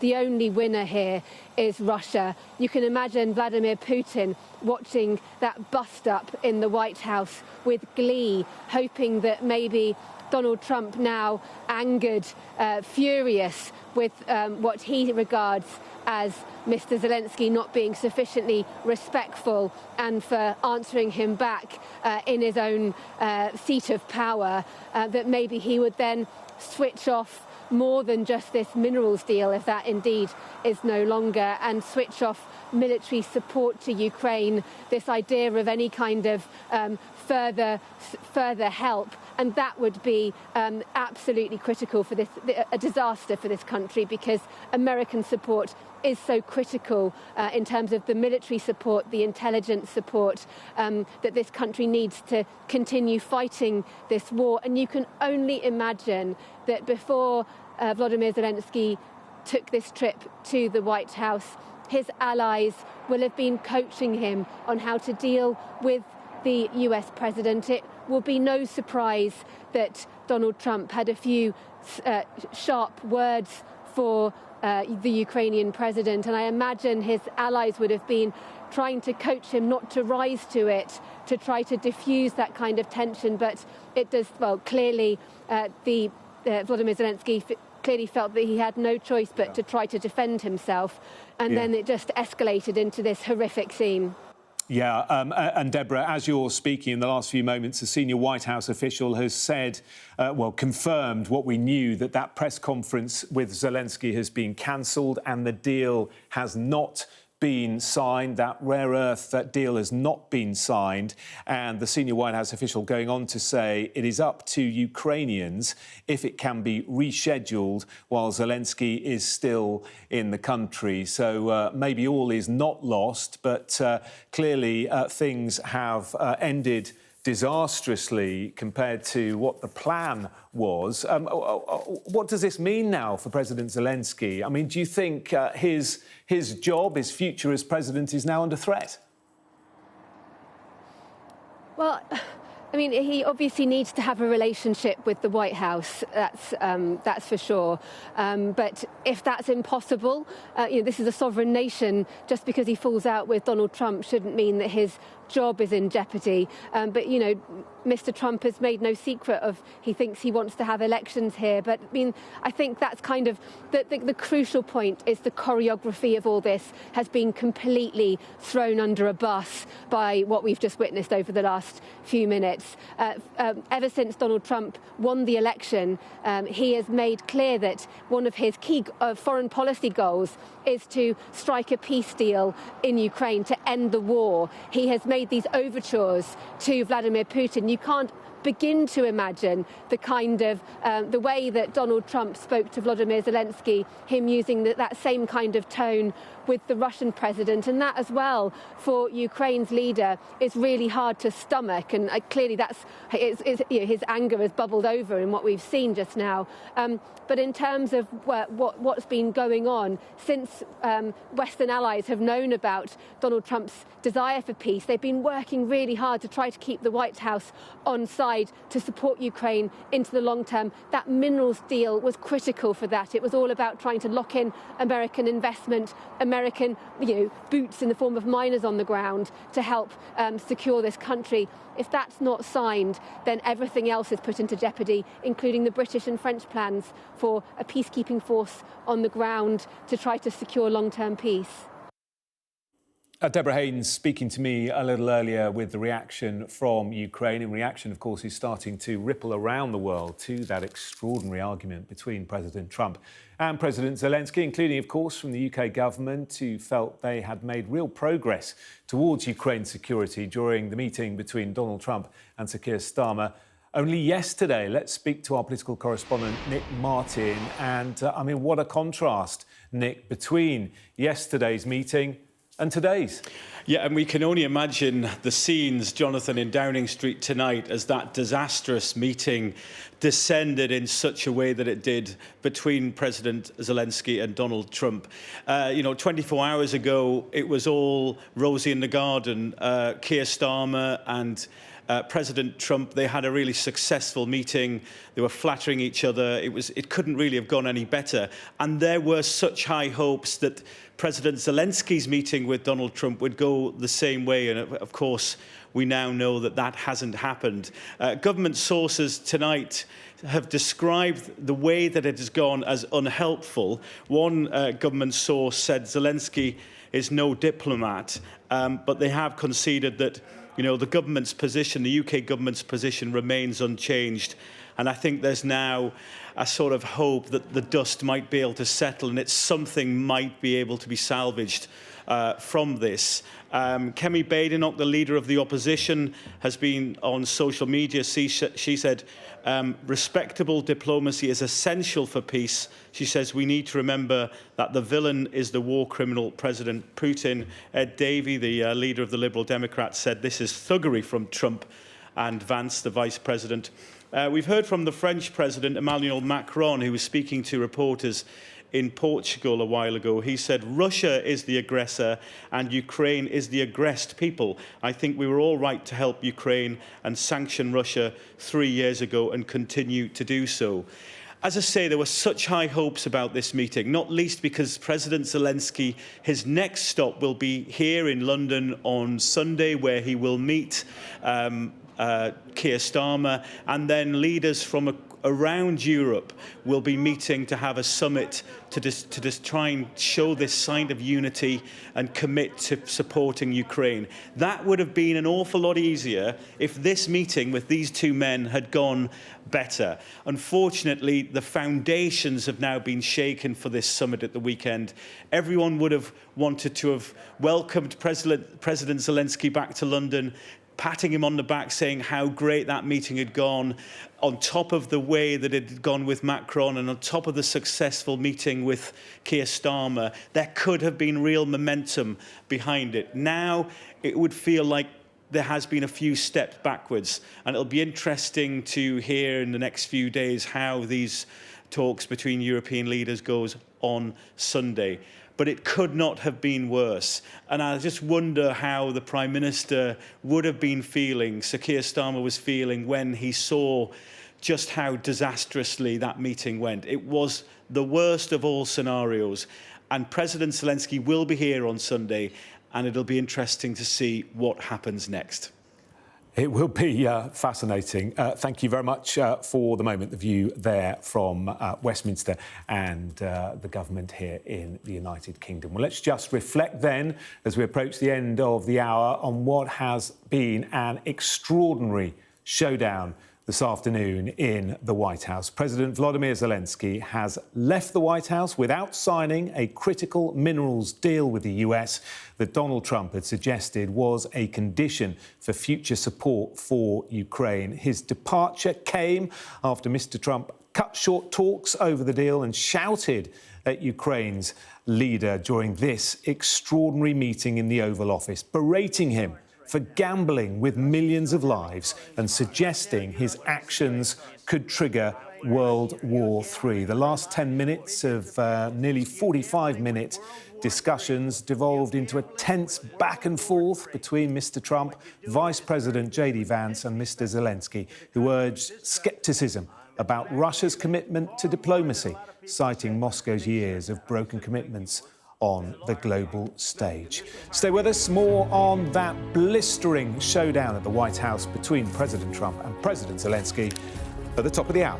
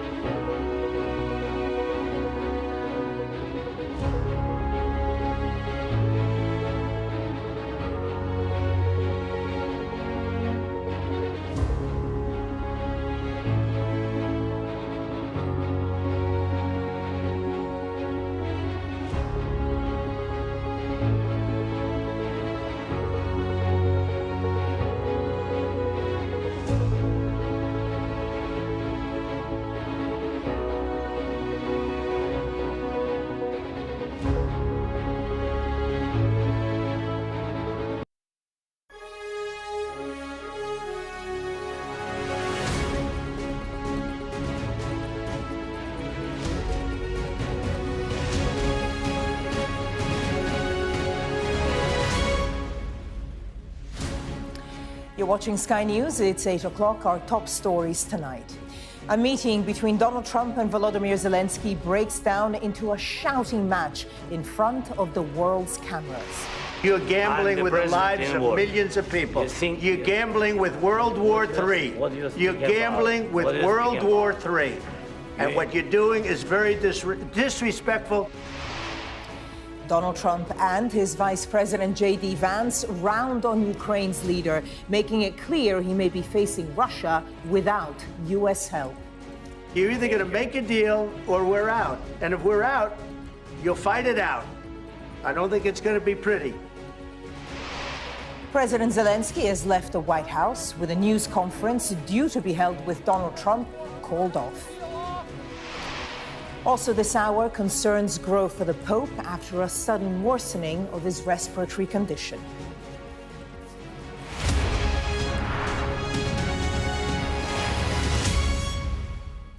Good evening. We start with an extraordinary showdown in the White House between Donald Trump and Ukrainian President Volodymyr Zelenskyy, the likes of which hasn't been seen in living memory. Mr. Zelenskyy was there to seal a deal on U.S. access to his country's mineral wealth, as well as discuss the ongoing attempts by Mr. Trump to broker a peace deal with Vladimir Putin. Well, it started relatively unremarkably, but turned sour towards the end, with not only President Trump, but also Vice President JD Vance weighing in, at one point calling President Zelenskyy disrespectful and the three men shouting over each other. Well, these are the 10 minutes which may have changed the course of the war in Ukraine. Well, if I didn't align myself with both of them, you'd never have a deal. You want me to say really terrible things about Putin and then say, "Hi, Vladimir, how are we doing on the deal?" That doesn't work that way. I'm not aligned with Putin. I'm not aligned with anybody. I'm aligned with the United States of America. And for the good of the world, I'm aligned with the world. And I want to get this thing over with. You see the hatred he's got for Putin. It's very tough for me to make a deal with that kind of hate. He's got tremendous hatred. And I understand that, but I can tell you the other side isn't exactly in love with, him either. So it's not a question of alignment. I'm aligned with the world. I want to get the thing set. I'm aligned with Europe. I want to see if we can get this thing done. You want me to be tough? I could be tougher than any human being you've ever seen. I'd be so tough. But you're never going to get a deal that way. So that's the way it goes. All right, one more question. I want to respond to this. So look, for 4 years in the United States of America, we had a president who stood up at press conferences and talked tough about Vladimir Putin, and then Putin invaded Ukraine and destroyed a significant chunk of the country. The path to peace and the path to prosperity is maybe engaging in diplomacy. We tried the pathway of Joe Biden of thumping our chest and pretending that the President of the United States' words mattered more than the President of the United States' actions. What makes America a good country is America engaging in diplomacy. That's what President Trump is doing. Can I ask you? Sure. Yeah? Yeah. Okay. So he occupied our big parts of Ukraine, part of East and Crimea. So he occupied it on 2014. So during a lot of years, so I'm not speaking about just Biden, but those time was Obama, then President Obama, then President Trump, then President Biden, now the President Trump, and God bless, now President Trump will stop him. But during 2014, nobody stopped him. He just occupied and took. He killed people. You know what the contact 2015. 2014 and 2014. 2014. Yeah. So I was not here. Yeah, but that's exactly right. Yes, but during 2014 till 2022, the situation the same. The people have been dying on the contact line. Nobody stopped him. You know that we had conversations with him, a lot of conversation, my bilateral conversation, and we signed with him, me, like a new president. In 2019, I signed with him the deal. I signed with him, Macron and Merkel, we signed ceasefire. Ceasefire. All of them told me that he will never go.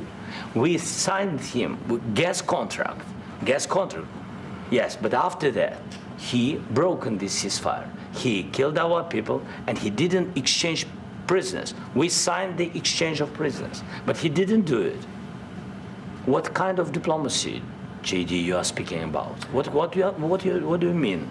I'm talking about the kind of diplomacy that's going to end the destruction of your country. Yes, but if you Mr. President, with respect, I think it's disrespectful for you to come into the Oval Office and try to litigate this in front of the American media. Right now, you guys are going around and forcing conscripts to the front lines because you have manpower problems. You should be thanking the president for trying to bring an end to this conflict. Have you ever been to Ukraine that you say what problems we have? I have been to. Come once. I've actually watched and seen the stories, and I know what happens is you bring them on a propaganda tour, Mr. President.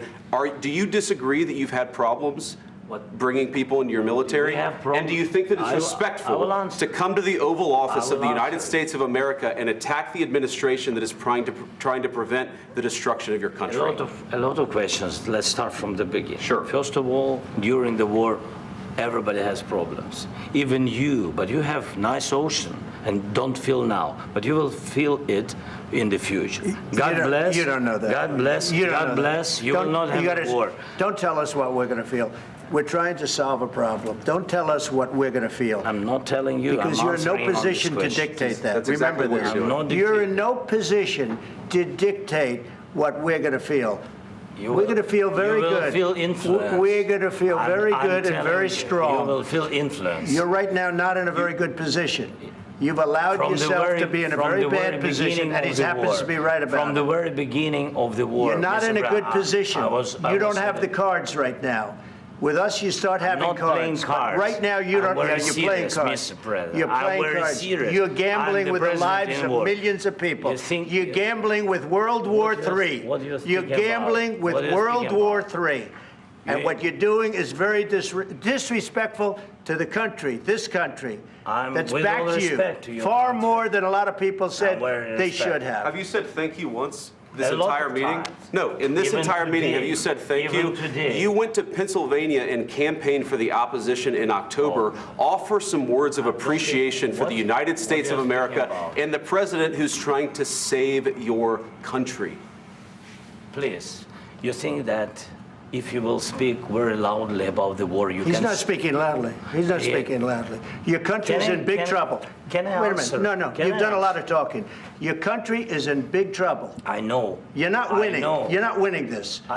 You have a damn good chance of coming out okay because of us. Mr. President, we are staying in our country, staying strong from the very beginning of the war. We've been alone, and we are thankful. I said thanks you haven't been in this alone. cabinet, you and haven't not been only alone. in this cabinet. We gave you, through this stupid president, $350 billion. You voted we gave for you your military equipment, and you men are brave, but they had to use our military. What about if you didn't have our military equipment, you invited me to didn't have our military equipment, this war would have been over in 2 weeks. In 3 days, I heard it from Putin. In 3 days. This is something maybe new. Less. In 2 weeks, of course, yes. It's going to be a very hard thing to do business like this. Again, I tell you. Just say thank you. I said a lot of except that there are disagreements, and let's go litigate those disagreements rather than trying to fight it out in the American media when you're wrong. We know that you're wrong. But you see, I think it's good for the American people to see what's going on over there. I think it's very important. That's why I kept this going so long. You have to be thankful. You don't have the cards. Thankful. You're buried there. Your people are dying. You're running low on soldiers. Listen, you're running low on soldiers. It would be a damn good thing. And then you tell us, I don't want a ceasefire. I don't want a ceasefire. I want to go, and I wanted this. Look.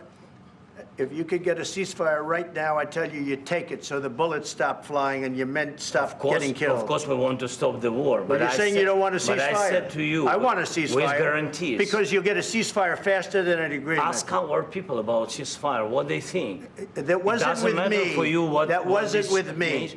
That was with a guy named Biden, who was not a smart person. That was with Obama. President. It was your president. Excuse me. That was with Obama, who gave you sheets, and I gave you javelins. Yes. I gave you the javelins to take out all those tanks. Obama gave you sheets. In fact, the statement is Obama gave sheets and Trump gave javelins.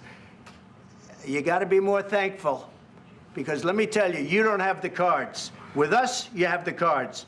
But without us, you don't have any cards. One more question to Mr. Vice President, I'm sorry, here. It's going to be a tough deal to make because the attitudes have to change.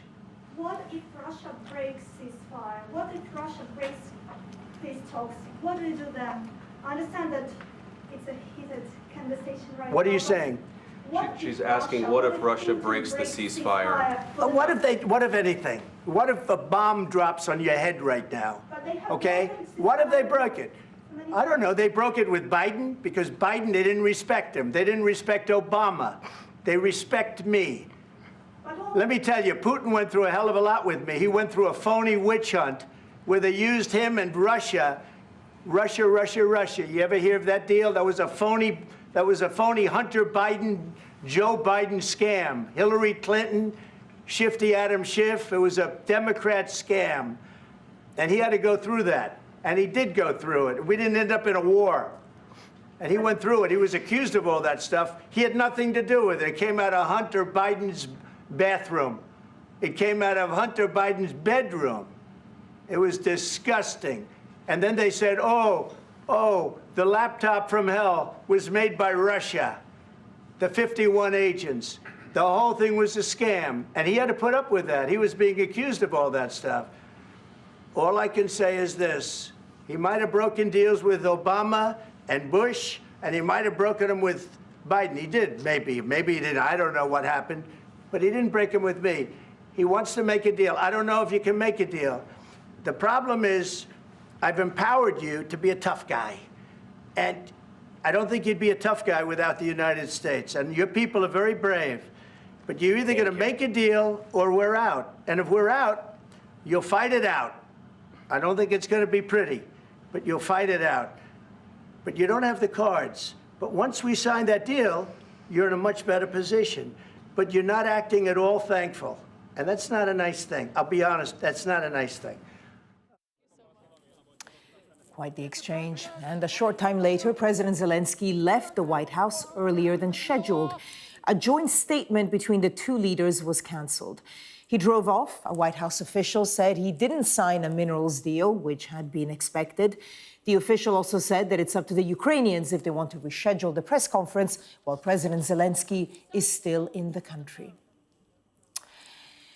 And there's fallout from what appeared to be a huge breakdown in diplomatic relations. This is what Donald Trump posted on his Truth Social minutes later. We had a very meaningful meeting in the White House today. Much was learned that could never be understood without conversation under such fire and pressure. It's amazing what comes out through emotion, and I have determined that President Zelenskyy is not ready for peace if America is involved, because he feels our involvement gives him a big advantage in negotiations.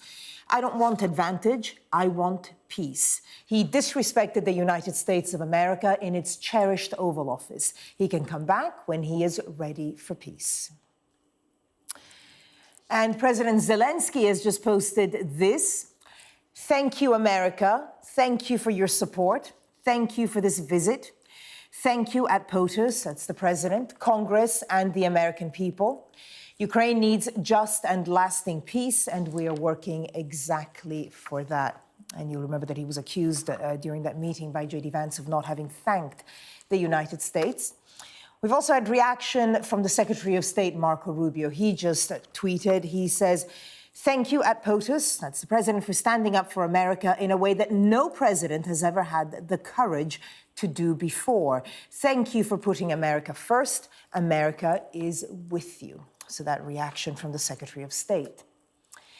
One of Donald Trump's staunchest allies, Republican Senator Lindsey Graham, gave his reaction to what he saw.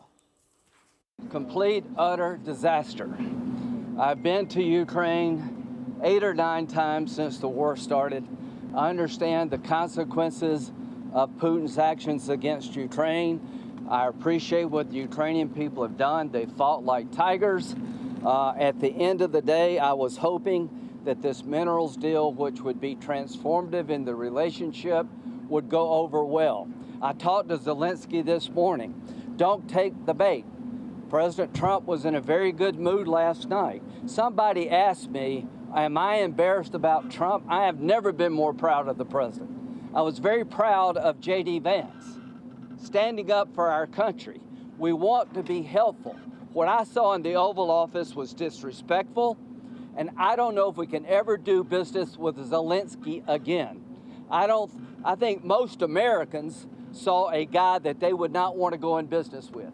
The way he handled the meeting, the way he confronted the president was just over the top. So I think the relationship between Ukraine and America is important, vitally important. But can Zelenskyy do a deal with the United States? After what I saw, I don't know. Senator Graham, 2 questions. What did President Trump say to you? You just had lunch with President Trump. What did he say to you about his interactions and whether he thinks he was shocked? He was very upbeat. I told Zelenskyy, we'll talk about security guarantees. We'll talk about ceasefires and how the war ends. This is a process. You have a new relationship with America, a $500 billion, $500 billion deal that President Trump is proud of, that gives us an interest worth defending. Let's talk about the positive. But he was terrible at Munich, Zelenskyy, and I think he has made it almost impossible to sell to the American people that he's a good investment, that he is a good business partner. Last question. Senator, hey, one at a time. One at a time. Christian Daytime. Thank you. Do you think President Zelenskyy needs to resign to resume these peace talks? He either needs to resign and send somebody over that we can do business with, or he needs to change. Well, our correspondent David Blevins joins us live now from Washington. David, I'm sure clashes like that happen behind closed doors, but it's quite something to see one in front of cameras the way that we have. Do we know where President Zelenskyy is now, if there's any talk of any kind of reconciliation? Not yet. We know he has cancelled a speaking engagement he had here in Washington this evening, but what we've witnessed was absolutely jaw-dropping. The term diplomatic incident wouldn't even come close to describing it. An unprecedented clash of two world leaders played out in real time on television. People are still trying to process exactly what they heard. When this day began, they expected there to be a breakthrough economic agreement between the United States and Ukraine, a deal that could potentially pave the way to a ceasefire there. But this day is ending with a degree of hostility between those two countries, to such an extent that sources in the White House are now suggesting that President Zelenskyy didn't leave of his own accord, that he was, and I quote, kicked out by the President of the United States. So it's going to be a very difficult way back, I think, for Volodymyr Zelenskyy if this deal is going to be done and if there's going to be a bridge built between him and Donald Trump in the coming days. It all began, really, when Donald Trump suggested that he was not aligned either with Zelenskyy or with Vladimir Putin, but was somewhere in the middle. To hear the President of the United States describe himself like that, well, that certainly tells you the extent to which the geopolitical plates have shifted. It was a remarkable encounter, with the Vice President also becoming involved and accusing Zelenskyy of disrespect to the United States. So when we look back on this day, I think we will decide that it has been a defining moment in terms of the war in Ukraine, in terms of the transatlantic relationship, and arguably for the world. David Blevins with the latest there in Washington. David, for the moment, thank you. And now let's speak to our international affairs editor, Dominic Waghorn, to try and get some more clarity as to where the issue of Ukraine goes now. And Dominic, let me just bring you some breaking news that we're getting from the Reuters news agency. The German Chancellor, Olaf Scholz, says Ukraine can rely on Germany and the EU. And we're also getting other lines from other European voices, but the German Chancellor, Olaf Scholz, saying that Ukraine can rely on Germany and the EU. I guess that coming after we have seen a spectacular fallout between the US and Zelenskyy. Yeah, and they're coming out and they're saying that they sympathise with Zelenskyy, and they are reiterating their support for Ukraine and for the president, and the fact they're doing that now in the wake of this historic, spectacular bust-up in the Oval Office, I think suggests where their sympathies lie, and they will have been looking on in absolute horror at this massive row in the Oval Office that just seemed to sort of escalate completely out of control. and they will be trying to work out why it happened. And I think, we can argue as to who lost their rag first and whose fault it was. But the fact is that this comes at the end of a week where there seemed to have been a rather choreographed, rather carefully put together narrative where Donald Trump seemed to be coming more onto the side of the Europeans, said to Keir Starmer, or in the press conference with Keir Starmer, when he was asked, will you apologise to Zelensky for calling him a dictator? He said, did I say that? I can't believe I said that. And there was a hope, I think, amongst Europeans that he was rowing back from what had seemed to be a fairly overtly pro-Russian position to something more in the middle. But the fact that he and the Vice President allowed this to get completely out of control in the Oval Office certainly completely upends that. And I think it rather makes Keir Starmer and Emmanuel Macron look slightly deluded or naive, arguably, or certainly in the wake of what happened tonight. And I think it sort of leaves in tatters the hopes that Keir Starmer would have had that things were now back to hunky-dory in terms of relations between Europe and America. And I think the problem is for Europe that they had hoped that they could look on the bright side, that they could woo Donald Trump, that they could be the last person in the room and persuade him that he should give more security guarantees in the efforts to bring peace to Ukraine. Really sort of in defiance of all the evidence. This is a man who said that Zelensky is a dictator. He's not had a word of criticism for Russia's president, and he's been unable to say that the Russians were the guilty party in this, and he's instructed his diplomats in the UN to vote in Russia's favour, on Russia's side, in the key vote over Ukraine. So I think it is potentially a come-to-Jesus moment for European leaders. Are they going to now suddenly realise that they have to take sides and really decide that America is a rogue, unpredictable ally, and that despite all their hopes that America could be a fair and honest broker and be more on their side than on Russia's, the reality is they can't really trust America. And that, I think, presents the Europeans with a stark choice. Can they now step up to the plate, and can they replace America and defend Ukraine? Do they have the political will to do so, the unity to do so? Do they have the military ability to do so as well? So I think it is a stark moment for European allies as they try and look on and look back on this evening, try and salvage what they can from this, but I think face the reality that America simply can't be simply can't be relied upon in the wake of what's happened this evening in this extraordinary bust-up in the Oval Office. Dominic Waghorn, our International Affairs Editor. Dom, thank you. And that White House confrontation is sure to dominate tomorrow's papers. We'll have our extended press preview from 10:30 this evening with tonight's news and tomorrow's headlines. Joining me will be the Daily Mirror columnist Susie Boniface and the political commentator Benedict Spence. This is Sky News coming up. Concern grows for the health of the Pope as his respiratory condition worsens. You are on Sky News. Welcome to the BAFTAs.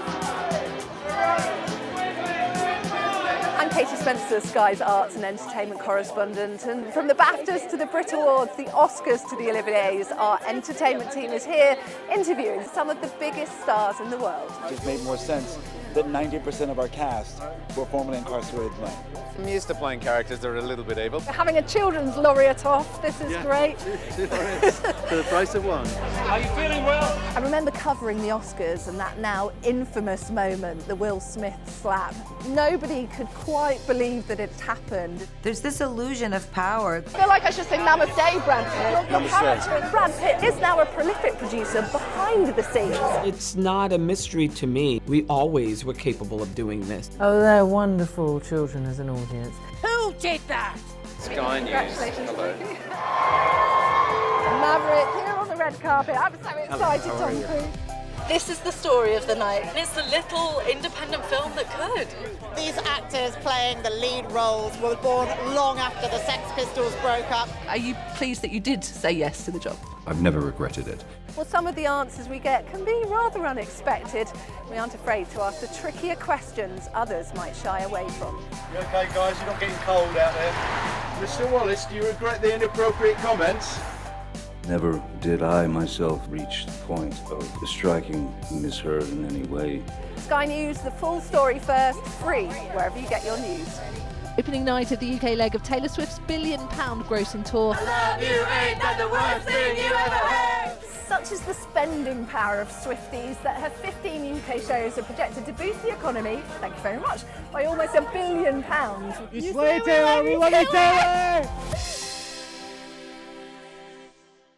Sky News get the full story first. Is this now all your territory? Yeah. The battlefield is outside the barricades. We are in the middle of a forest, in a jungle really, and they're attempting to keep these men alive. I'm Stuart Ramsey, and I'm Sky's chief correspondent. It's really dangerous. Many people have died riding it.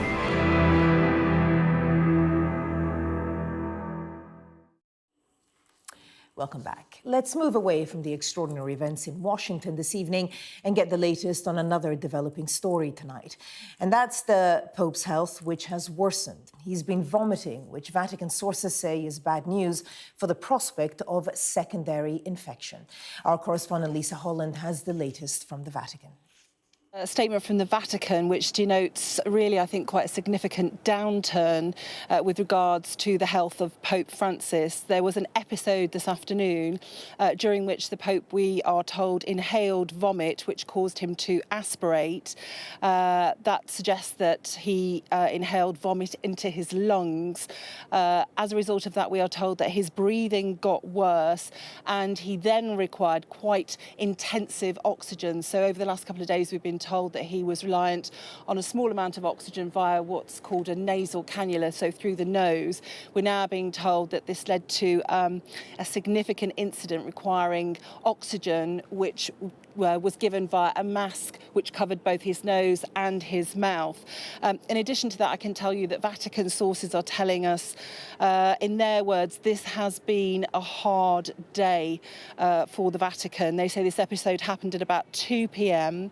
They say that currently Pope Francis is conscious and in good spirits, but they say that the next 24 to 48 hours will be significant. Now, remember, it's 2 weeks since Pope Francis went into hospital, 2 weeks to the day since he went in for treatment for severe bronchitis. His condition then deteriorated into a respiratory tract infection. And then a week last Tuesday, the announcement from the Vatican that the Pope had pneumonia in both lungs. Now, we still understand that he has that original condition, pneumonia in both lungs. He now has this additional problem of having inhaled vomit. So clearly a great deal of concern for Pope Francis this evening. The latest from the Vatican there. This is Sky News coming up. A news briefing between President Trump and Ukraine's President Zelenskyy breaks down into an extraordinary shouting match.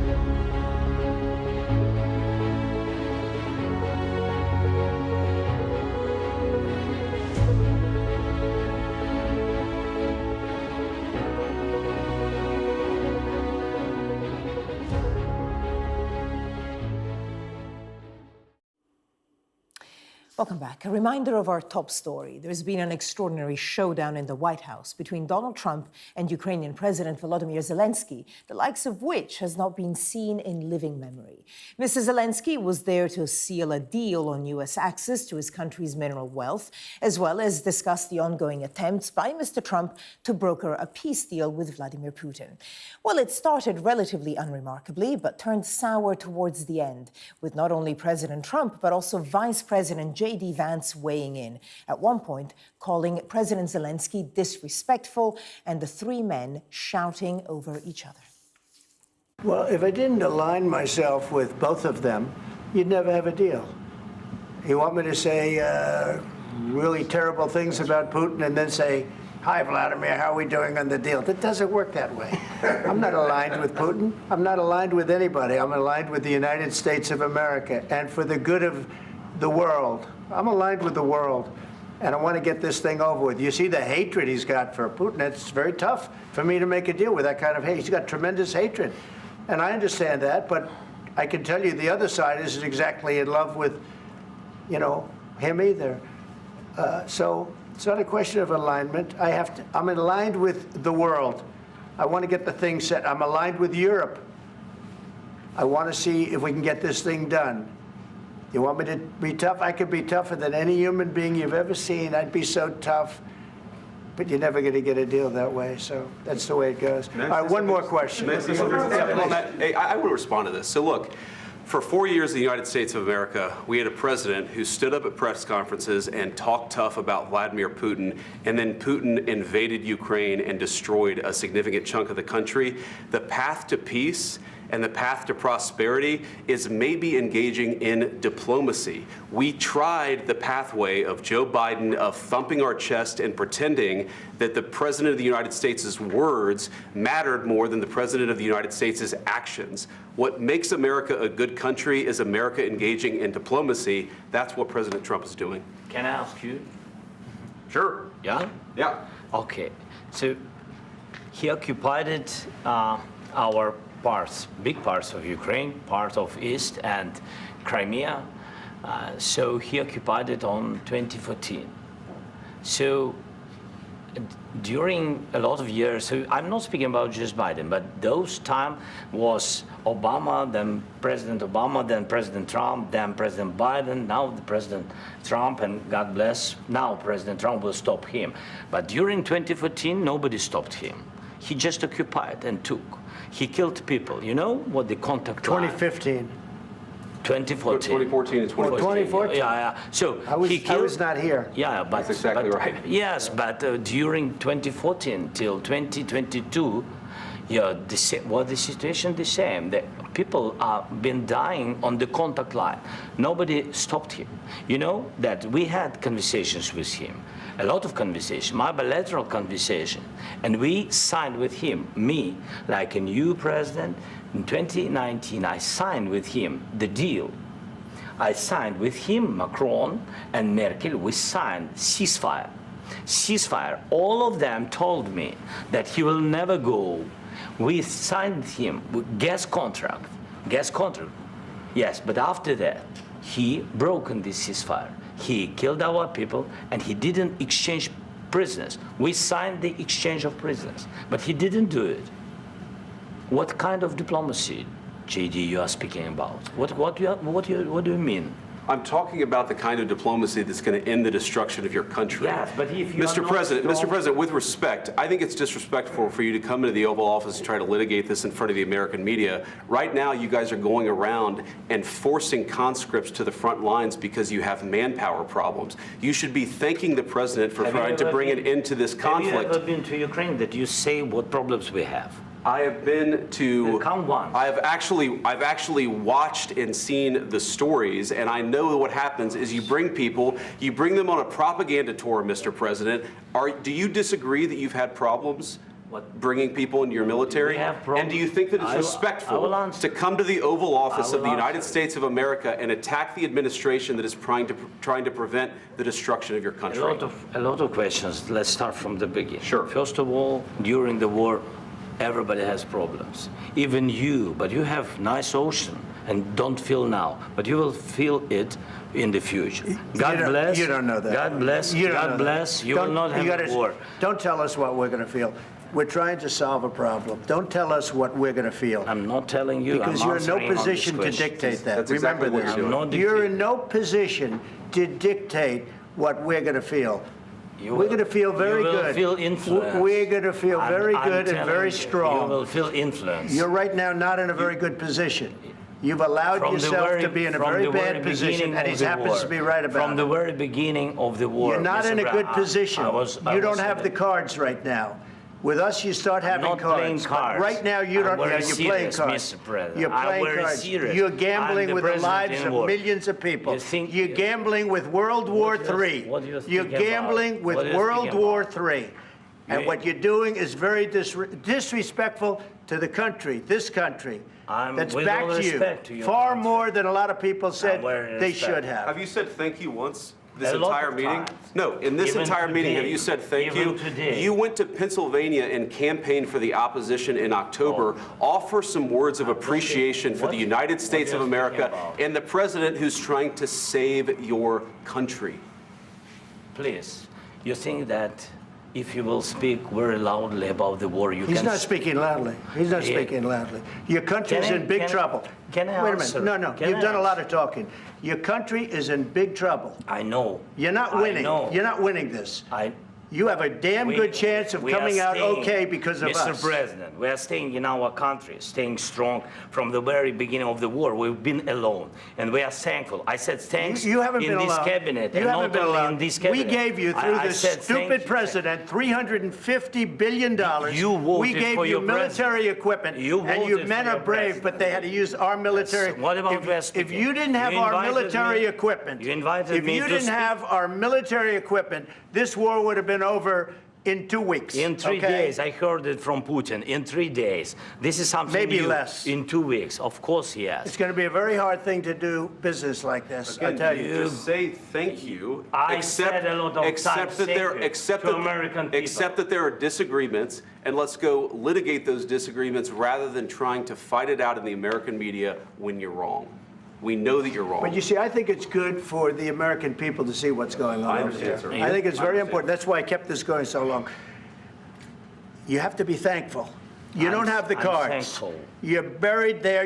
Your people are dying. I can tell you You're again, running low on soldiers. Listen, you're running Mr. low President. on soldiers.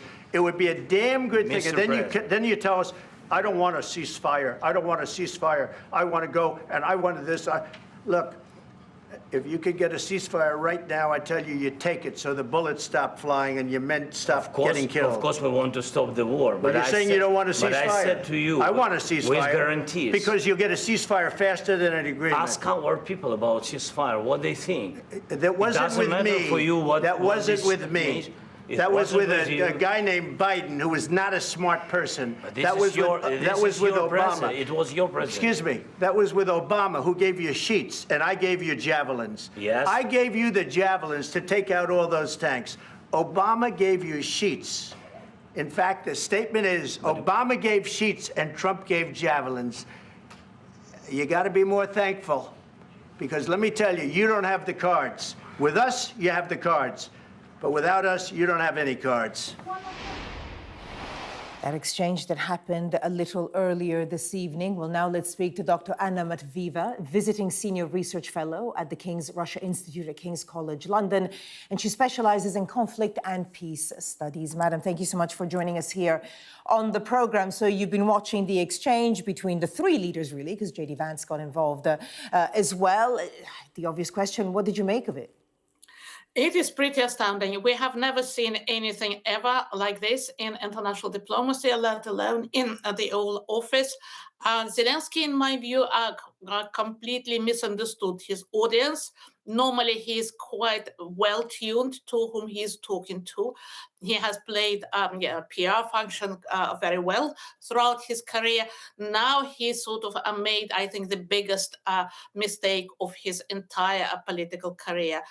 President Trump is not very kind to people who attack him personally, not very kind to those who attack the United States.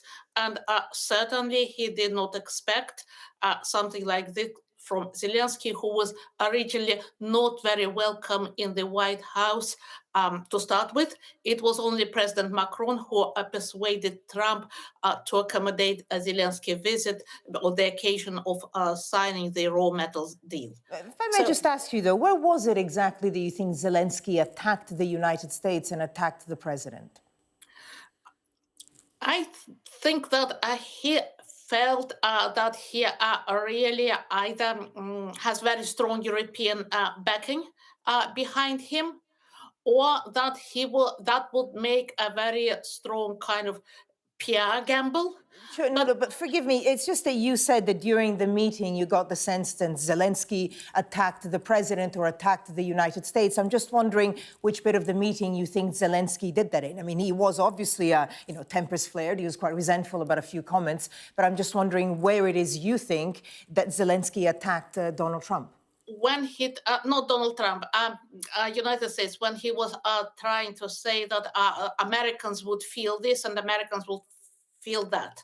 And that was something which is probably for American people and American leadership to really kind of say. And it's not really up to Zelensky to make this kind of statements. Especially what he was saying was that the American people might feel the impact if the war was to expand. He mentioned the ocean in between. Let me just ask you this now. Do you think it's salvageable? I mean, the exchange that we saw, you said yourself, these sorts of images are never really seen in front of cameras. They may well happen behind closed doors, but not on camera. Do you think there's any way back from this? Not that much room with Trump personally, but there are other people in Trump's team, certainly. And Zelensky is going to come to London. He is going to have a meeting with the European leaders. So that they might be kind of go-betweeners and try to repair some of the kind of diplomatic baggage. That's one thing. The other thing, it would also depend how much progress there will be achieved in the Russian-American bilateral track, and that is also part of the picture. If Russian-American talks would progress well, that would be more of a setback for Zelensky. Just going back to the actual exchange, that quite shocking exchange that we have been watching, do you think it was tempers flaring, perhaps Zelensky not quite understanding his audience, three men being quite aggressive or passive-aggressive? Or do you think that ultimately there are clear divisions between the sides and these fault lines were going to come up anyway? I think that Zelensky had quite a strong card with President Biden. And back in September last year, when President Biden invited Zelensky and said, what is your peace plan? We want to know what it is, and we would be very willing to help you. That was the time when Zelensky could negotiate sensible and tangible security guarantees with the United States. At that time, there was also European and American transatlantic consensus on what that could be. But Zelensky did come with a plan which essentially required continuation of fighting and weapons supply. So that was a key moment which I think was missed. And from that, there was also kind of a bit of a downhill slide. I'm wondering what you think reaction will be in Russia to the images that we saw. Well, so far, they have the same feeling that the rest of us. They are just in total disbelief, because they have never seen anything like this. Certainly, there is no love lost in the Russian establishment for Zelensky personally. But it was something which they, I think, are still internalizing. Certainly, it's an advantage for them, but it is not something which they have orchestrated in any way. So yes, shock, surprise, and and some degree of amusement, I guess. Yes. Yes, I mean, I suppose Vladimir Putin would obviously, I'm guessing, have welcomed some of those scenes. Let me just bring you some of the reactions. President Zelenskyy did tweet after the meeting. He said, "Thank you, America. Thank you for your support. Thank you for the visit. Thank you, POTUS, Congress, American people." This kind of picking up on the fact that JD Vance had said he hadn't said thank you during the meeting. And then he also adds, "Ukraine needs just and lasting peace. We are working exactly for that." Do you think there is a chance? I mean, I know you mentioned the diplomacy that might happen when Zelenskyy heads back to Europe, but do you think that while he is in the US, there's any chance of another meeting between the leaders or potentially signing the minerals deal or anything like that? I don't think that anything can be achieved by a further continuation of contact between personally Zelenskyy and Trump, but Zelenskyy has a team. He has foreign ministry, he has his presidential aides, he has other people around him who are now desperately trying to mitigate the damage, who probably have advised him to put out this statement, and they would be doing some kind of context behind the scenes. But it would, in Zelensky's circumstances, would be probably better now to keep himself out of the picture for the time being and not to be in the limelight. Dr. Anna Matvieva, we're going to have to leave it there. Visiting Senior Research Fellow at King's College Russia Institute.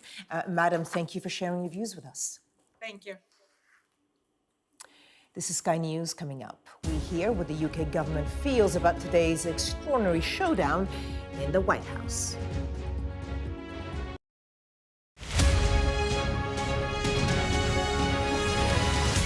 We arrive. A secret hospital hidden in the Myanmar jungle, treating the victims of this bloody war. This is Myanmar today. Its military rulers don't want the world to see, but we have. I fight for my own future. I fight for my generation's futures. This is an actual crime. They don't care for that. Myanmar army is only a couple of kilometers away. So this is a major humanitarian disaster.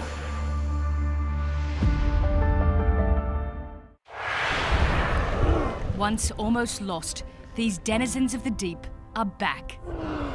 The problem for these whales is global warming. Water temperatures are rising. We're worried that the animals are actually starting to starve. Deadly and outdated. What do you think should happen to the nets? I would like to see them go. I'm Nicole Johnston, Sky's Asia correspondent, based here in Beijing. A towering monument to the China dream and its demise. From one end of this country to the other, China is littered with real estate that's falling apart. China is facing a tsunami of the elderly. We have to work as long as health allows, otherwise, no money. China is under pressure to pay for the pensions of 500 million retirees. I've reported on a wide range of stories from around the world. Mass protests forced the president to flee. The sight of the president's private swimming pool only reinforces to Sri Lankans the great divide here between rich and poor.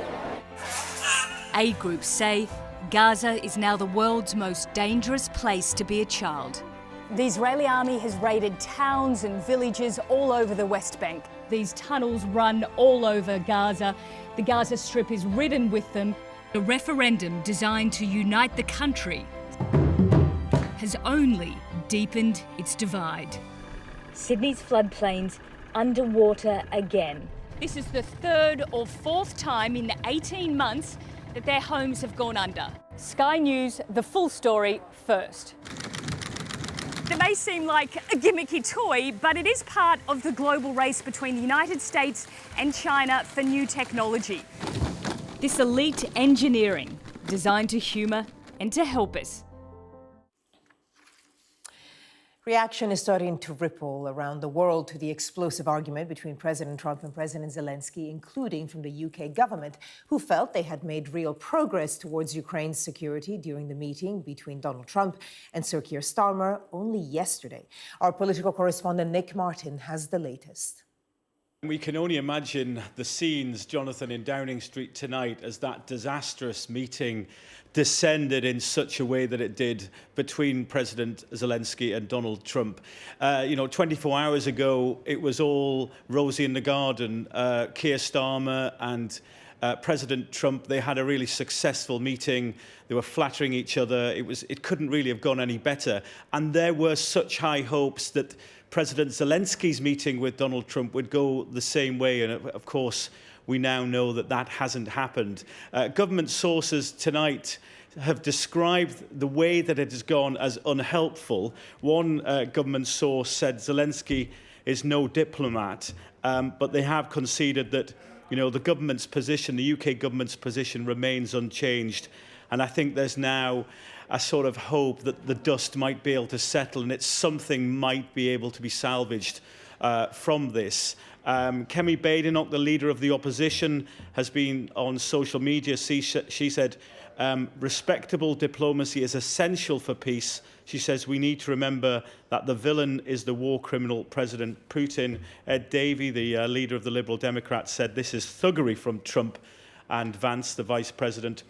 We've heard from the French president, Emmanuel Macron, who was speaking to reporters in Portugal a while ago. He said, Russia is the aggressor and Ukraine is the aggressed people. I think we were all right to help Ukraine and sanction Russia 3 years ago and continue to do so.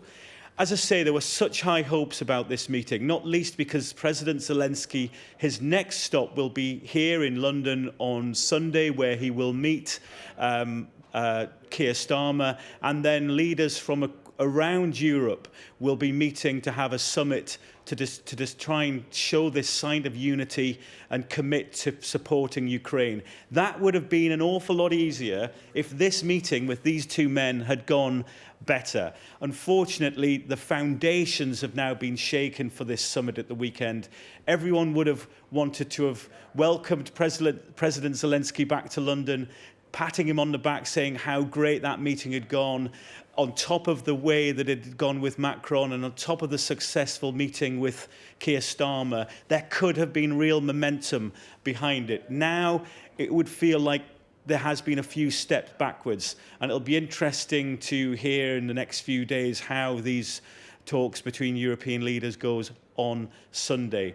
But it could not have been worse. And I just wonder how the Prime Minister would have been feeling, Sir Keir Starmer was feeling, when he saw just how disastrously that meeting went. It was the worst of all scenarios. And President Zelensky will be here on Sunday, and it'll be interesting to see what happens next. And now for a look at the weather.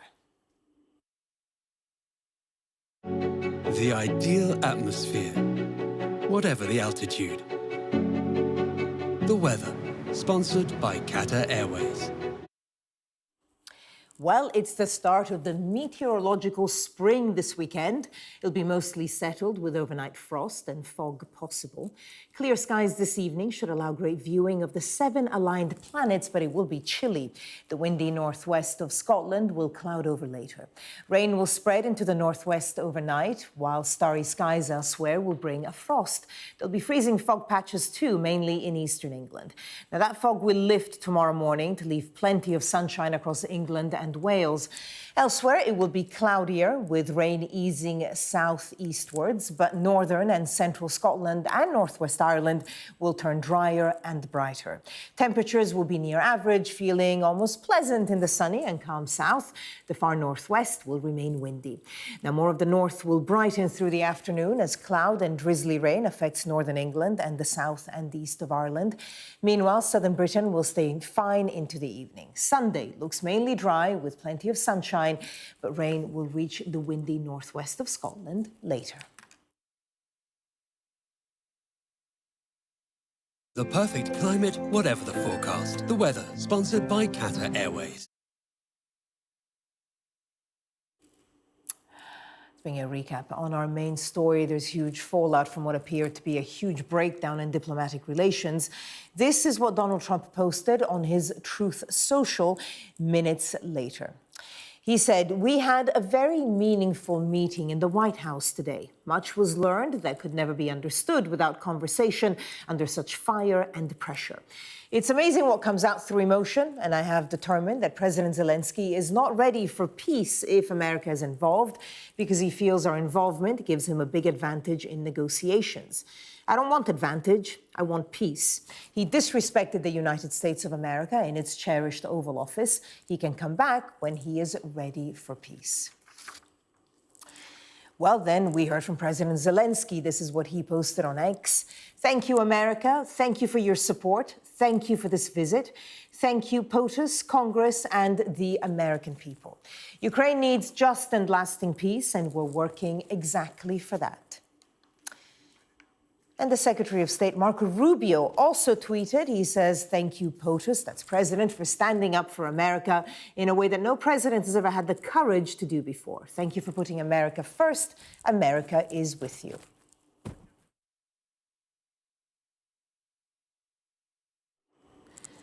Well, this was President Zelenskyy leaving the White House earlier than scheduled. A joint statement between the two leaders was cancelled. He drove off. A White House official said he didn't sign a minerals deal, which had been one of the things that was expected. The official also said that it's up to the Ukrainians if they want to reschedule the press conference, while President Zelenskyy is still in the country.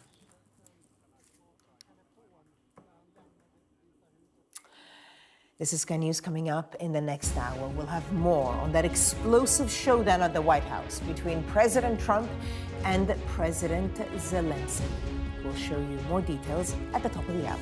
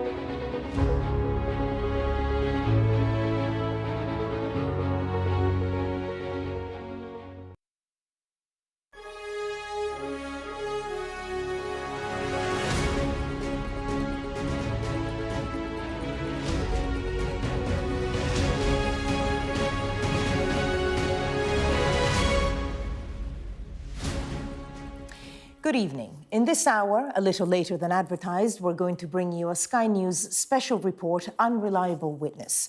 But we have to start the hour with an extraordinary showdown in the White House between Donald Trump and Ukrainian President Volodymyr Zelenskyy.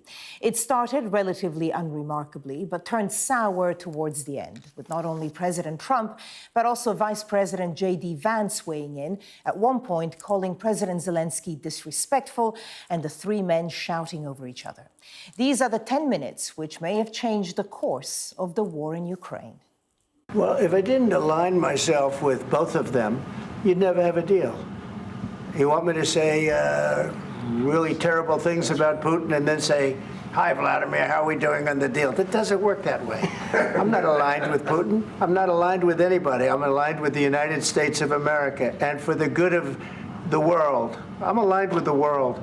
And I want to get this thing over with. You see the hatred he's got for Putin. It's very tough for me to make a deal with that kind of hate. He's got tremendous hatred. And I understand that, but I can tell you the other side isn't exactly in love with, him either. So it's not a question of alignment. I'm aligned with the world. I want to get the thing set. I'm aligned with Europe. I want to see if we can get this thing done. You want me to be tough? I could be tougher than any human being you've ever seen. I'd be so tough. But you're never going to get a deal that way, so that's the way it goes. All right, one more question. I will respond to this. So look, for 4 years in the United States of America, we had a president who stood up at press conferences and talked tough about Vladimir Putin, and then Putin invaded Ukraine and destroyed a significant chunk of the country. The path to peace and the path to prosperity is maybe engaging in diplomacy. We tried the pathway of Joe Biden of thumping our chest and pretending that the President of the United States' words mattered more than the President of the United States' actions. What makes America a good country is America engaging in diplomacy. That's what President Trump is doing. Can I ask you? Sure. Yeah? Yeah. Okay. So he occupied our parts, big parts of Ukraine, part of East and Crimea. So he occupied it on 2014. So during a lot of years, so I'm not speaking about just Biden, but those time was Obama, then President Obama, then President Trump, then President Biden, now the President Trump, and God bless, now President Trump will stop him. But during 2014, nobody stopped him. He just occupied and took. He killed people. You know what the contact 2015. 2014 and 2014. 2014. Yeah. So I was not here. Yeah, but that's exactly right. Yes, but during 2014 till 2022, the situation the same. The people have been dying on the contact line. Nobody stopped him. You know that we had conversations with him, a lot of conversation, my bilateral conversation, and we signed with him, me, like a new president. In 2019, I signed with him the deal. I signed with him, Macron and Merkel, we signed ceasefire. Ceasefire. All of them told me that he will never go. We signed him with gas contract. Yes, but after that, he broken this ceasefire. He killed our people, and he didn't exchange prisoners. We signed the exchange of prisoners, but he didn't do it. What kind of diplomacy, JD, you are speaking about? What do you mean?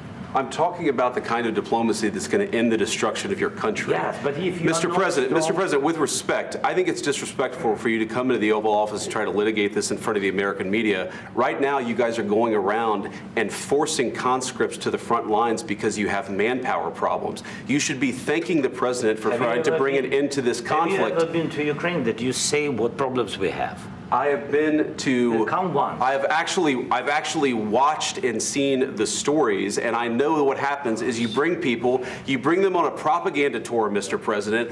Do you disagree that you've had problems bringing people into your military? And do you think that it's respectful to come to the Oval Office of the United States of America and attack the administration that is trying to prevent the destruction of your country? A lot of questions. Let's start from the beginning. Sure. First of all, during the war, everybody has problems, even you, but you have nice ocean. and don't feel now, but you will feel it in the future. God bless. You don't know that. God bless. God bless. You will not have a war. Don't tell us what we're going to feel. We're trying to solve a problem. Don't tell us what we're going to feel. I'm not telling you. Because you're in no position to dictate that. Remember this. You're in no position to dictate what we're going to feel. We're going to feel very good. You will feel influence. We're going to feel very good and very strong. You will feel influence. You're right now not in a very good position. You've allowed yourself to be in a very bad position, and he happens to be right about it. From the very beginning of the war. You're not in a good position. You don't have the cards right now. With us, you start having cards. Playing cards. Right now, you don't. Yeah, you're playing cards. You're playing cards. You're gambling with the lives of millions of people. You're gambling with World War III. You're gambling with World War III. And what you're doing is very disrespectful to the country, this country, that's back to you, far more than a lot of people said they should have. Have you said thank you once? This entire meeting? No, in this entire meeting, have you said thank you? You went to Pennsylvania and campaigned for the opposition in October. Offer some words of appreciation for the United States of America and the president who's trying to save your country. Please, you think that if you will speak very loudly about the war, you can... He's not speaking loudly. He's not speaking loudly. Your country's in big trouble. Can I Wait a minute. No. You've done a lot of talking.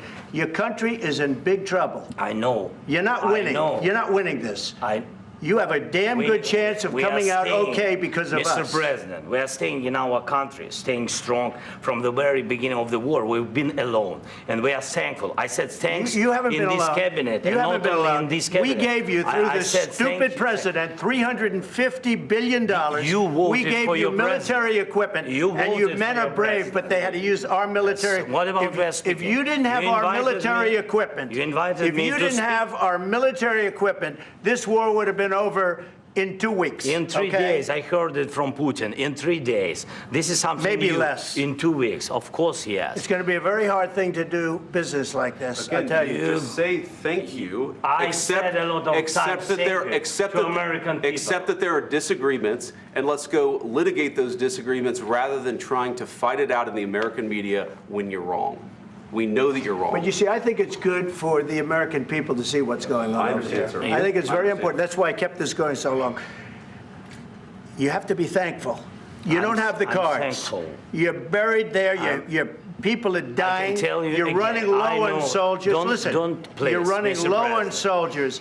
It would be a damn good thing. And then you tell us, I don't want a ceasefire. I don't want a ceasefire. I want to go, and I want this. Look. If you could get a ceasefire right now, I tell you, you take it so the bullets stop flying and your men stop getting killed. Of course, we want to stop the war. But you're saying you don't want a ceasefire. But I said to you, I want a ceasefire. With guarantees. Because you'll get a ceasefire faster than an agreement. Ask our people about ceasefire, what they think. That wasn't with me. For you what, that wasn't with me.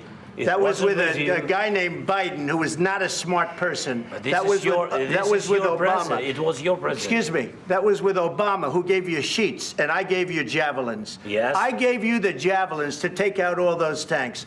Obama gave you sheets. In fact, the statement is Obama gave sheets and Trump gave javelins. You got to be more thankful, because let me tell you, you don't have the cards. With us, you have the cards. But without us, you don't have any cards. One more question to Mr. Vice President. I'm sorry, here. It's going to be a tough deal to make, because the attitudes have to change. What if Russia breaks ceasefire? What if Russia breaks peace talks? What do you do then? I understand that it's a heated conversation right now. What are you saying? She's asking, what if Russia breaks the ceasefire? What if anything? What if a bomb drops on your head right now? Okay? What if they broke it? I don't know. They broke it with Biden because Biden, they didn't respect him. They didn't respect Obama. They respect me. Let me tell you, Putin went through a hell of a lot with me. He went through a phony witch hunt where they used him and Russia. Russia. You ever hear of that deal? That was a phony Hunter Biden, Joe Biden scam. Hillary Clinton, Shifty Adam Schiff. It was a Democrat scam. And he had to go through that. And he did go through it. We didn't end up in a war. And he went through it. He was accused of all that stuff. He had nothing to do with it. It came out of Hunter Biden's bathroom. It came out of Hunter Biden's bedroom. It was disgusting. And then they said, oh, the laptop from hell was made by Russia, the 51 agents. The whole thing was a scam, and he had to put up with that. He was being accused of all that stuff. All I can say is this. He might have broken deals with Obama and Bush, and he might have broken them with Biden. He did, maybe. Maybe he didn't. I don't know what happened. But he didn't break them with me. He wants to make a deal. I don't know if you can make a deal. The problem is I've empowered you to be a tough guy.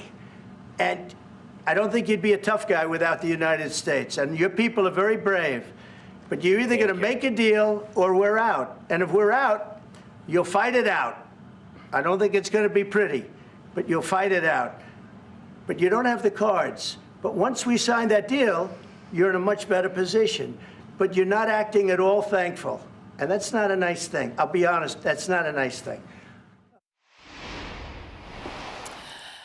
Well, let's cross to our correspondent, David Blevins, who joins us live from the White House. David, obviously extraordinary pictures there, an extraordinary exchange. Let me just also show you something else, because those pictures have now obviously been seen around the world, and we've seen a lot of support for President Zelenskyy. So on X from a lot of European leaders, and he's been replying to all of them. So from countries like Ireland or Finland, we've also heard from Antonio Costa, the president of the EU Council, Ursula von der Leyen, the president of the EU Commission, Olaf Scholz from Germany, Emmanuel Macron from France. So a lot of European leaders there showing their support, and Volodymyr Zelenskyy replying and thanking them for their messages. But at this point, he is still in the United States. Do we have any indication as to whether the meeting between the two presidents might resume? Not at this stage. We do know that Volodymyr Zelenskyy did have a speaking engagement this evening in Washington. That has now been cancelled, so presumably he is gathered somewhere with his various advisors, trying to figure out if there is a way for them to now build the bridge back to this White House after that jaw-dropping exchange in the Oval Office. An exchange without precedent in living memory, because it was played out in real time on television. This day began, it's important to remember, with people anticipating a breakthrough economic deal. The Americans and the Ukrainians expected to sign a deal to share the profits from new raw minerals in Ukraine. Instead, the day is ending with that deal not signed, the press conference having been cancelled, and therefore no way forward, it seems, in terms of bringing an end to the war. And I think the only conclusion you can draw from that is that the only winner from this right now is Vladimir Putin in Moscow.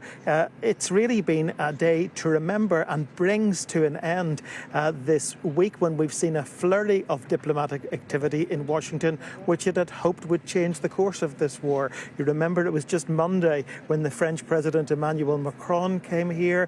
He was very flattering in his comments towards Donald Trump. Then just yesterday, the British Prime Minister Keir Starmer arrived, and he upped the charm offensive, you might say, by whipping out a letter of invitation from King Charles for an unprecedented second state visit. And Donald Trump's delight at that was palpable, in stark contrast to today, when the tension was palpable. You could have cut the atmosphere with a knife in the Oval Office as the two presidents disagreed, and then the vice president himself became involved in it as well. And all of this, I think, will continue to fuel concern about exactly where Donald Trump stands on this whole issue, because we've seen that European initiative this week, because Europe is concerned he's now more aligned with Moscow than he is with Kyiv, and what has happened today will do nothing to address those concerns.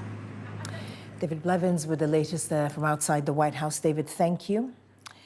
And we will bring you more reaction to that extraordinary exchange a little later. But now, a little later than billed, here's a Sky News special report, Unreliable Witness. This is a side to Eleanor Williams that hasn't been seen. Joyful. Playful. Happy.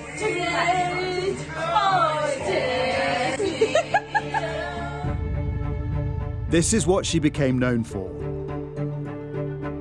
the battered and drugged teenager who claimed on Facebook she was the victim of an Asian grooming gang. You all right? It was all